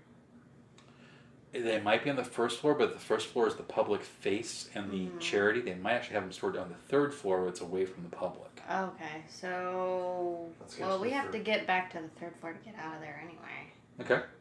Let's get to the third floor and let's try and see if there are any rooms or studies. Both you give me a fate check. I'm going to roll Moxie. Can I roll Moxie or Chutzpah? This isn't social. Chutzpah's for social. I'll let you spend 2 Moxie to re-roll it. Oh, I got a 4. That's enough. Mine was not enough. Oh! I rolled a 4 after 1. For whatever reason, as you all are withdrawing, it might just be God having a laugh. It might just be a misfortune. But somehow he backs up into something, and knocks it over, and makes noise, and the whole ritual stops. Everyone loses concentration, and they'll look. And when they do that, the eye on that device opens. Uh-oh. You hear a hissing sound, and black tendrils of some netheric energy come arcing out of the device and start grabbing people and moving them towards it, where they instantly are crushed, shrink, and drawn into it. People start screaming and panicking. Mental, please. Oh, this is a good outcome. Okay. Oh, fuck. 2. Can I... What's for reroll? 2 Moxie? Or... You spend 2 Moxie and make a reroll. I just rolled a 2. Okay. That's better. You lose a sanity. 3. You lose a sanity. Okay. You see people getting drugged to this, and they're disappearing, and your mind's like going, no, they're not dead. I just can't see them. I don't know what happened to them. Right? But within a short time, these tendrils start sweeping across, and just multiple people being drawn. And Suffington's sitting there chanting something as madly as he can. And when he realizes it's lost, he actually dives out a window. What do the rest of you do? I'm booking it up to... I'm grabbing hold of him and booking it up to the 3rd story. Okay. Screw stealth at this point. I'm pretty sure the noise of them screaming and being yanked through is probably causing quite a cacophony anyway. You get to the top of the 3rd floor. You can hear commotion down below you. What do you do when you're on the 3rd floor? The 3rd floor, we are just going to go... How many rooms do we see, first of all? There's like 4 up there. It's not a very big building. Okay, I pick one of the rooms, you pick another one. Let's be fast. Well, you know it wouldn't be in the first room you went into. It only leaves 3. Because the first room you came into was like files. Okay, so I pick the 2nd room, and she picks the 3rd one. Roll fate, both of you. 5, and to avoid, so that's 7. I got a 3. You walk into his bedroom. You're going through his bedroom stuff. You just see a bunch of flyers and stuff about renting the Orpheum out, agreements, things like that. Mm-hmm. Some very personal diaries. That strange symbol again painted on the wall. I might grab a few of the diaries. You walk in, you have like a room full of occult knickknacks, and sitting in one corner is a pair of film reel boxes. Let's take the boxes and get the fuck out. You're gonna need him to do that, because have you ever seen these things? They're huge. Probably really They're huge. Right? Especially in this time period when the technology is more primitive. Would it be better to just destroy them? Yes. Is there anything in there we can light on fire? If it's the only copy, that would work. What if it's not? True. I'm just going to put that out there. I'll grab the film reel. You grab the film reels. Head over to the fire escape. Take a look to see if those men are still standing out there. They probably rushed into You the do theater. indeed have a guy staying outside, but you're right. Most of them did actually flee into the building because that's where the commotion is. Only one guy's outside. He has not thought to look up yet. Where is he standing? He's on the street by the corner of the building. He has drawn a pistol. He is indeed armed. I was hoping he was standing right on the fire escape, because in that case I could just take the film reel and drop it on his head. That would be bad. That would be really bad.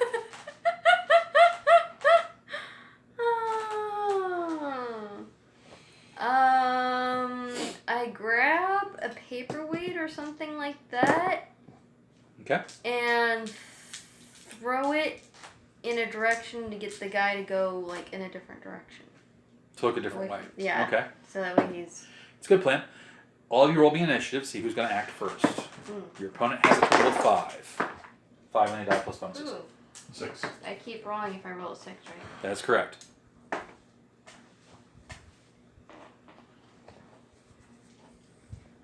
And I add my physical, right? Uh-huh. Yeah, an 11. You're going first. What do you want to do? Chuck! You chuck it and you start scurrying down the thing when it's time? Yeah, well... Right, so you chuck it. The guy turns, looks, and just out of instinct, bang, bang! Shit. And you hear, you shot me!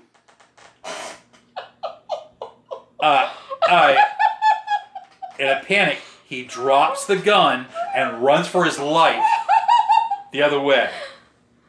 Who the fuck did he shoot? One of the bystanders fleeing the building. Oh my god. He has shot some minor Hollywood starlet or celebrity or contributor to the charity. You're not sure who yet. Okay then. Let's get to the car. Get to the car. Get to the car. Get to the car right now. Well, if you give me a physical look down the fire escape without tripping or dropping anything. Oh! Let's see. How much moxie do you have left? Is that it? 0. This will be my last. 6. Much better. I rolled a 1 both times. And I dropped. So I got a 1 and a 4. You get down the fire escape without damaging the film reels, but you yourself actually fall a couple of times and sprain your ankle. Okay. Okay? So he's limping to the car. Okay, I can carry one of those things, right? So from what I understand, actually, from what a guy told me, is you actually have to have whoever's carrying them carry both, because they're so heavy. If you just try to pack one, you can actually throw your shoulders out. Wow. If I have this correct, I could be ignorant of that. Before what he was telling me, he's like, yeah, when they actually carry them, they make you put one in each hand. And if it's just one reel, you'll have an equal counterweight in the other, because otherwise your body does something weird and you actually throw your shoulder out of position. Huh. Okay. So, yep. I'm lugging them on my own, but I'll take them and just throw them in the back of the car. Okay, you throw them into the car. You get into the car. Remember, it's a 1920s car. Oh, you gotta crank it. Now, I'm already in front cranking the car while he's doing that. Both of you give me a fate check, since there's no one keeping the car running. Of course there's no one keeping the car running. 6. God damn it! And both of you give me another fate check. You have to add your lucky for this one. Okay, well that was a 5 then. Okay. 5. So I'm going to draw this roughly rather than have a scale. So Okay, it's like you're you guys are fired. here in the car, right? You're outside it. She's inside it. It's like his character / she's character. Here's the building you all just fled. And there's one guy in the building and 2 guys come out. And when they see you cranking the car and try to get away, one of them pulls out, he's got a Tommy gun. Oh, Jesus Christ. And he goes full attack with the Tommy gun. He drops all 3 actions. The Tommy gun has a rate of fire of 4. Which means he gets to roll 12 dice for How attack. far away is us? Probably 100 feet. Okay. That's not going to be accurate at that rate. At 100 feet, it's more accurate than it's not. I mean, it's a burst, so there's a negative for bursting. But it's also the fact that he's got so many rounds going downfield, there's a good chance he's going to hit something. Okay. Yay. Where did my other dice go? I don't know. Oh, they're over here in the rolling surface. Duh. Do I have 12? I already have 12 of them out. 5, 6, 7, 8, 9, 10, 11, 12. Alright, so you're in the car, so you have cover. I'm going to let you make a fate check with your bonus, see if you get behind the car for cover. 4. Yeah, you get behind the car just in time for cover. So to hit you, he needs 7.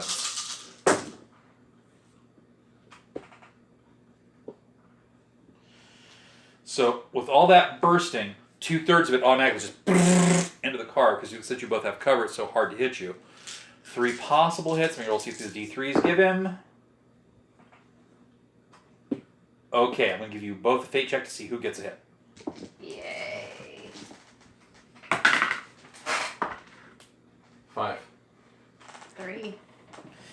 You get 2, he gets 1. Yay. The car is going to take some of the damage out of it because it acts as a damage stopper.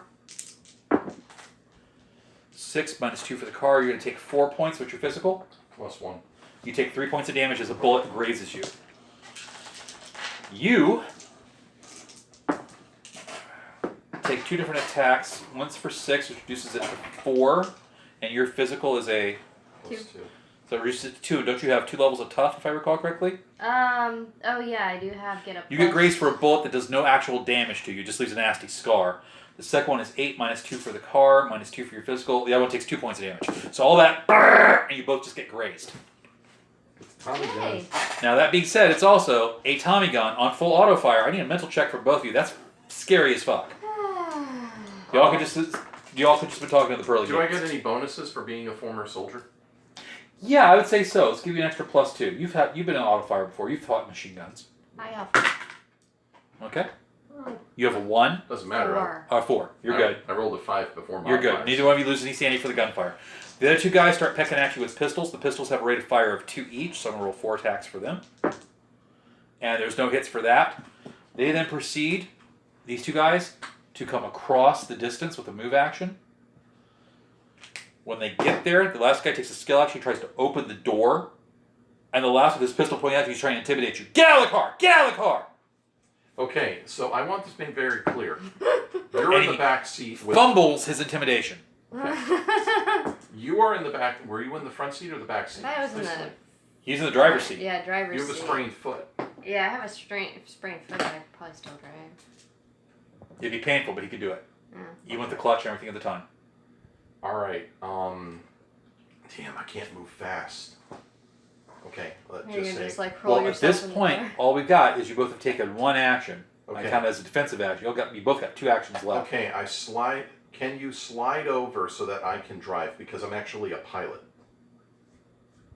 Driving stuff is my profession. Well, I've got one guy with a gun in my face. Yeah, but he's a weakling. He's not going to shoot anything. You know what you could do? What? Normally it's to be 2 actions, but because I love the idea, I'll let you do it for 1.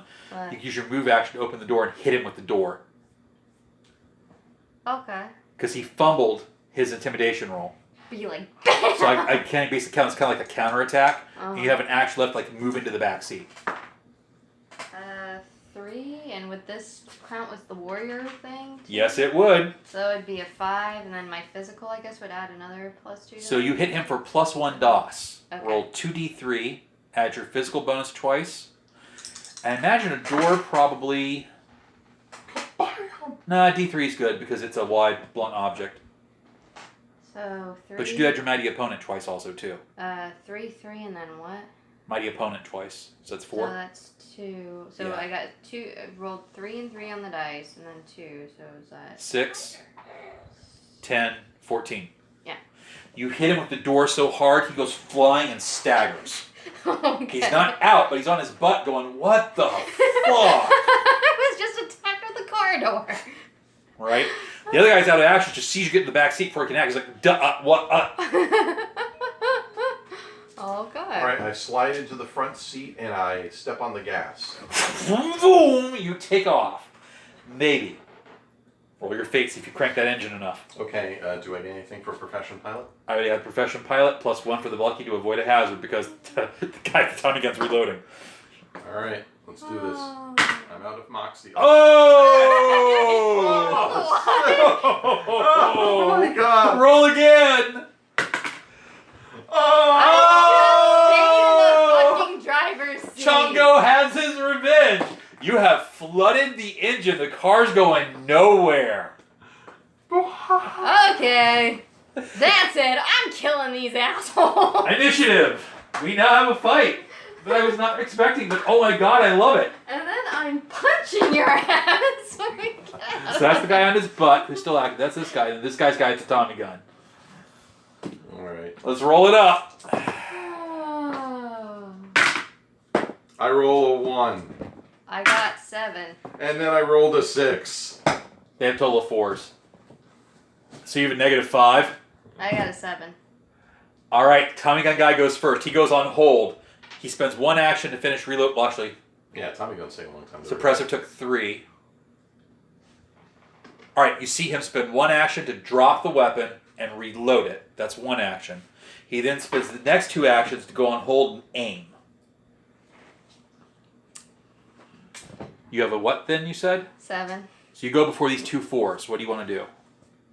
Take out my gun and shoot the guy with the fucking Tommy gun. 1 action to draw. You pull the Tommy gun. He sees you aiming on him. He fires first since he had initiative. Okay. He fires a short burst at you. Oh. Did he hit? Am I dead? Oh. I hate to be the one to tell you this, but he has a total of an 11 to hit you. The car is going to give you some cover, but not enough. He's going to get a hit. Okay. How much does he hit me for? How dead am I?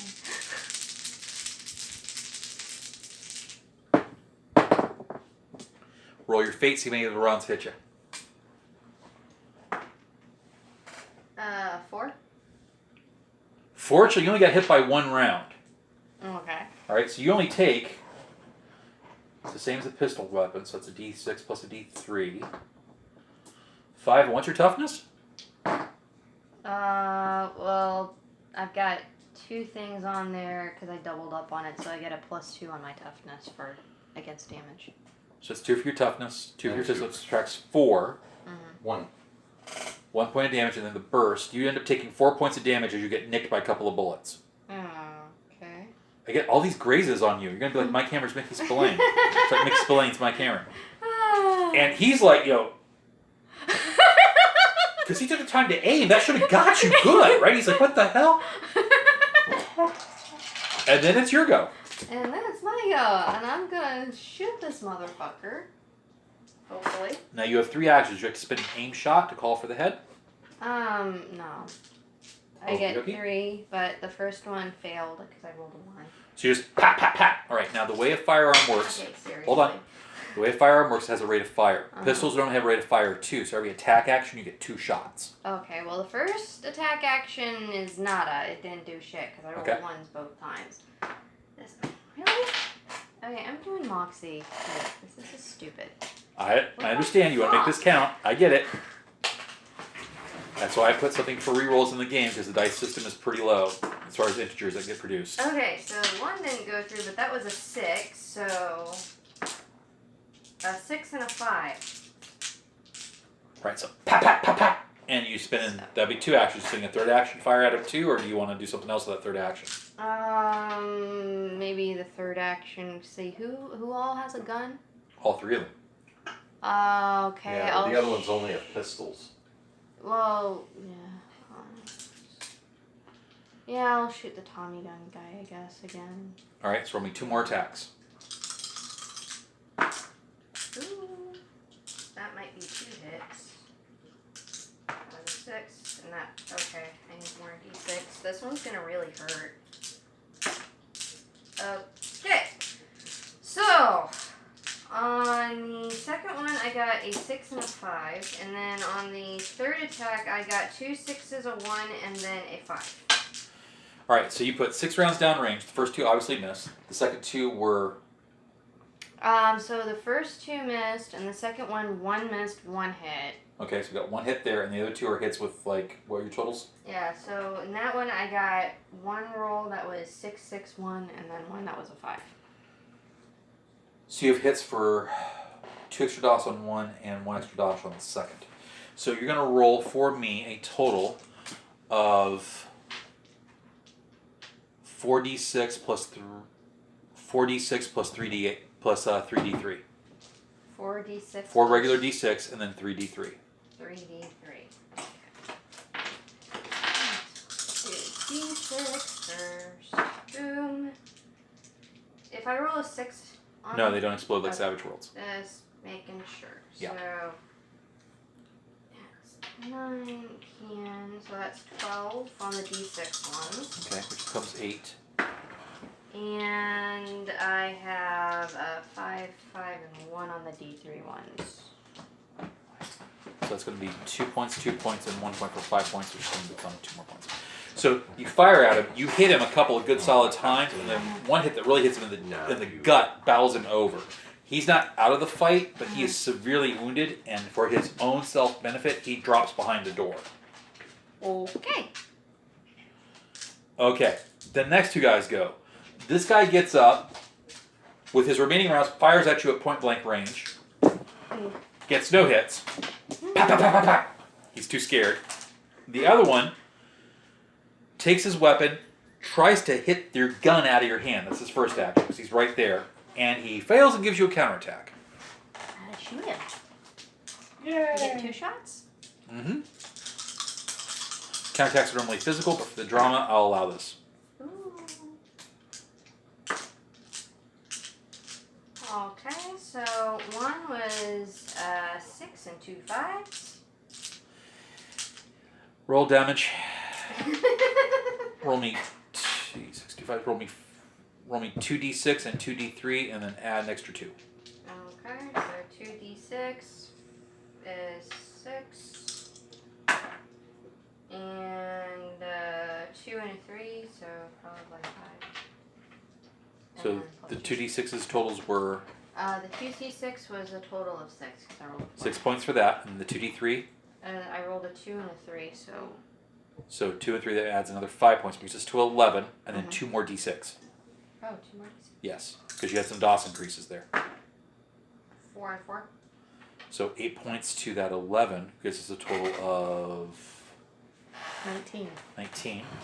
Minus his physical for 3 attacks. He's reduced down to 12 health. He is bleeding grievously on the ground. He is trying to crawl away. I do get a +1 for a warrior for ranged combat, if that makes a difference. I'll remember that for next time. I should remember that. So he's crawling away with like 3 guts in him. He's not happy. Clearly they don't want no more part of this. But it's your go. What do you do? I have a sawed-off shotgun. You do. All right. Literally, like, I just put it in the window and just go for full spread. So it's this. How do shotguns work?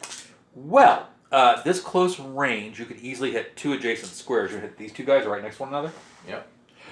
Boom! Shotgun also has a rate of fire 2. Roll me 2 attacks for your first action. Oh, those are both hits. Roll me 2d6 against both of them, because it's short range. 5, and the other one? Beat. They're both dead. You still have 2 actions left. What do you do? I fire 2 more bullets at the guy behind cover. He is totally behind cover. To hit him, you're going to need a 10. All right. So you know what then I'm going to do? So the engine is flooded. Right. So I need it to sort of chill down. What does that actually mean? It's going to take about 10 minutes for the excess gas that's in the engine to actually leak away enough for you to start the engine. All right. So what I do is I switch to my pistol with 1 action because it's going to have better range. Okay. And then with the other action, I hold the action to shoot him the instant he pops out. Since this is actually the end of the round, I'm going to let you have a +2 initiative on your next round with 1 extra attack action to represent that holding. Understood. Roll initiative. 6. 4. Sure enough, he pops his head around the corner, Tommy gun up, shaky. Take your free one.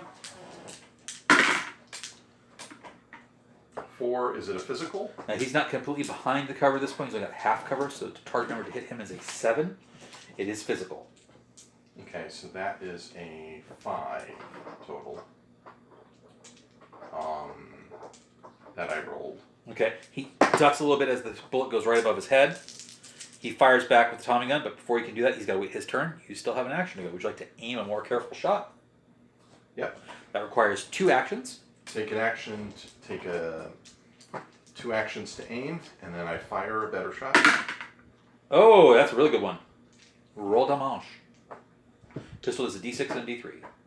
Okay, so this is the D6. 2. And this is the D3. 2. 4 points. He falls back. He's dead. Yep.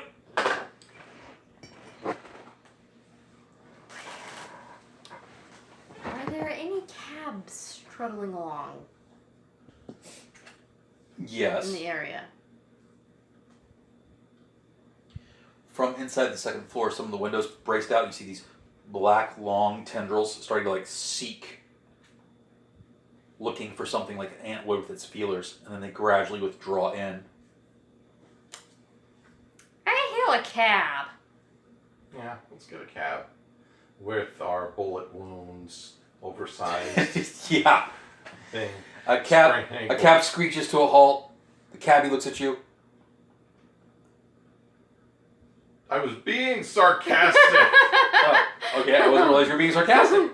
Oh. Well, I was just thinking we need to get the hell out of here. Well, yeah, and we the do car's need to gonna get- take a while. We don't know if there's any backup We're coming. gonna have to do, unfortunately, the fate roll because they've basically cleared out of Dodge.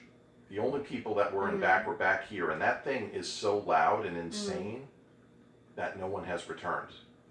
Already, we have like half of the time we needed to wait. So we just need to wait like another 5 minutes or so. So you sit there, hunched down in the car, waiting. You hear people screaming on the street. Other people are looking. Give me both fake checks. I did fate max. Well, I'm not gonna roll you. You hit your lucky thing as you're avoiding hazards. 5. I just got a 3. Okay. Time passes. You wait anxiously. You try the car again. It kicks over this time. Let's go. Let's go. Drive. Yeah. Right as you're coming away, so you hear the sirens. Yeah. As police are finally responding, because someone had to call it in. You got to relay it. It's like instantaneous communications now. Having a criminal background, I know to drive casual. Okay. Fly casual. Don't make it look like you're fleeing the scene. Yes. I am casual. I am most casual German ever. Where do you go after that? Go to see ein Reporter. No, we can't go to see ein Reporter. Where do we go?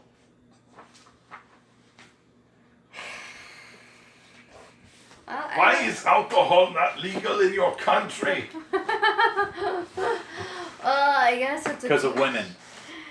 I guess it's a question of what we want to do from now. Like, do we want to see what the hell's on these tapes, or do we want to...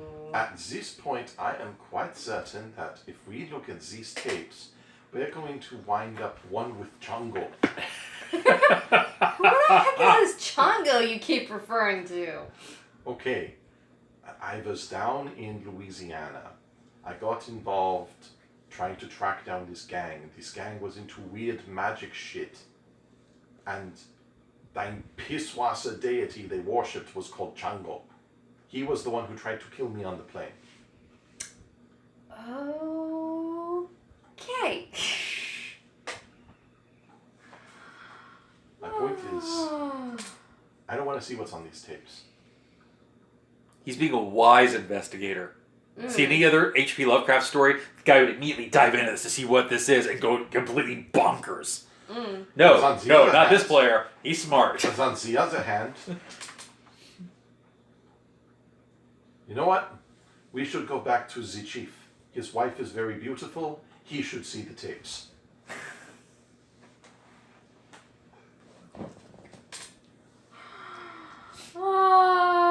The editor did tell you to find out what was going on. You've discovered it. Yeah, well, I wonder, maybe we should check the Orpheum and just be sure there's not another set of tapes. Okay, well, I almost say mein Liebchen, but then I remember I'm not speaking to a girl. I'm speaking to a hulking man. Mein Herr. Mein Herr.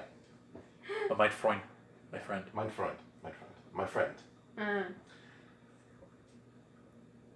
Some zing has just eaten 1 out of every 10 actors in Hollywood.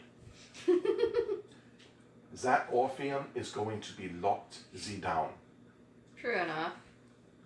We will go in tomorrow, but we will go in looking nice, looking not bullet covered, True enough.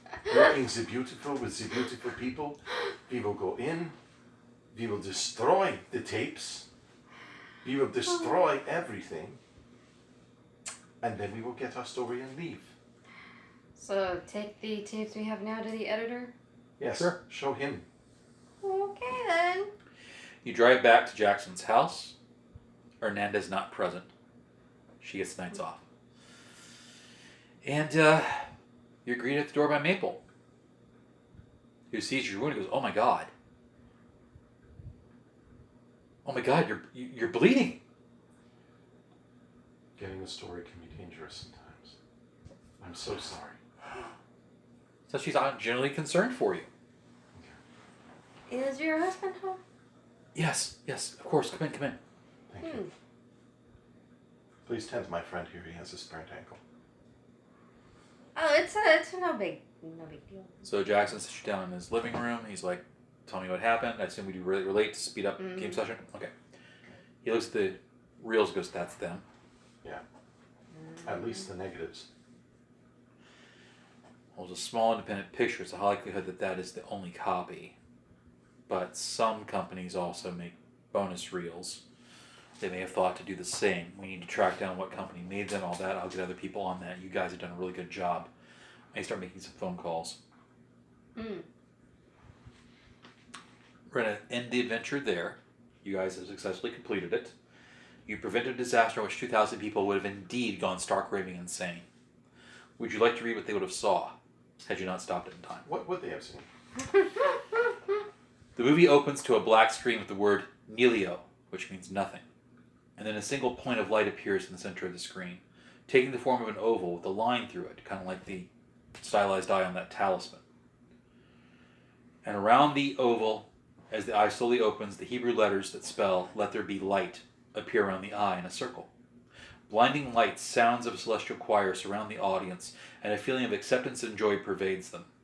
Then, like a single, slightly off-kilter note, the note grows in intensity, and the dark words appear on the screen as the blinding light recedes, and in Latin, the transcription, "God divided darkness from light, and hid the light for the deserving behind a wall, beyond the hungry maw of time." Then dark tendrils begin to reach out from the screen and wrap themselves around each of the viewers' minds. A circular, worm-like mouth emerges, and down the gullet the audience sees nothing but teeth. Words appear. You cannot scream, for time swallows all sound. You cannot move, for time makes all immovable. Your doom is inevitable, as time drags you into its eternally hungry maw. The sensation of being devoured, of bones being broken and flesh being torn washes over the viewers. It is followed by the sensation of being digested and rotting inside a dark and fetid pool.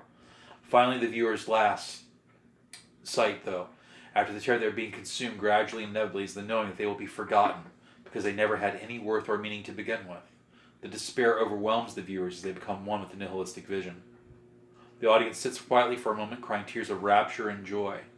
They see a great gray land with strange alien creatures, and the maw, a maw the size of continents in the sky, blocking out the black stars, reaching down with its tendrils to pull things into its mouth, including the errant human souls that wander this wasteland.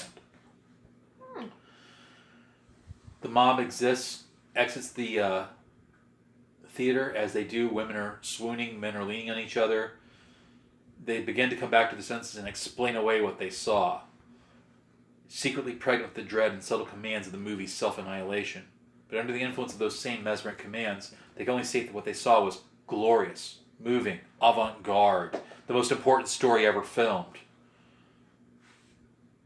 Within the month, everyone who saw the movie will commit suicide. Anyone who sees this film within a month offs themselves. It's that terrible. Oh my. What do you think? What would have happened if we had gone and tracked down the detective?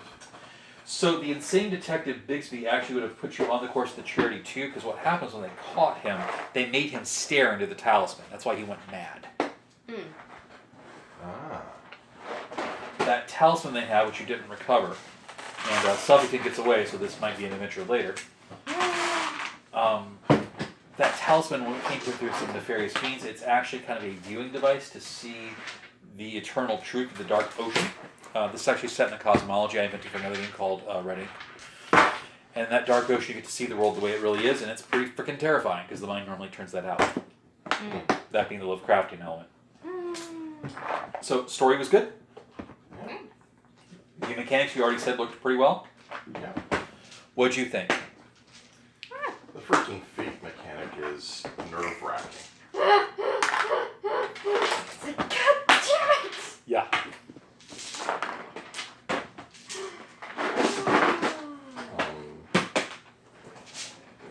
Tommy gun.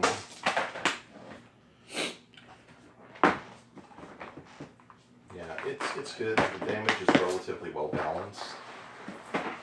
Though, I mean, if we didn't have a car to hide inside, You'd have been toast. Yeah. Yeah. Yeah. Because that toast, let's see, on that combat roll, we had 3 possible hits, but that cover hadn't been there. Half those rolls would have been successful hits. Yeah, that would have been it. Yeah, you'd be gone. But when you think about it, he's suppressing that whole area. It's only about 20 feet wide with a Tommy gun. Yeah. That would be a very realistic result. Oh yeah, and Tommy guns, one of the things they are actually notorious for is having a really bad spread. So when I read because that, of the sheer amount of recoil. Which is why when the mob would use them, they would never have just one Tommy gun guy. They would have like 3 or 4 guys firing in a row. well, when I read that, I was like, that apparently is only a problem if you're not. And I had a guy who was smart to do it. If you're not cycling the fire, if you just depress that trigger and do this, yes. If you're going, Yeah. like that, that's a little bit better. About 20 years ago, the FBI went back to using them. Yeah, I thought that was interesting too. Now, game mechanic wise, they're using a pistol round for the Tommy gun. So the damage per hit isn't necessarily that bad, it's just there's so many bullets flying that something's going to get hit. Yeah, it's a crazy. Yeah. Alright, so System mechanics seem good. what would the ritual have looked like if we hadn't accidentally stopped it? If you don't accidentally stop it, you get to hear them each go ask for something to view. One celebrity looks for like knowledge about competitors, another looks for knowledge about love, some of them look to remember things, get inspiration. The actual words around the talisman show what it does. So the talisman itself is not inherently evil. The problem is, You got a bunch of people that don't know how to use it using it. yeah, you have a bunch of people, like basically if you're looking into it and you're not focused, Right. So Yeah. one of them is prescience, memory, and knowledge. So you could see something that currently is, something that was, or something that will be. And so one of the things I actually had in there is you could see a stockbroker predict the crash. No one believes him, but he actually predicts the crash coming up and a bunch of other things like that. yeah. So I am very pleased with how that turned out. I thought the rolling might be a little too limiting, but it seems to have worked really well. Yeah. So my only concern still is campaigning it. Well, I mean, there are a couple of things I can think of.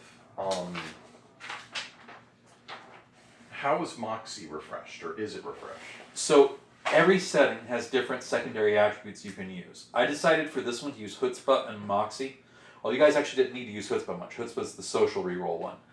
Moxie is something I put in the case you get rerolls when you needed it. And basically what I was thinking in my head is that for every 2 points you can get a free reroll. The average person without any physical bonus is then going to get 3 rerolls. Just like other games we play, we have rerolls. The new characters have a little bit more. Okay, now question. When my sanity dropped to 0 and I blacked out, what did I do? So what I was going to have you do is I was going to have you basically go on a ranting rage where you just kind of like walked around ranting in German. And you're actually talking about the war and things that happened to you in the submarine. Yeah. There were some witnesses to that. So if there's things that happen later, they're going to remark that up and you might get your identity compromised because of it. Yeah. I mean, it's a weird situation. I mean, my guy's not guilty of any necessary war crimes, but because he was on a U-boat in that whole Lusitania thing, Right. he's I get it. implicated in stuff. And you've also part of he's a German who fought in the war on the other side, although you don't have the same thing like you think about Nazis. The thing is I had people calling you the Huns is because there was still a little bit of anti-German hatred happening. Yeah, it wasn't nearly the same intensity as after No. World War II, but it was still there. Not in America. Now in Europe it's still that bad Oh, yeah. because they were directly involved in the fighting. But Yeah. Yeah. Well, I want to thank you both for helping me experiment with that. I think that actually went a lot better than I expected. The only thing I might go back and do is I might cut the combat system down a little bit rather than 3 actions to 2. I would have it be... This is one case where I would actually copy Shadowrun directly. Because in the Shadowrun system, you start out with 2 actions you can take. And you get more based on your initiative rolls, I remember the old system. Well, actually, I'm going I'll be completely honest. I'm going entirely on... I've only ever played the video games, which are based on a newer system. Okay. And basically, at a certain point, after you've gained a certain amount of karma, you automatically get an increase in AP. So, like, for example, if you played the game Shadowrun Dragonfall, for the first 2/3 of the game, you just have 2 action points. But eventually, you become such a skilled runner and so good at doing things that you almost gain like a natural ability to multitask. That's not a bad idea. Yeah, it's not a perfect system, but I found that it at least paced that system well. Okay.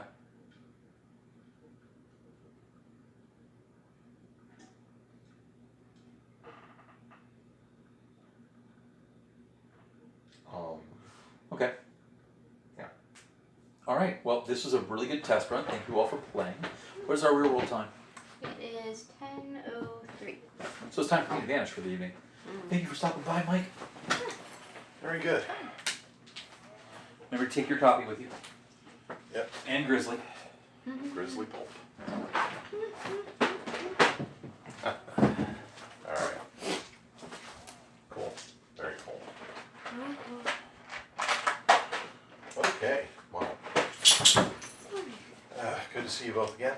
Good to see you too. Yeah, sorry I couldn't see you last week. Oh, dude, that's fine. I had to take Deborah to Disney World the following day. Oh. So. Had to take Deborah to Disney World, notice. It was her first time ever visiting a Disney park, ever. Period. Had to. Yeah. I'm glad to see you attached. Yeah. And so we had to leave at like 5:45, so I couldn't do this. I can understand. Alright. Yeah. See ya. Later, later. Yeah.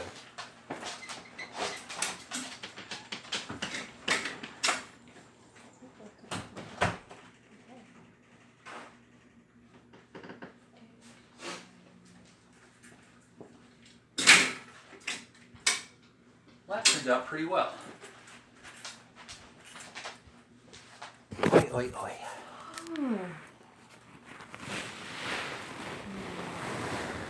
What'd you think of it?